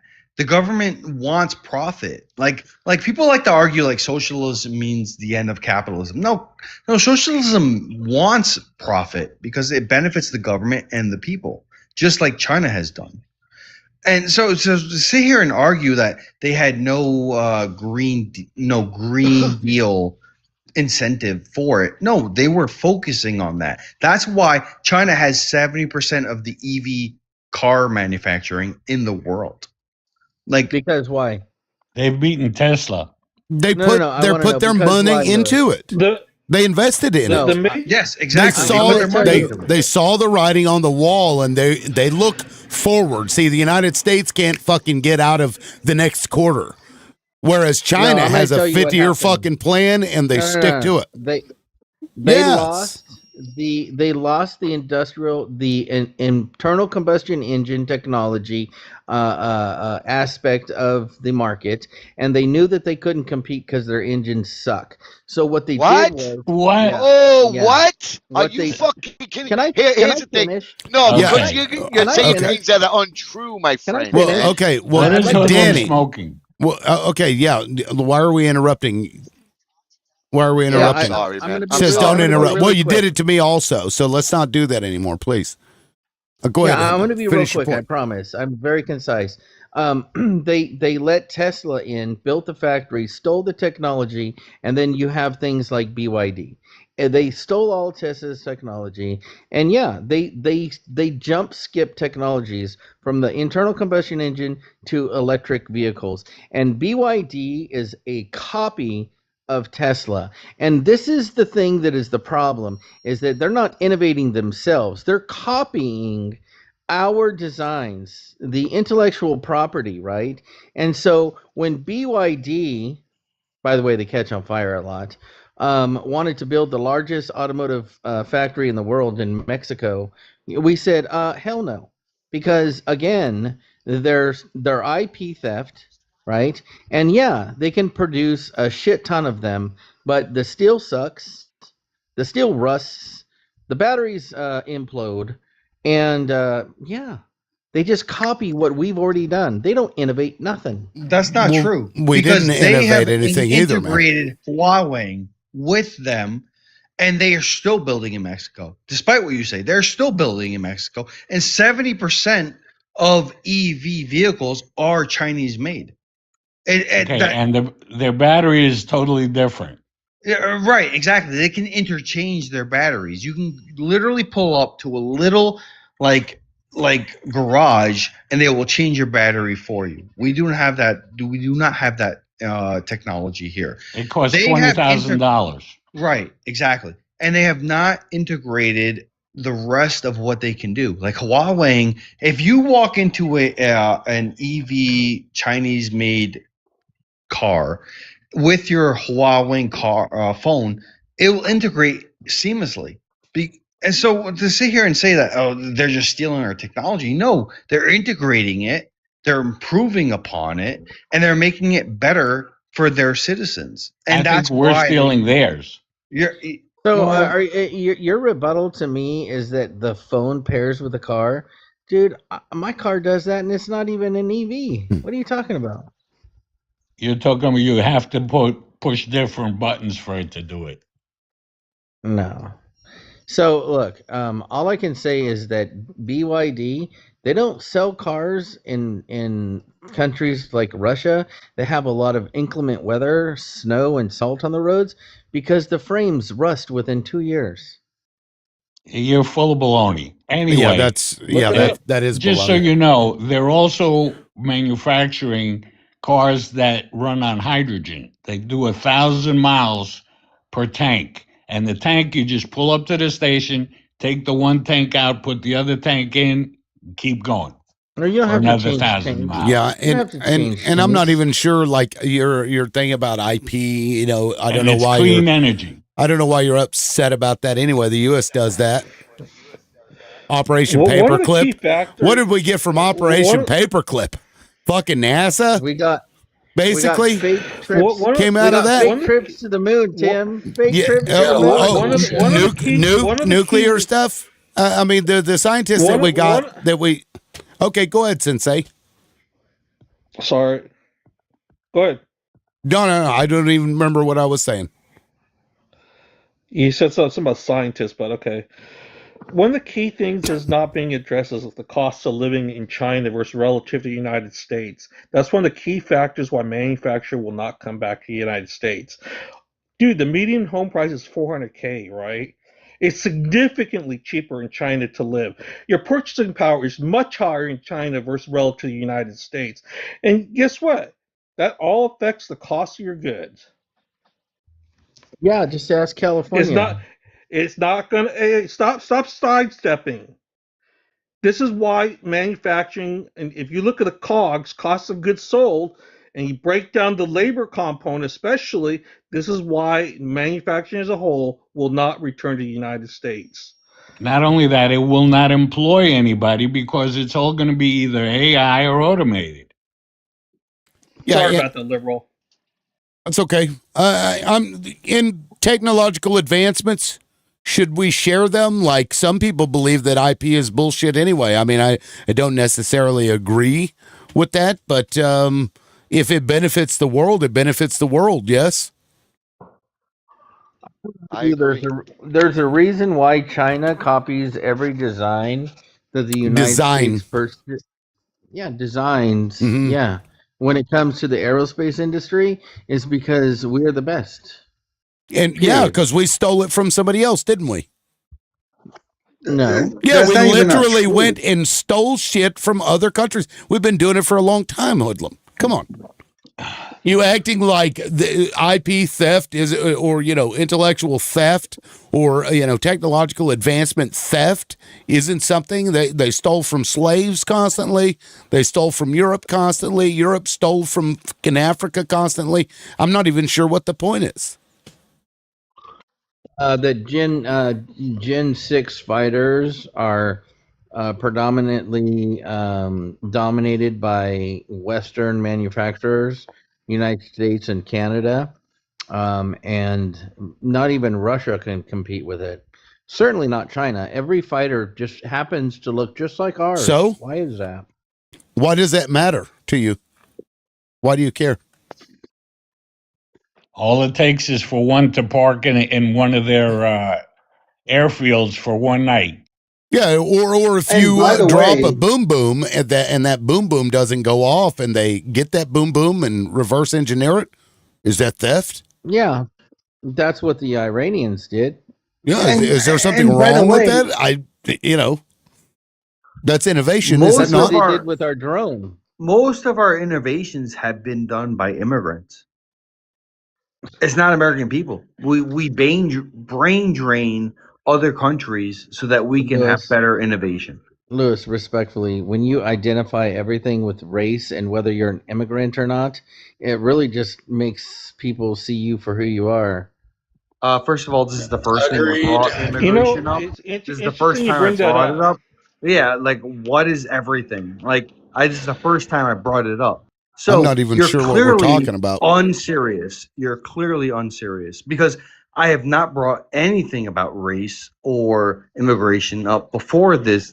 Literally, what I said before. We take immigration ideas and we make them better for America, which is perfectly fine. There's nothing wrong with that. So the issue it's interesting. Lewis brings that up. 50% of the PhD candidates in the United States are foreigners. Yes, thank you. Yes, you're taking brain power But that's away not from And the they rest should of the feel stealing. world. very fortunate to be in those positions. I'm Well, no, sorry, nobody but said it's stealing. Nobody this is said it's where I'll stealing. agree with everybody on this fact. You know, it's like, okay, so what? What makes is there a racial superiority that foreigners have, or is it a bias against American citizens regardless of race? No, Why aren't there is a why aren't point. we educate? Wait a minute, why aren't we educating American children into these PhD positions? Because Thank you. everybody has different ideas, no matter how you're educated. You like Einstein, right? Like Einstein was a scientist, and He he was a thought blubbering different. fool, and there's been books written on his plagiarism and his ridiculous notions about relativity and gravity. The best thing he ever did was stick his fucking tongue out for a picture. Okay, and you know what? Sometimes making the public aware is the best thing. Just because you wrote a book doesn't mean it's true. Okay, so I'm not even sure what the hell we're talking about anymore. All right, can I just say one thing? 38 years So, bro, ago, I'm just kind of along for the ride. 38 years ago, I went to Greece to visit my grandparents. I went to the Polytechnic Institute of Athens and got my second master's degree in the history of economics. Okay? Didn't cost me a dime. I could have gone for another degree. I could have gone for a PhD. I could have gone for anything. Wouldn't have cost me a dime. It doesn't cost these people money to be educated. It's only in this country and a few others that we charge through the nose and then have people be paying for the rest. Do you realize I'm 74. I just paid off my daughter's student loans and she's 46. Yep. That's You're right. crazy. Yeah, and then when Biden tried to forgive those loans, Republicans came in and said, "No, you're going to fucking pay them." And now Donald Trump is going to garnish your wages if you have a student loan that's in default. So just adding insult to injury, because what these people, this upper class of people want is only the wealthy kids will be able to go to school. That's what they want, and then they want a class of serfs to do everything else. So, Well, when it don't comes to forget, in Europe, American exceptionalism, don't worry, they can just go into your country, boom you, and abduct your fucking leader of your country and take whatever secrets they have for their own innovation if it's not working out. Or bring over indentured servants. Don't forget, in Europe, they pay between 40 and 50% in taxes of their income. Okay, but all the benefits they get, free medical, free everything. And by the way, the top 1% and corporations, they pay 40% to 50% as well. That's something we don't have here. Here's something to consider as far as education in the United States is concerned. The average student, it costs about roughly $15,000 for the average student, K through 12, that is, right? In lower areas, lower income areas, it's down to like 8,000. You know what's crazy? The 1% that send their kids to boarding school, they're spending $75K plus a year on education. We're underfunding education on purpose because those 1% kids, they are outperforming us in general, right? Because they have access to money. Right. You mean Trump kind of money? I have a question for Dangerfield. Yeah. And hopefully you can give me some insight because I don't know, right? So we have this socialized system in Europe, and they have the high taxation rate, but you're saying the taxation rate to benefit rate is overall beneficiary to Yes. the public. Okay. So why then have they incorporated so many immigrants into these said countries to dilute the traditional perspective of their history? Actually, what happened was there was this big migration from North Africa and South Africa that came to these countries, and they did not lock the doors the way we did. They accepted these people. They found homes for these people. They are not homeless. They live and work there, and they all have jobs. This is what they do there versus what we do here. And that extra tax, they're paying it now. So it's almost like you said, "Hey, we're going to offer the everything for free," and then a bunch of people came and took advantage of these benefits. At first, yes. At first? At first, yes, and then they get jobs, and then they get a place to live. So why is the NHS failing to this day? Yes, that's my point. Like the European economy is failing. Well, it's failing because they spend so much money on themselves, okay, on the people, okay. They don't spend it on nukes or anything else like that. They don't spend. Well, a lot of them spend it on self-defense, but they don't spend their money on nonsense the way we do. Well, they don't spend $1 trillion on their military.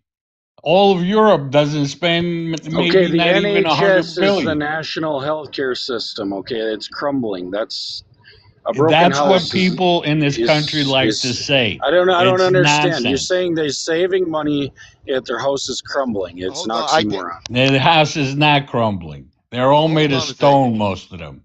Hold on a second. Their healthcare system is not crumbling. It is Their not. their economy is not crumbling. So what are you talking about, buddy? See, this is what the propaganda in the United States is.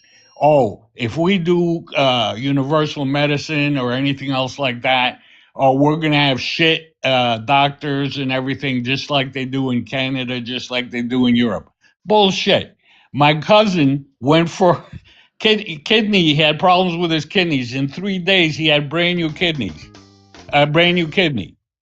Well, I In think 3 you're missing days. the premise of Hoodlum's He original wasn't. He question. didn't have I to think wait he a asked month to see a doctor the way we're saying they do. why they immigrated so many people and diluted the cultural history of their own nations. Why are they doing that? They Wait, took you them in can't because they dilute. had a need. You can't dilute cultural history. It always exists. What are you talking about? Dilute the cultural history. The Parthenon is still there. Well, this is one of the things I disagree with you on, liberal. I mean, there's literally people saying, just like in America, all over Europe, you have no culture, just treating everybody like absolute garbage. I mean, the statistics are actually there. Okay, so what do you? I guess I'm maybe. Okay, so are you saying that Are you saying that they were once white and now there's a lot of non-white people there? No. Okay, so what history is being erased? That was my question. Okay, I mean, this is... Okay, let me ask you this. Let me put it this way. Do people in Zimbabwe, the native tribes, have culture? Yes or no? Obviously. Okay, so the people in Ghana, they have culture. Now, if the people in Ghana came and overtook the people in Zimbabwe, I mean, I'm just trying to erase the race aspect out of this. It is going to change and dilute and overwhelm, Okay, well, let me ask you this. Let me ask you this. Why were you not upset about them being erased by Europeans? When? What are you talking about? Europe. Hold on. Europe colonized 90% of the entire goddamn planet. What are you talking about? When? White people don't exist. White people don't exist in the majority of countries on Earth, yet for some reason they now exist there. Shows up. Let's just say this for example. Let's say the Bosnian mafia shows up in a town of Lutheran evangelicals. Is there going to be an issue? I don't know. This hypothetical situation, I need to understand the history of it. But you said it erases. You said it dilutes. Hold on, goddamn. Hold on. You said it dilutes the cultural history. History is something that has happened. You cannot change it. You can't remove it. You can propagandize it away and say this never actually happened here. You can try that, but you can't actually erase history. Now, if what you're saying is that a group of people are going into a place and changing the culture of an area, is that what you're meaning? Not history, but what's happening right now? Is that what you're saying? I was just trying to literally reiterate Hoodlum's question to the guy above You me. made a claim that I'd like to go into. You said that migrants are erasing or diluting the history. No, they still have the same. Holy fucking goddamn shit! It's true. Okay, what do you mean by that? Okay, you can't in a lot of places even have a Christmas market without it being attacked. Who's attacking a Christmas market? Surrounded. We all know. I mean, I don't know. That's why I'm asking you. I don't know either. Are we talking about Native Americans? Hold on. Fuck. Yes. No. I'm talking about what happened to Native Americans. I'm talking to Goy. If everybody would just hold on, because he made a claim about something, and I'm trying to figure out what the fuck he's talking about. Goy, you said that they're diluting the history of culture or whatever in an area. Who is doing it? What did it look like? And what do you say that it's looking like now? Be specific. Okay, so, well, I got pigeonholed into this one. All right. So this, explaining this is not going to be able to define my entire ideology or who I am as a person, what I believe. But I do believe, and this, argument always goes right back to the same people that, have these NGOs that bleed the taxpayers dry and their grant money like HIAS, okay? They're not going to, let's say, Mecca or the UAE or, going to any developed, nation like Turkey or Azerbaijan or just say what you're. I asked you to give me. The point you're saying a very specific thing, and you won't respond to the goddamn question. Every Western country, the NGOs across every Western country are going to third world nations, and saying, "Hey, get on the bus, get on the plane, let's go." And it is causing disunity among Western nation. It's causing upheaval, and I think we've all witnessed this, whether you're willing to admit it or not. How? The governance. Hold on, guys. I will drop everybody but Goy if you start talking, because I'm getting irritated at you, Goy, because you made a claim that somebody is erasing somebody else's culture. I asked you very fucking specifically who, where, what. You will not answer, and I think I know why, but I want you to fucking say it, bro. I want you to say it. You want me to say it's the browning of Western Is that nations, what right? you're talking about? That's what I'm trying to figure out. Absolutely not. Then, like I tried to say, if a bunch, like, let's say there's a town of 100,000 people that have been there, they get along well, they do business together, things are going, somewhat in a decent manner, whether they came from here, there, wherever, 200 years ago. And then all of a sudden you bring in 50,000 from, let's say, Bosnia or something, so that this, like I said, I don't like getting into the race bullshit debates, but I'm saying, okay, particularly a lot of these NGOs are picking people up from third world nations. It's not my fucking fault that they happen to be brown. Okay, so you're saying that these non-governmental organizations are going into third world countries that are poor, and then they're taking these people back to countries that are not poor.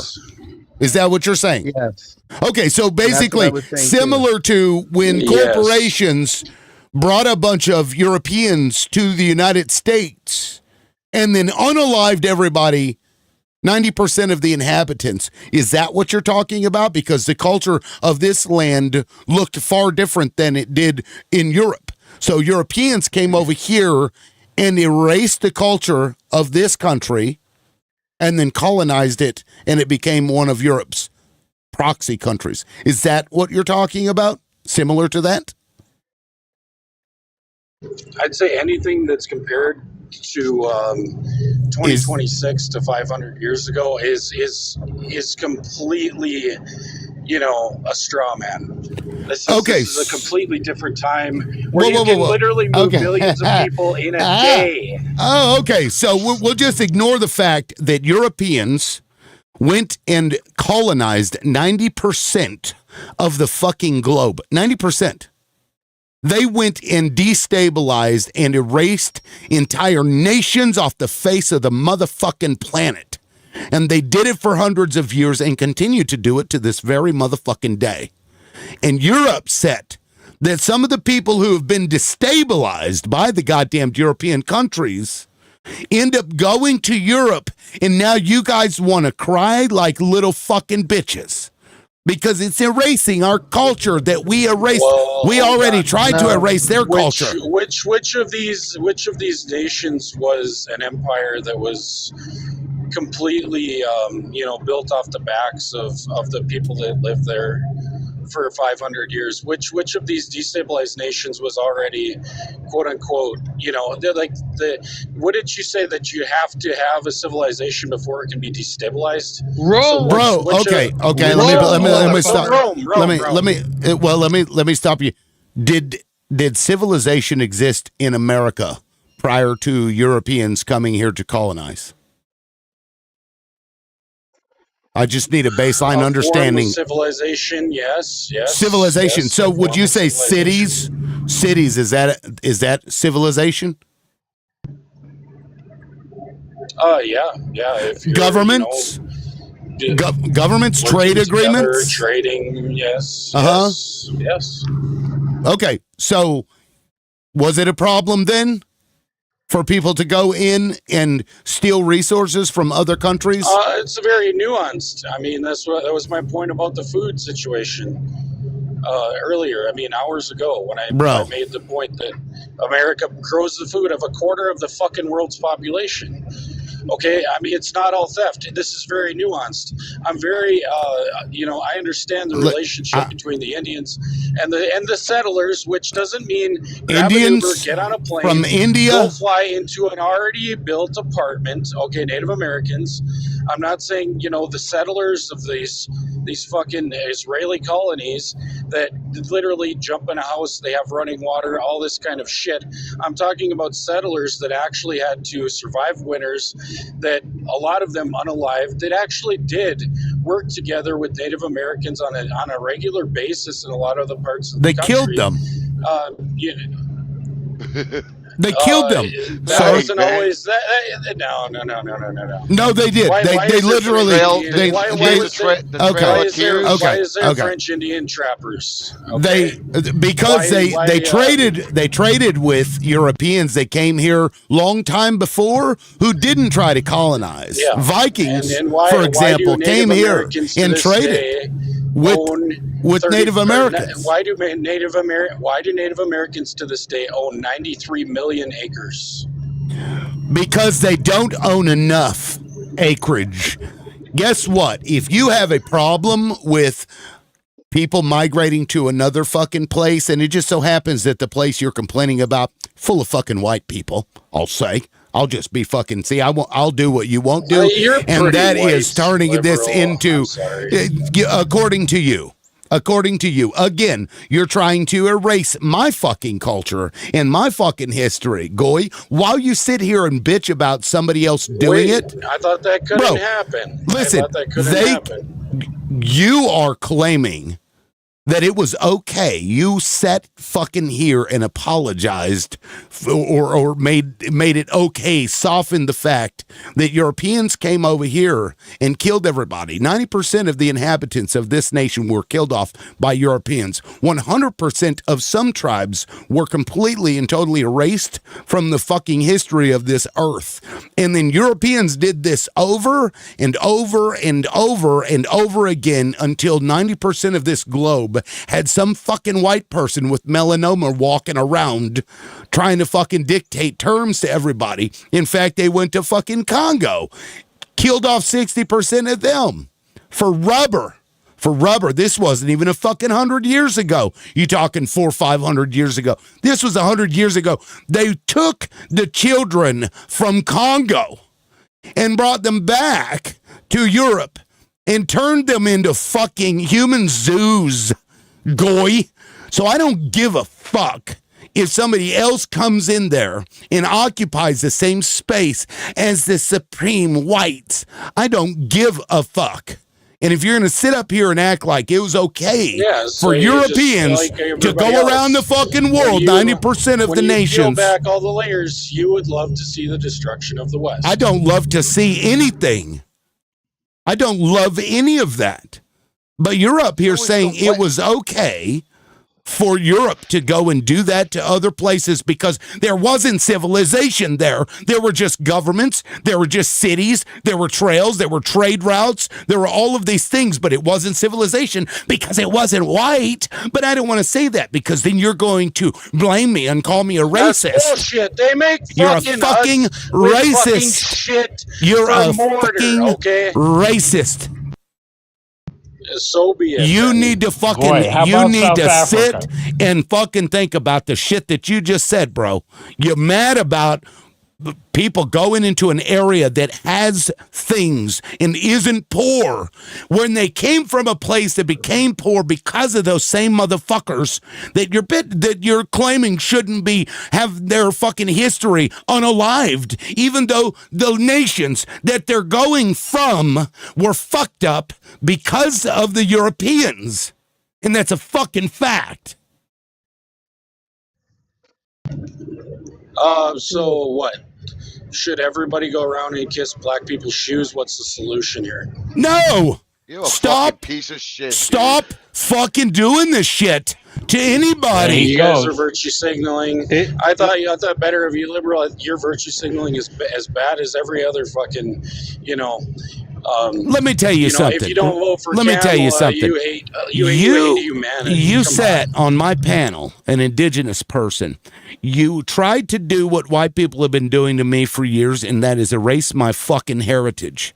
You then told me that Europeans didn't actually kill all the inhabitants here. No, I just made that up. No, Europeans didn't stick my mom. Europeans didn't stick my mom in a fucking native boarding school and beat the fuck out of her and not allow her to speak her fucking language. And this wasn't even that long ago. My mom's only 60 years old, Goy. They didn't do these things. No, but there was no civilization here. And if you bring this up, liberal, you're just virtue signaling. When you speak about facts and history, you're just virtue signaling. Get the fuck out of here with that, bro. That's bullshit. Disrespectful shit. It's obviously to me. I mean, Goy's ideology means white culture is supreme. It doesn't matter anybody else's culture, but he's very concerned about white culture. So let me. I was talking about. Hold on, real quick. Let me address Scott. I assume this was to me. You arguing that it was horrendous actions of the past, yet you claimed not to care if it happens again. But what happened before is not happening right now. They aren't fucking colonizing it. They aren't unaliving the entire population of Europe. That's not happening. They're living there. Right. They're running from the countries that Europeans even in the last 100 years, fucked up their country. They're going to the places Yeah, that they a can lot of them still exist, fucking eat and they're people. trying to live. A lot of them And then still the fucking white people eat who are people. Christians, they're like, oh my God, they have these things on their head. They look so weird. Why do they look so weird? Oh my God, they're trying to dilute our culture. This is fucking wild, y'all. No. Grape rates are at an all-time fucking high. A lot of them still eat people. Okay, this is not fiction. Did you know that weird the motherfucker, the museum where they held those fucking humans from Congo in the zoo, from the king is one of the, they just changed that like 20 years ago or less. Just now, because they tried to ignore the fact that they went into a country to steal rubber. To steal rubber. No, because they tried to ignore the fact that they went in there. You want me to show you the pictures of what they did to these fucking people? I'll probably get banned on TikTok. Let me show you the fucking don't people. bring them up. Then don't. Don't bring. Hey, don't bring them up. Don't do it. Your shit will drop, man. You can go and look this up. Guy ain't worth look it, up the people of Congo and what the king's people who came here for rubbers to enrich himself, went there. They chopped off the hands of the people that didn't bring enough fucking rubber or whatever it is they get from the goddamn trees there. They would cut their fucking hands off. And there were thousands upon thousands of people walking around without fucking hands. You can find all kinds of pictures of it. This happened in the last 100 years, Goy. They did this all over the place. That's fucking sickening, yeah. Yes, and then they tried to ignore the fact that their leaders did this shit. And only 20 years ago did they finally fucking say, okay, we're going to turn this into something else to memorialize what they fucking did to those people.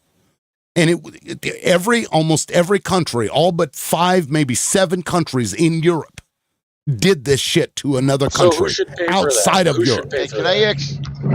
Well, it's too late now, but if you want to do restitution, if you break it, you buy it, Europe owes a lot of people a lot of goddamn money and should be funding the restabilization of these nations. But instead what they do is they take their fucking bankers to go into countries like Venezuela and steal their fucking resources. Still to this very day, Goy, they're still doing it today. And yes, America may not be European because we're not Europe, but guess who the fuck is the majority population here, Goy? Fucking Europeans were run by Europeans with the same fucking mentality that you're displaying right now, and we're doing the same things that we did. So it wasn't even 100 years ago. It's still I'd say happening. everything is becoming It's still extremely happening. realistic. So at the end of the day, everybody's got to choose their side, and I choose my people.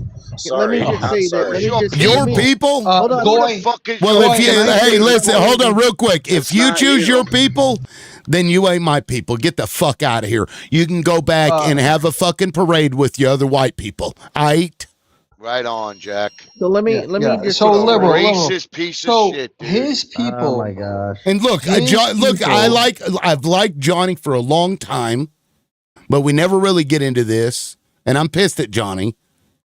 Johnny's welcome to come back, but I'm pissed right now because, dude, I'm not white. I don't consider myself fucking white. I don't have that European supremacist mentality. I don't. I wish that you would change. I don't understand why you don't see what I'm talking about. And I hope that you sit on it and think about it. I'm a fair person, and so you're still welcome to come back, but right now I just can't. Fuck that shit. So you know what, Level? Good for you, because the definition of what it means to be white has expanded over the last 100 years. We had a immigration of Ireland people, right? And we all were against them because they were Catholic Ireland, or Italians, right? We had a huge, we do not want the Italians here. And then we expanded our definition of what white meant, and we included them into it. So when he's saying like, oh, they're brown people. Like fuck him. Like, no, I'm sorry. People are people, and we all have Come on, Jack. ideologies. My God, dude. So wait a minute. My original point here was on the financial system of the EU, and that if this financial system was so great and had so many benefits, then their families and the society would be flourishing. But it's not flourishing. They have a very low birth rate because it's not flourishing. And because of the low birth rate, you don't have the people to contribute to the tax base to hold up the system. And when you don't have the tax base to hold up the system of benefits, then you have to bring in newcomers. I'm going to call them newcomers because I really don't think that color really is a factor here. It's the system bringing in additional people to pay the taxes to keep the system of benefits afloat. And that is what I was talking about. And so Guess who else? Guess who else has half the birth rate hold that on. it used to be? Yeah, it is low birth rate everywhere in the West, right? In the world. No, in the West specifically. In the United States. Israel did it. What? No. No, what I'm saying here is if your system was so great, it wouldn't need to bring newcomers in to hold up the Ponzi scheme. All See, right. there's the issue. I'd like to address that real quick, man, if you don't mind. All right. Why do you think birth rate is at a low right now? What makes you what's the fucking cause, man? Because if you don't know, I'm just gonna tell you. Fuck it. Ready? I know. It's called the cost it of is. living. The cost of living. Uh-huh. Ready? The cost of fucking living. That's it. Yes, that's correct, Danny. That's the fucking reason. Yes. So if the cost of living has gone up to so much so that people don't have confidence in having kids, then ultimately, I don't give a fuck what kind of benefits you're offering those people. Your system has failed because it's not sustainable, right? And this is why the people have been migrating in because of the governments wanting more revenue. It has nothing to do with the color of their skin. It has to do with money. What is the system that you're referring to? Because you said it's a Ponzi scheme. The Ponzi scheme is in capitalism. That's right. That's the corporation. The corporation has the boots on all. The corporation has the boots on all of our necks. They set wages, correct? We, as individual workers, have no power against them. We are at their fucking mercy. There's only two entities that stands between me and the corporation: a union and the government. Otherwise, I'm fucked.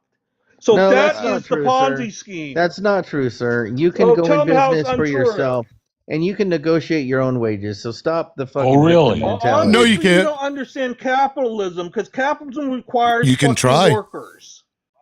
You can try and negotiate your wages. You ain't gonna get nowhere. Unless you're a fucking find yourself out on your ass. Unless you're Einstein or something, you're replaceable.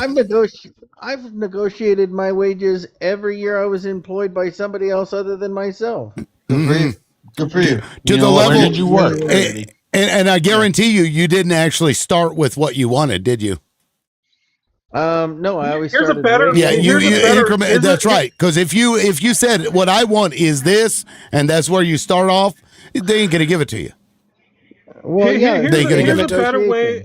Here's a better way of responding to Hoodlum what he just said. I'll give him. I'm not going to gaslight him. So he was able to negotiate his wages. But guess what? If you didn't produce, let's say you negotiated your wage up to $90 an hour. If you couldn't produce $100 an hour into an excess of $90 an hour, you would not be fucking there. You've already been exploited, bitch. Wow, name calling at the end too? There was no. Why not? It's a thing, buddy. Why not? It's factual. You're the No, it's not name calling. You're the corporate bitch. You're the corporation's. Just for good measure, Tim. Everybody, because can I ask you're being exploited. Hoodlum, let me ask you: Are you against migration to other countries? Are you against that? Well, my position is that when you have the system, the British bank said, we're going to give you a loan. And then they got ships and they put people on those ships and they went to a new territory. And Buddy, I'm talking. Hold on a second. Hold on a second, man. I don't want to go back in. Yeah, it's a yes or no fucking question, buddy. Tim can account for I never answer yes or no. Okay. And Right, and right. he usually doesn't monologue either. So I'm really quick. All right. So All right. so Cool, so man. look. that's what the she British says to bank- you all the time, I'm sure, Hoodlum. So they have their loan, they have their ship, they're going to go to a new land or a new country, they're going to plunder and pillage, and they're going to extract as much value as they can, and then they're going to bring it back home, they're going to pay off their loan, and they're going to do it again. The British Empire and the financial system is to exploit and extract profits, period, right? And so when you look historically about how these countries have been taken advantage of, Tim explained it very well, right? And his rant and rave with the other gentleman. That is the exact model that the British are still using today. But instead of doing it with the military, they're doing it with the financial system, with the IMF, the World Bank, and other financial institutions, giving loans to these governments that are then taking advantage of their own fucking people. Okay? No, bullshit. Because if we look at the Empire of Spain, Spain conquered the New World, created new silver to the point that they inflated all of Europe with the new silver. That it was downfall of Spain. So no, you're wrong. It's dilution of monetary. That's the problem. Well, Hoodlum isn't really wrong in now. Right. I disagree that Trump is going to fix this, but he's like, that happened. What he's talking about, that did absolutely happen. They basically said, we will just keep paying you back in perpetuity because they'll never end up paying the debt back to the banks in order to continue to get this, this shit rolling. So you're always under the thumb of these fucking people. And now it's a global fucking thing that they've done. So now when any one of the countries says fuck you to the bank, it screws up. Danny Built, I've got to remove you for some reason. I don't know why. It says if they remain in your live will be unavailable to some audiences. I come back in 10 minutes. I don't know what you did. I don't know. All right. Let's see. What does it say? Violated community guidelines, harassing and bullying? What the fuck? Anyway, so they've interconnected this financial system so that if any country really that's a big player says fuck you, it takes the whole system down. And so they all have to force everybody to play this game to keep themselves propped the fuck up. And they've been doing it since, 1690, whatever they fucking Bank of England started is really when all that started to happen. 1691 or something, yeah. Most of us lived through this with Obama. Yeah, exactly. Too big to fail. That's how this fucking system is set up, and ours just happens to be the reserve currency, the accepted global currency. But we're being played with our role too, Tim. And our role in this game is that we are the enforcers, right? And so the enforcers of this financial perpetuity on countries is that, if you get out of line, you're going to have to come pay the piper, and we're the piper, right? And so when I say that for the first time in a long time, Venezuela is a United States, America First campaign. It is not a Britain campaign. And so it is the dawn of a new national foreign strategy. And it's putting our own interests above Britain's interests. And that's what I've been selling since this all happened. Well, and I believe you and I agree on the problem, but Donald Trump is not the solution. When he starts to go after bankers, and he starts cutting them down, and not just Jerome Powell because he won't cut interest rates. When he starts to do that, maybe we could talk. But until then, Donald Trump is there just grape and pillage what he can get for his family. Well, Tim, that's how I just want to add something. I have good news for you. APAC, real quick, yeah. So good news. We've all been waiting for a very long time, and the time of waiting is very short. And you're going to see movement on that in the next 3 months. Well, we'll see. We'll see. APAC, please go ahead. So one thing I'm not sure if, because I haven't been And around thank you like for the too gifts, much. by the way. Thank you. No, of course. So it's this is my favorite one. There you go. I think you wore it pretty well. So I was spamming that during when you were That's going my at it favorite with one. them. I know. I wasn't even looking to see who was sending those. So if you sent some while I was going like a crazed lunatic, thank you. I didn't. And we're almost at 100K likes. So. Holy shit! 6K to go. Tap right here. There you go. So do we ever like talk about your new background? I like it. Do you? I've asked once. Yeah, because I just felt like the other one was, lended itself to screaming matches like what just happened with me and Coy. Yeah, I had to stop myself there. No, but thank you. I appreciate that. Yeah. Yeah, no, it was good. So I wanted to add to the culture conversation, right? Culture at the end of the day is how we live together, and I like to think of it as everyone has something to offer. Yeah, we have to adhere to like the same laws and same norms, but even if you take a prime example, look at this panel. This panel is full of culture. Everyone brings something to the table, and usually it could be a positive aspect, and if not, then you get the boot. But there's always has to be a sense of governance. But I think that's what makes these panels thrive. That the best of what culture has to offer. So that's it. Yeah, no, I appreciate that. Yeah, I don't know. I think it was Manus actually that created this. APAC. It uses nano banana. Yeah, it took me a while to get it where I liked it, but yeah, I thought it was pretty neat. That's pretty cool. I got to be the asshole. Okay. With your name, what do you think about Palestinian culture? What do I think about it? I don't know much about it. I'm addressing APAC, his name. No, it was a troll. He was trolling me because when he gifts me, now he can say that I took money from APAC. Well, I mean, it's a genuine question. If you no, it's fine. APAC, yeah, I can answer it. I mean, what's your view on Palestinian culture? I mean, it's even though it's not a culture that I adhere to. I mean, I respect the way they live, and I'm not gonna necessarily. I don't think I'd be in the business of forcing them to live another way. So there you go.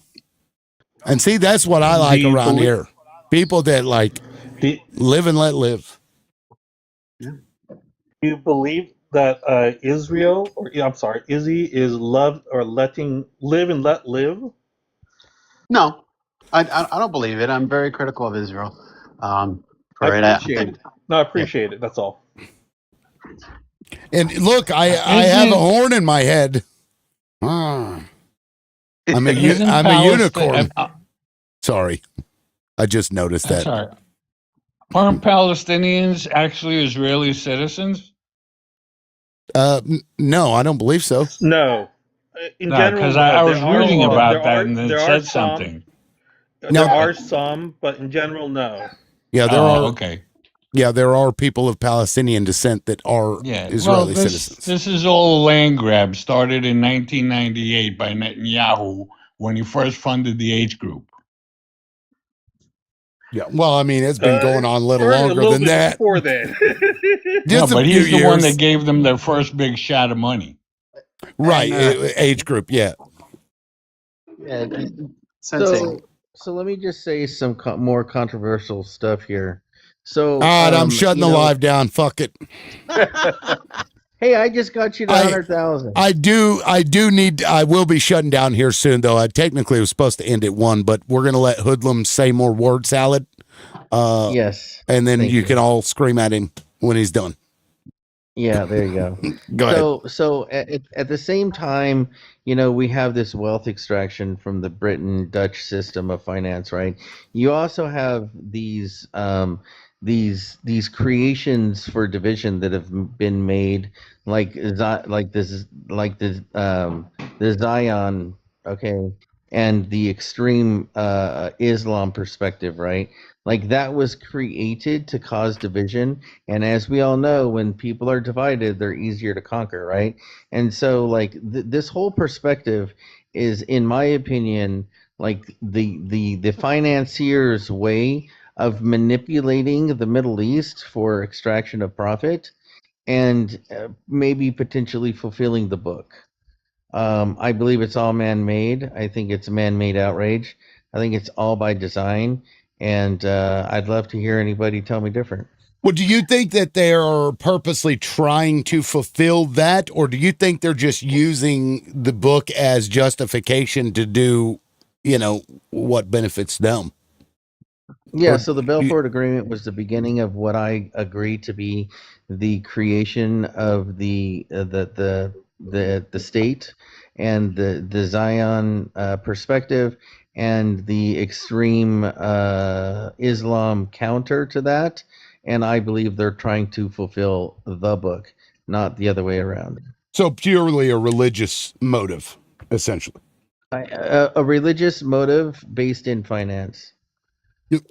Yeah. I think there are some out there that are doing that. I wonder, what if there's a percentage of those who see it as purely religious, or those who just believe themselves to be superior. You know what I mean? Don't really care.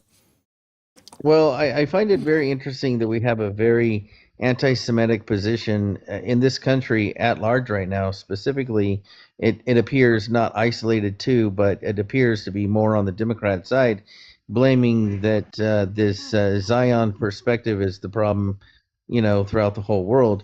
But it's not really them; it's the bankers behind them that are actually the problem. It's the funny game that the bankers like to play. I think you're being. I think you're conflating Zionism with Judaism. Right? People can be critical of Zionism. That's not anti-Semitic. If anything, Palestinians are Semitic too. Are they not? They are. So wait, I don't. You just claim anti-Semitism. I want to explore this even further. So can you explain that to me?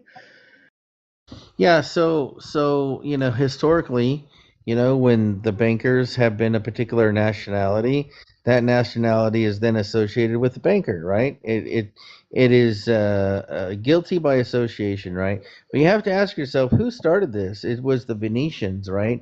The Venetians are the one that started the modern day financial system, and the Venetians went into the Dutch, and then the Dutch integrated into the Breton system with the marriage of the royal family, right? So it's all one and the same. And then when you see how that integrates into families like the Rothschilds, you'll see that it's not an accident that these things happen.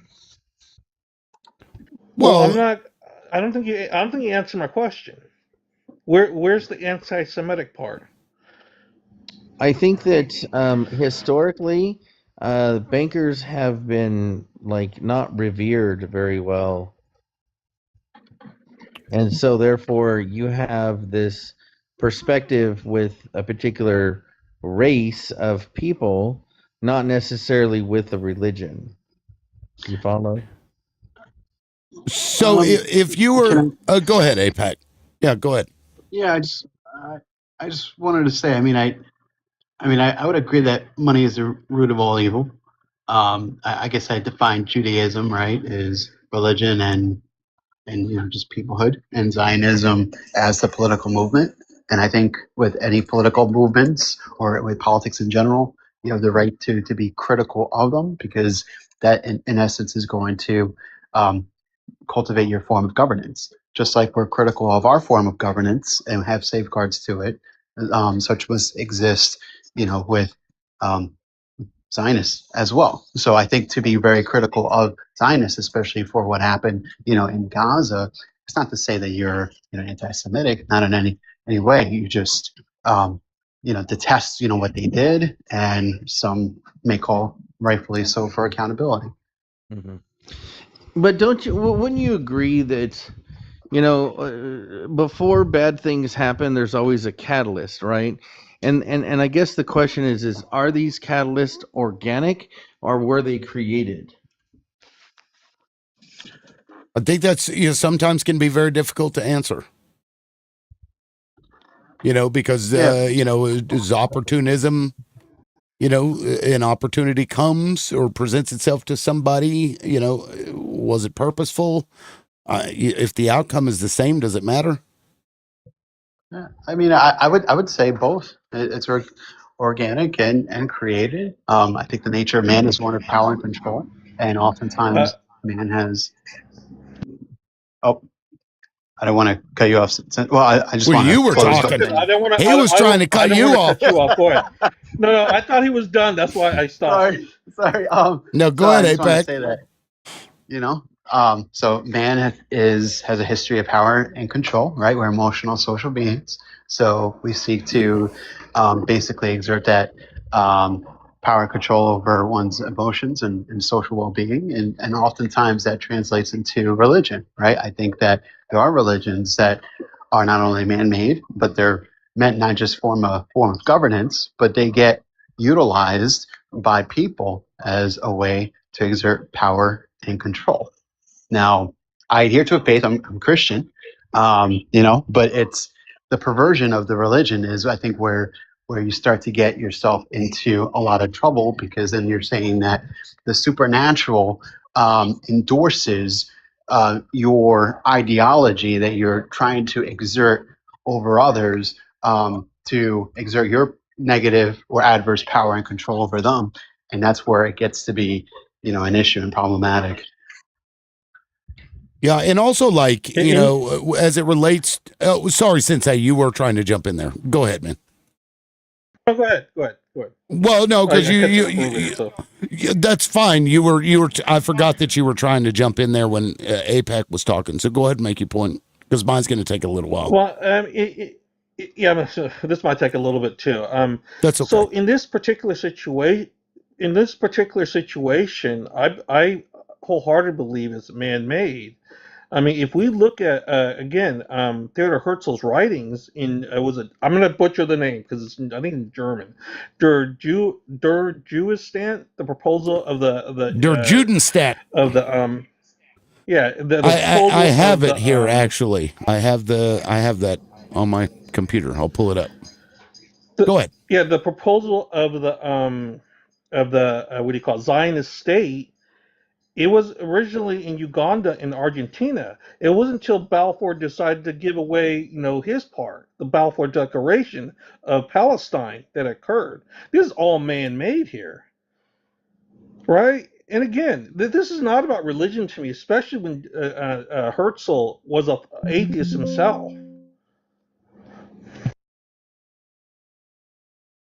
Yeah, now I was going to point out that I think 1898. I was going to point out that the trope about Jewish people or whatever, and banking is rooted in actual history, because in those areas like Christianity banned usury. So the bankers that existed there, the ones that would loan money, tended to be Jewish. And of course, bankers often have a lot of backlash. So I've often wondered and pondered, like the pogroms, if that was related less about race or religion and just about the fact that this family who owns this bank, who's made these loans, came and took my property. You know what I mean? I've often wondered that. So a lot of that stuff is, I don't even know that that's anti-Semitic to say, because it's true. I don't know. I had another point, but I forgot what it was. But it was based on that premise. It might come to me again. Is that anti-Semitic, Hoodlum? No, I don't think so. It's just a lot of people are having a hard time disassociating the religion with the political movement, And I think that the Belfort Agreement and the location of the land muddied the waters with that.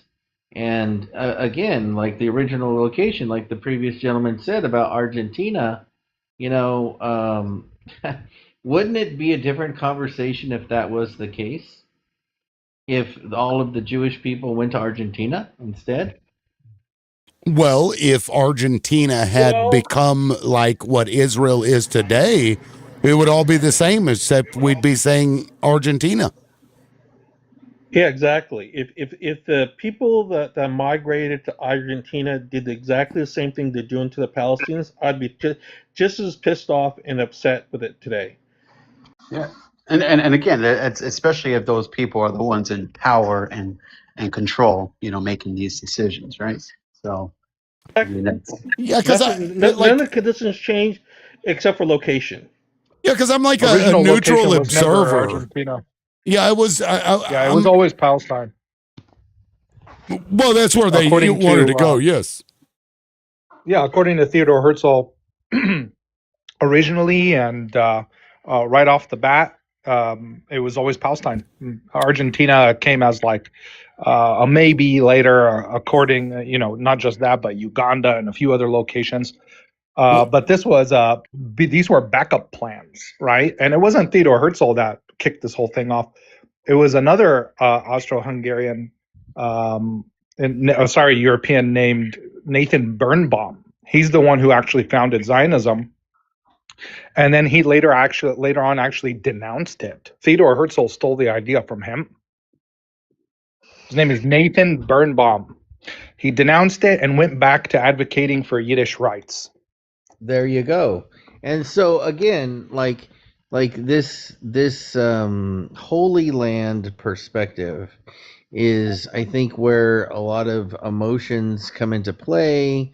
We now have two rivaling religions coming from the same Abrahamic, baseline. Yeah, that's false. That's factually incorrect. Well, I know that, but I'm saying that like there is some Christians No, out your there. claim is factually incorrect. How so? You're saying now you have two religions that have created a rivalry because of it. This is factually incorrect. The Palestinians' claim is nativity. It's a native claim to the land. It's not a religious claim to the land. The other side, the Israelis, are the ones making the religious claim.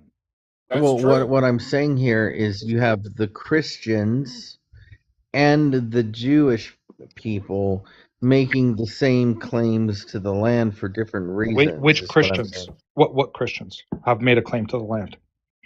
Like American Christians, Ugandan Christians, European Christians, Argentinian Christians. Like, Christians. No.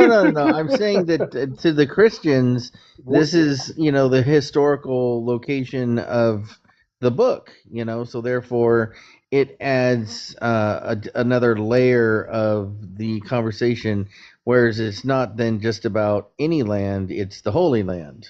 What Christians are you talking about? So you don't think that Christians inherently have some inherent connection with the Holy Land based on the Bible, and the same would go for the Jewish people, being that this is the place where their supposed Messiah is going to come?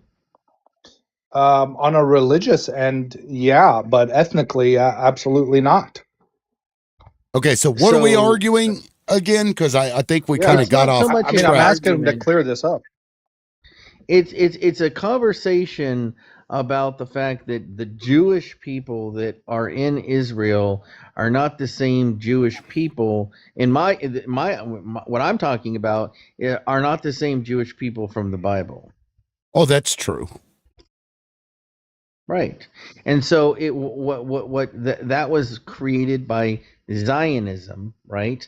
And that was then now created this Judaism, Christianity, Holy Land connection. And I think that this is part of the reason why, the Jewish state and America, mostly Christian perspective, are intertwined so much as they are. It was by design, is what I'm saying. Why does that sound like a dating site? The Holy Land Connection. When you said that, I was like, is this where religious people go to hook up? It's their version of Grindr. It's like farmersonly.com or what? It's not Grindr, it's Myrrh. I don't know, it's a bad joke. Yeah. Anyway, No, but I'm not sure I understand the point. Exactly. My point here is that, in my opinion, there's political movements afoot creating this connection between the Holy Land tying together with the Jewish Christian faiths. So whereas it's the implied we have to unite together. Yeah, that's factually incorrect as well. Yeah, so I guess to that point, right? Like, so I'm Christian. I mean, I know there's some people that, you know, they mistakes like there's passages in scripture that talks to the sacredness of Israel. But here's the thing. Christianity is not about tying holiness to a geographical location. I mean, that ceases to exist. It exists within you. It exists within you, exactly. So that's the difference. It's not a nation state. It's not land. It exists within you. That's the whole entire crux. And any Christian that doesn't understand it has to reread the book. So that's all I gotta say to it. So I'm sorry if you can hear me crunching. I didn't even think about it, but my bad. Okay, he's crunching numbers, man. But I knew he was a banker. But let me back up. So when we have the AIPAC connection with American politics, right?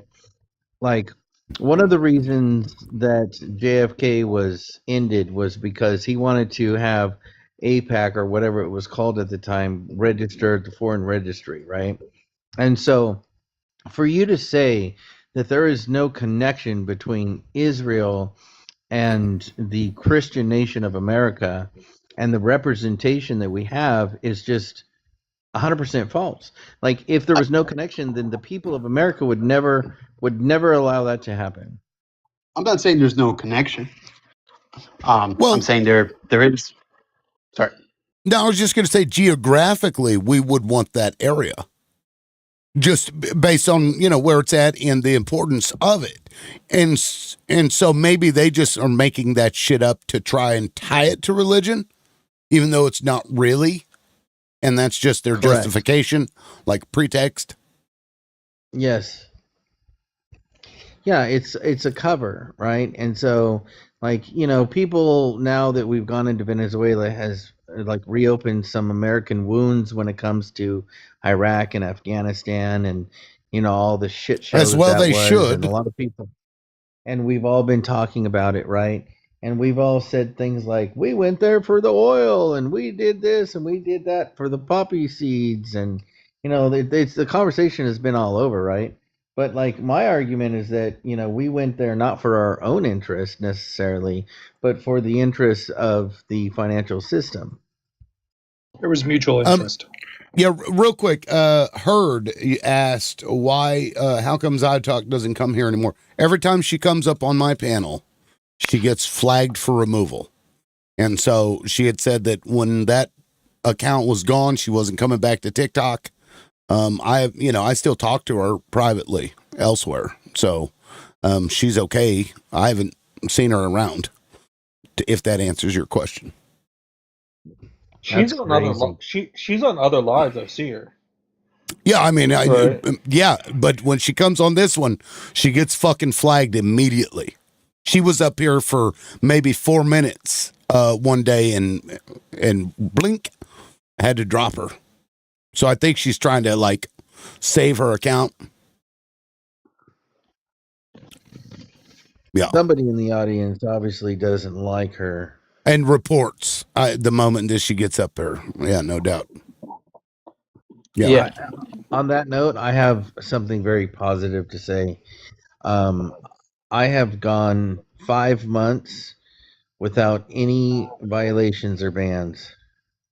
Oh, nice. Yeah, it's pretty Hold good. on a second. That's about to change. I'm kidding. I'm kidding. Damn it. Somebody down there is like, well, fuck him. Fuck that. Well, you know, I don't know. Anyway, well, I'm going to go ahead and shut it down, guys. I was supposed to end at 1. Matter of fact, I'll probably reach out to Zio and let her know that Herd was asking about her. But yeah, we'll catch you guys tomorrow. I'll be live at 9 a.m. Central Time. I may actually adjust my time to start ending at noon instead of 1, but we'll see. But I'll be back tomorrow at 9 a.m. and hopefully you guys come back and we'll see you there. Thanks for supporting the live APAC. Thank you so much for the gifts. Raw, Lonnie, Jesse, Hush Puppy, thank you all so much. I appreciate the continued support, and we'll see you tomorrow. Peace. Thanks for letting me understand. Yep. We'll see you.